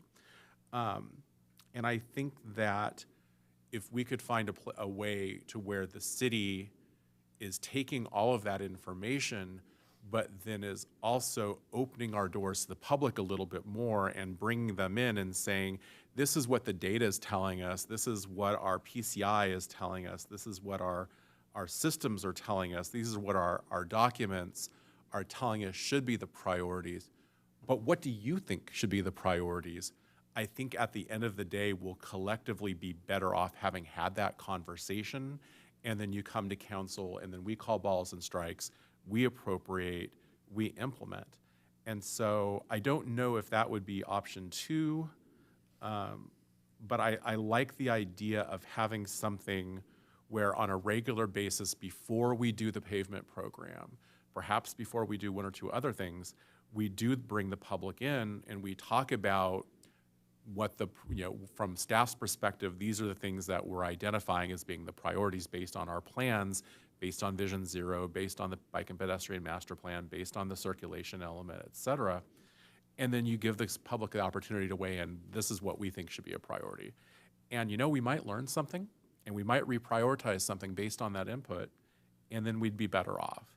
So, I can get behind the idea of option 4. I don't know if I'm sold about it right this second, but I definitely think something akin to option 2 that's really more of an annual workshop that's out in the, I like what Councilmember Reyes-Martin was saying about out in the community. I like what Councilmember Kazan said, maybe at the community center.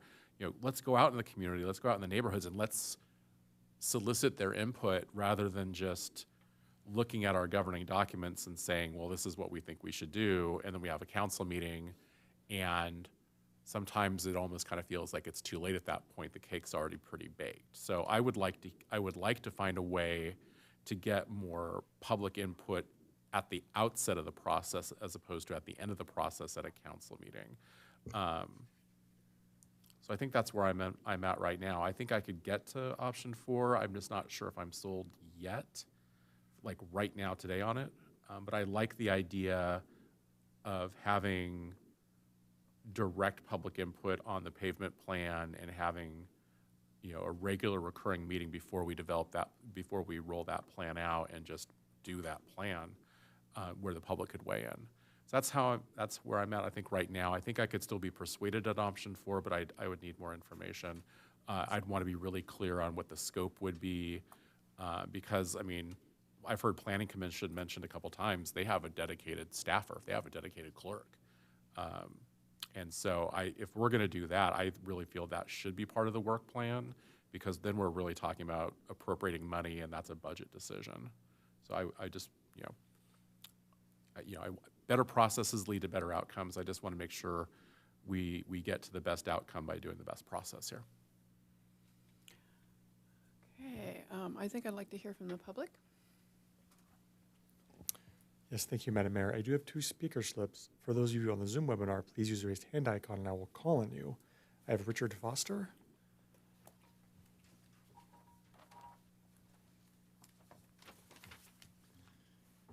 My question would be on the rating system is, do we suffer from confirmation bias because we're rating ourselves on what should be done?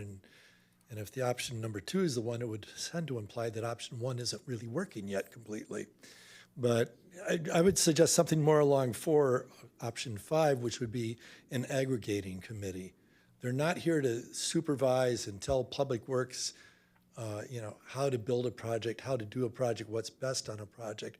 But what we see a lot of times is people get done with the project, they look and go, how the heck did we end up with stripes like that? Now, yeah, the public's somewhat default for that, but with a committee where you could have, preferably not council members, because then you get into Brown Act things, you could have some give and take. And somebody could come in and say, I live over on Del Norte and there's not a bus stop within 20 miles of my house.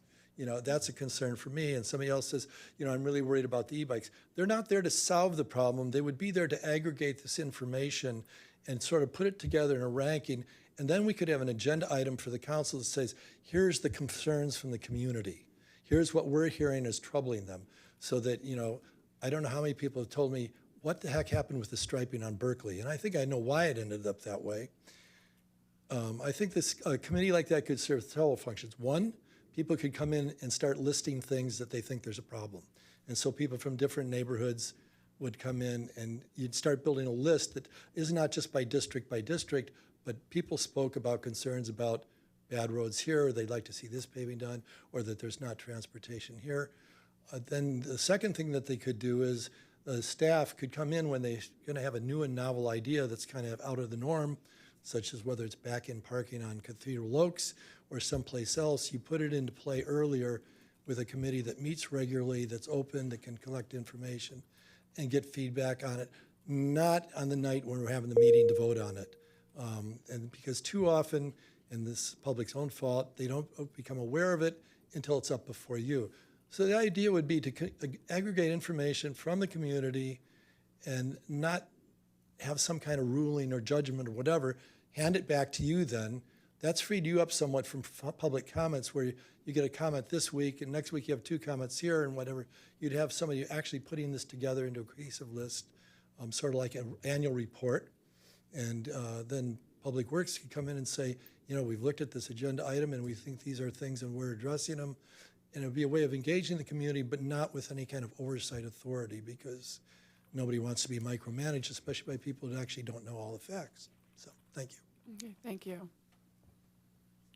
Our next speaker is Barry Remis.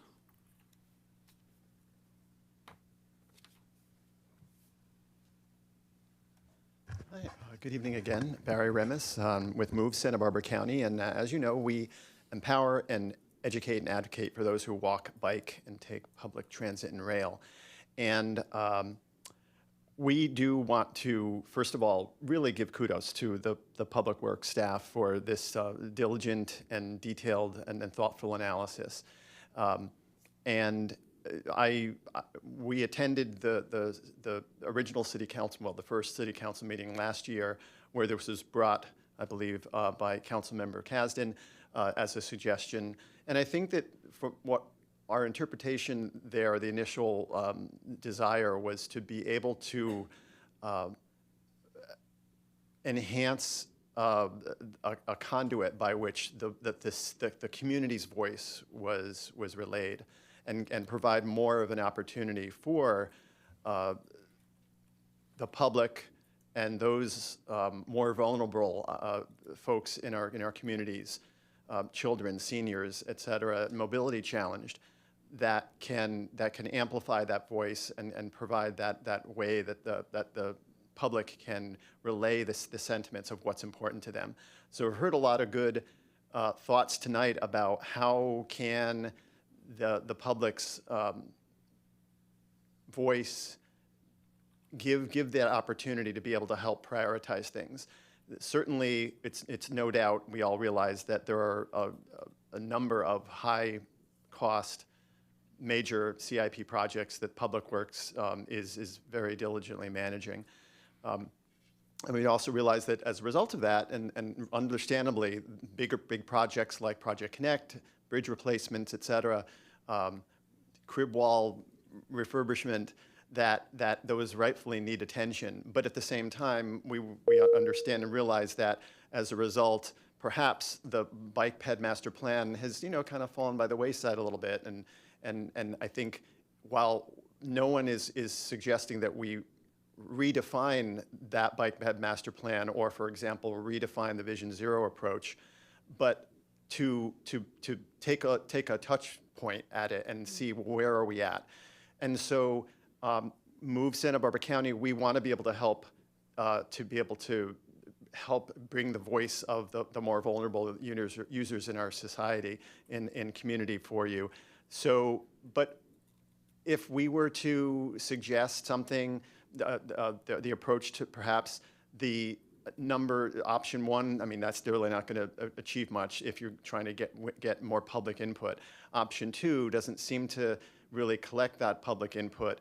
So moving towards either 3 or 4 does seem to achieve that, but also in addition, when you're going to consider a Brown Act type of a commission, you are also limiting the time that public can give like this. For example, the 3 minutes. So getting out to the community really is a good idea, and doing that more often gives that more informal approach. But we would support a full public appointed committee, but we also understand the limitations and the cost constraints that you may have. So it's good luck. It's a good decision. Thanks. Thank you for hanging in there. Mayor Pro Tem Smith? Thank you, and I want to thank the members of the public who commented. And I think what I'm hearing both from my fellow council members and the public is this statement that these public works and transportation issues are of great concern, and I want to acknowledge that.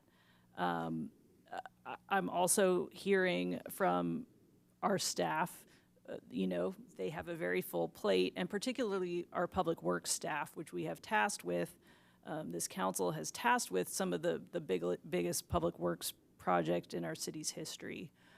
So I want to acknowledge that as well. And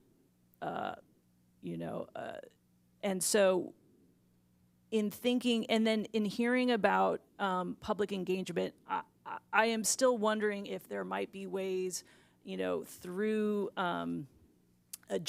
council agenda management, that there might be ways we could, agendize, where the bike ped master plan and have an item.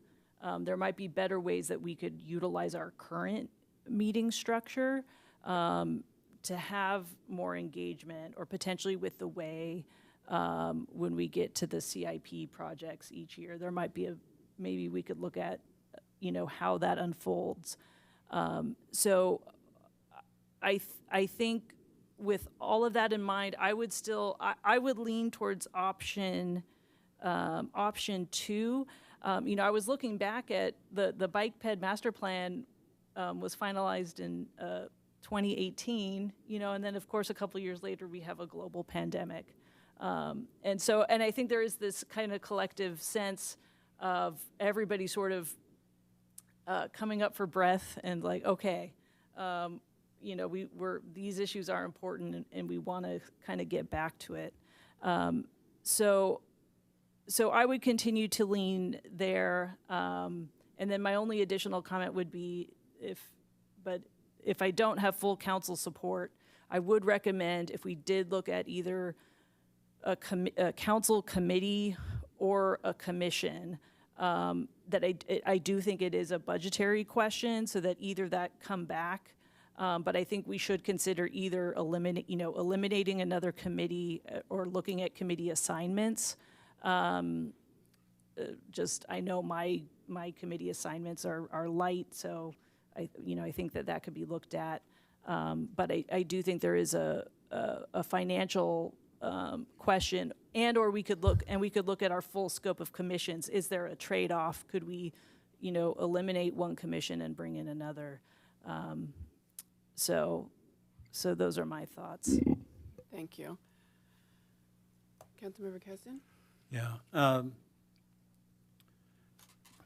mean, we've got, well, I guess what I thought I kind of had heard to a certain degree is that there's some sort of interest, broadly speaking, among council members for a commission-type approach, and the details need to be clarified. And so what I would suggest is to say to staff, give us what the details would be, and try to make it something that's workable.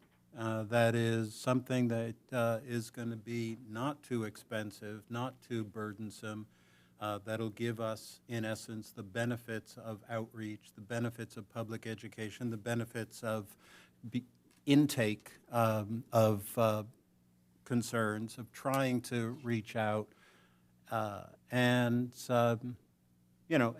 do it in as cost-efficient a way as possible. If that, I don't know what the costs would be, so that would be relevant to whatever that report is. I don't know if, in other words, if it comes out, let's say it's quarterly, does that mean, if it's $30,000, does it mean we should cut out a committee? Because, we don't have a cap on committees, but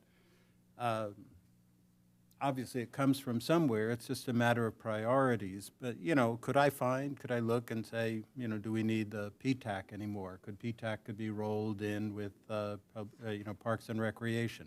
Yeah, it could. Do we want to do that? It's a separate conversation, I guess I'd say. It's one that could be addressed independently. But for now, well, anyway, I won't go on. That's I think there's a foundation there for accomplishing the goals that people have, but as Councilmember Kiriakou said, we need to see the details, the specifics of how it would work and so forth. And so the staff has accumulated a lot of examples of different types of cities, different works that they've done. There's going to be some that seem like, yeah, that works really well. Others where you think, ooh. And to, come up with an amalgam of something that looks like it would work well. So that would be my proposal. Okay. Councilmember Reyes-Martin? Thank you. Just in responding to, what I've heard from others and from public comment, and we did get some emailed public comment as well, which are included in the public record. So part of what I'm hearing is, which I agree with, is how do we structure a process and more opportunities for public input, and take in that information in a way that is really accessible and that then can be compiled and presented to council as a piece of advisory information from the public. I think there's validity to that, and I think we would all welcome more public input on this topic. I guess then my question is, could we not task our Public Engagement Commission with doing that? With having a process where they have a series of meetings where they have maybe some presentations from staff about different topics and take in that information. Could that be combined with a series of neighborhood meetings where there's even more informal spaces for people to give input? I think we've had so many examples of those neighborhood type meetings where we're seeking input that have been wildly successful, like the Stowe Park meetings were always packed, and plenty of neighbors, walked out to in a more informal setting, give lots of really great input, and that process absolutely led to a great and probably better product than if they hadn't done that. I'm just trying to think through some of this. I think I'm along the same lines as Councilmember Kiriakou, where I'm not opposed to a commission, as an advisory commission. I just want to have really thought through, is there another way to achieve what we want to get? And if we're kind of zeroing in on this public input through some of our existing processes or streamlining other processes that we have. And then shouldn't that also be in the bigger context of our department work plans? If we move forward with any of, especially option 3 or 4 tonight, does that then automatically become, one of those top priorities in the work plans that are coming to us in a few months? And have we then displaced something else that was on that list, or then we have to figure out how to allocate additional budget to that? Again, I had the same comment when we did the Human Resources Committee, where I would rather have a process where we're looking at all of our commissions and committees more holistically and identifying, does this fit within something we already have, or does it need to be something separate?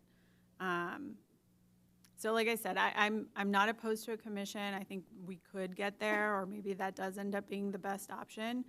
But I did want to say, if the idea is to have more and more accessible ways for the public to give input, I think we have a public engagement commission, and maybe there's an opportunity to utilize that or leverage that in a different way. That's a very diverse group of folks. And I do still continue to think that more public neighborhood meetings would be beneficial. I'm wondering if we could all look at the possibility of moving forward with first of all, I have concerns about option 3 of the Brown Act. I think that could get complicated. I know I sit on the the homelessness task force, and it sometimes does get complicated because we have to each take a turn at wrap the meetings that are every Monday. Because we can't go together. We can't sit in on the elected leaders task force on homelessness. We have to decide who, because one can go and just listen, but we can't comment. So I have concerns about option 3. I sit on MTD, so I know that's kind of can be so I'm not a fan of 3, but I'm wondering, because I'm kind of hearing that we all think maybe a commission or committee of some sort where it's very informal. I don't know about public engagement. They're kind of tasked with a certain, I don't know if we'd be able to put circulation and transportation in with public engagement. I'm not sure. It wouldn't be tasking with that. It would just be the conduit to get the public. They would be hosting the workshop or public meeting. That was more my question about that. And maybe that doesn't work, but we already have something that's called public engagement, if that's part of the goal of what we're trying to get. Right. It's just another, it's what I'm concerned about and why I'm thinking so much on 4, supportive of 4, because I think it could get a population of different diverse people if we selected them. It wouldn't just be, we'd have to interview so that we know somebody that drives all the time and is problematic, the streets are an issue, or somebody that is a bicyclist, or even a student who's going to school on the bus, or somebody that it would be a different group of people that would come in and offer their expertise as a whole. And my thought was, maybe I'm being naive here, but my thought was that they would learn from each other about the needs and also the expense of what we are all facing. We'd love to do everything that, you know, they'd like, but we can't financially. We can't fix our roads all at once. So, I mean, I'm wondering if we might look at coming back with how to look at 4 in a different way that doesn't overburden the staff, public works.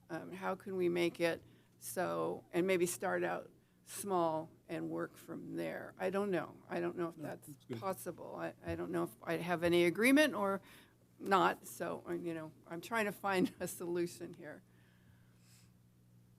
Do you have anything to say? Councilmember Carriaco, you had that look. Yeah, no, I'm always happy to say things. That was for you, Rich. You know, I think we're largely trying to solve the same problem. I think we're largely in agreement that we need to engage the public more. I could argue it both ways on whether or not the Public Engagement Commission is the appropriate vehicle or not. At the end of the day, I think I'm less concerned about the vehicle and more concerned about just what is the thing that's going to happen that leads to the better end product. And I think at the end of the day, that is a meeting where the public can come. The public is specifically invited. They're specifically asked, we want your input. And, you know, I don't think we necessarily have to limit it to just the pavement program. I think it could be periodic updates to the bicycle and pedestrian master plan. It could even be input on the capital improvement program. I mean, you could basically just have an open house that is just like a structured thing that you do every year, and it informs these programs. And it's, to me, it's less about who gets a title and a specific invitation to come, and it's more about making it a discussion that all those groups would want to come to. So I guess I'm less, you know, I can do option 4, you know, or some kind of hybrid version of it if we feel we really need to have people specifically appointed to be at the meeting and have some kind of a voice that goes beyond public comment. I guess I could get behind that, but I guess I'm more interested in the short term of just facilitating having that open dialogue out in the community, not necessarily in chambers, where the public can come, and then give staff direction to add this, you know, option 4 kind of idea as a work plan item, and then we can actually have a conversation as a whole council where, you know, a public transportation commission is weighed against all the other things that we're telling staff to do with the limited resources we have. I think that would be the fairer thing from the standpoint of all the other things that we've met and talked about and deliberated about over the years. I mean, God, I can think about Old Town Visioning and how it just kind of kept moving up and down the list, and there are always trade-offs and there are always things that happen, but that was a public process.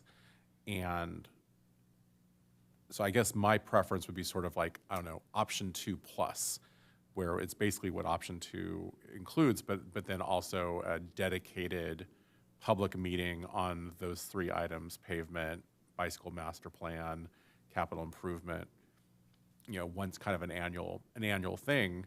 And that would start us off. That could be scaled up pretty quickly because we're already largely doing it. So we can show action and we can show interest in public input right away.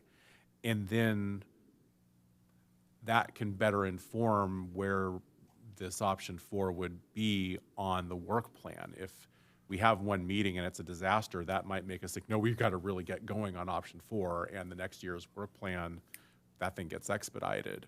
Or it could say, oh, this seems to be working, and then maybe option 4 slides down the work plan because it's less of a priority because the meetings seem to be working. So I guess that's, you know, I was asked my opinion. I think that's where I'm at right now. Councilmember Keston? Well, I guess, I don't see a lot of, I don't think there's a problem in a way, because with option 4, it has to go onto a work plan for to flesh out the details. It's still, even if we agree, yes, option 4, a commission makes sense, how it looks, how many, whether it's 5 people, 7 people, whether it's, all of those details still have to be worked out, how often they meet, what projects they cover, and so anything that we do is going to be a work plan item that would come back to us for further discussion. And I certainly support, having some interim thing of, a public meeting of some kind or another. But, so, yeah, that sounds, I see. Councilmember Reyes-Martin? Thank you. I want to try to maybe restate and refine what I heard from Councilmember Kiriakou. So it would be supporting on more of a short term, and I would look to staff on the timing on that. But we have some really big, meaty topics coming up with both the pavement management program, CIP, and other updates. Some kind of public meeting, maybe that is like an open house. But it really an opportunity where people aren't just like sitting and then coming up and doing their 2 or 3 minutes, but really being able to talk to staff, learn about the projects, give input, opportunities for them to give input, and that information is compiled for the council and presented back to council. I do really like that idea. And then I do think that if there's enough of a support to continue considering an advisory commission, that should be evaluated in the Public Works work plan for us to determine what the priority is for that, what the timing for when it should be implemented, because all of the startup time to create a commission involves not just Public Works, and we should look at that in the context of the full work plan. So I could support that.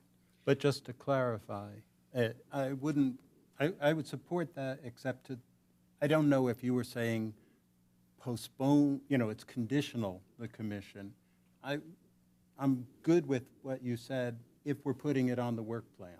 Well, the way that I understand the work plans come is, the staff will say, here's what we have heard from council. In March. Is a priority, and then we have an opportunity to affirm put it that. higher or lower. Put it higher or lower, or affirm that. Okay.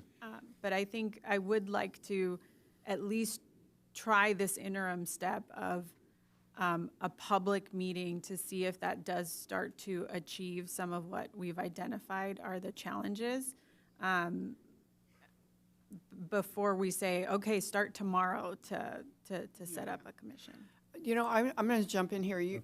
I have a question for you, Councilmember Reyes-Martin, on a workshop where they come here. Are you envisioning like stations where they go around and they learn information?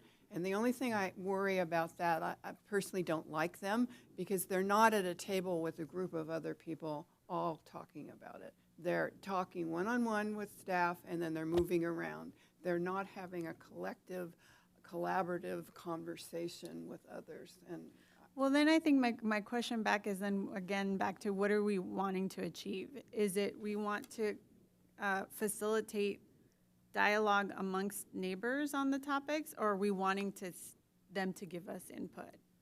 Because I do think that, and I would not envision an open house or workshop happening here. It would be somewhere out in the community center, an NPR at Brandon. I'm thinking of like big spaces where you could have that are inviting, that are known to the community.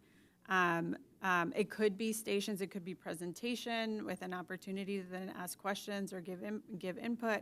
I think if the goal is to get input from the community, I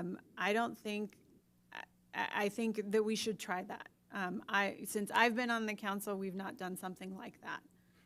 And I'd like to do that. And we might still end up in the same place where a top priority is to move forward with a commission. But I do think that we should do something like that. I would just note that a commission, I think that's fine for us to do that in the intervening, in interim period. That's certainly good. But a commission potentially long run offers benefits that sort of an ad hoc meeting doesn't offer, because there's going to be particular projects that come up, particular issues that come up over time. But anyway, I think good. We're in a good space. Yeah.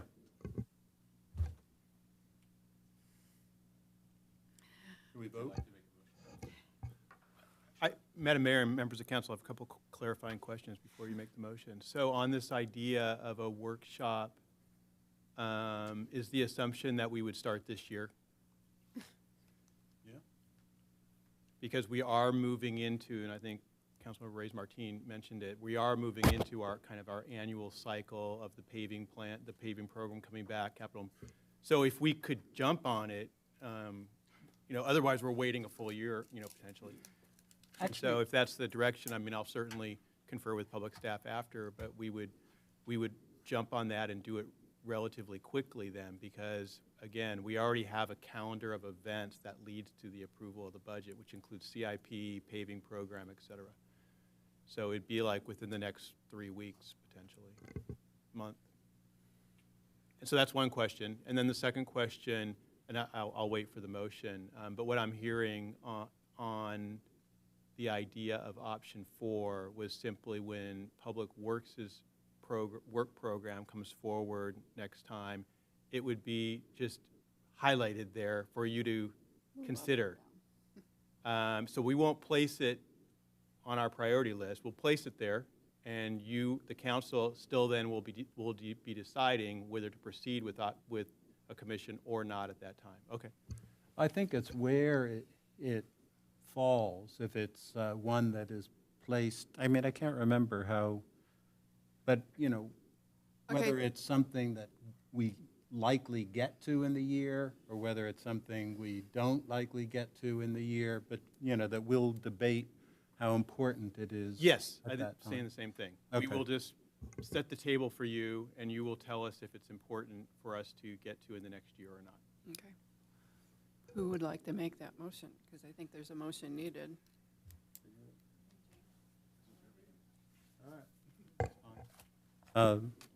That we move that, let me see if I can get it right, that Public Works organize some sort of community meeting in an external space to talk about the various sort of issues and work plans of the larger projects, so the larger citywide things and issues of concern to the public, and to do that in the short term.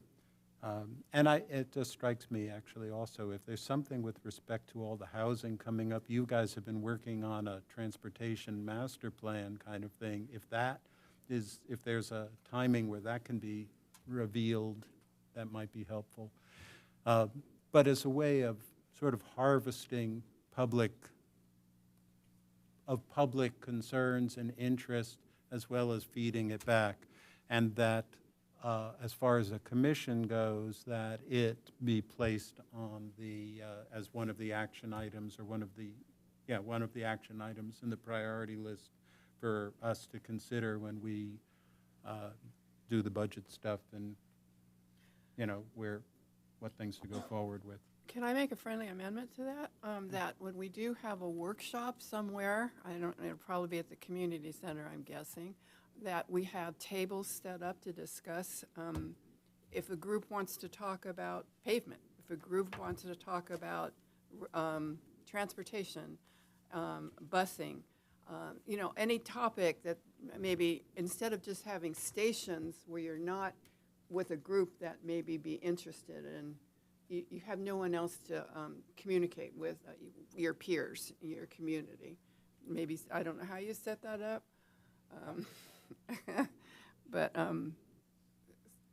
because I've been to enough workshops where I don't think, I'll be honest, you go around It's not a presentation, it's just you go around and they talk, but they're not collaborating with each other. There's no public engagement. I think you're kind of describing, like, it's sometimes called like the World Cafe model, where it's like a facilitated discussion amongst people that are interested in a specific topic. Well, that's, yeah, something like that. Yeah, I think we understand. I mean, we would still have the stations, I think, so people could get their wheels turning. Sure. And they walk around and talk to staff, but then Yeah. to your, Yeah, and I'd be then we would have these tables. Okay, now you found out what you're interested in. Understood. The next half of the meeting, if you want to talk about pavement, go to table 1. It's So just you like accept it's my been friendly suggested. amendment? Sure. Yeah. But I would add, I don't know if this is part of the amendment, just as an observation, if you can think of a model that works for you, of a commission that really doesn't seem burdensome, that seems like it could be advantageous, that would be helpful. Okay. Okay, we have a motion on the table. Do we And have a second? Mayor, with that friendly amendment, is that also your second to? Okay, thank you. So then we'll do a roll call vote. Council members, please lock in your votes. Councilmember Reyes Martin. Aye. Councilmember Kiriakou. Aye. Councilmember Kasdan. Aye. Mayor Pro Tempore Smith. Yes. And Mayor Perotti. Aye. Ayes have it. Okay. Okay. Do we have any council comments on standing committee reports?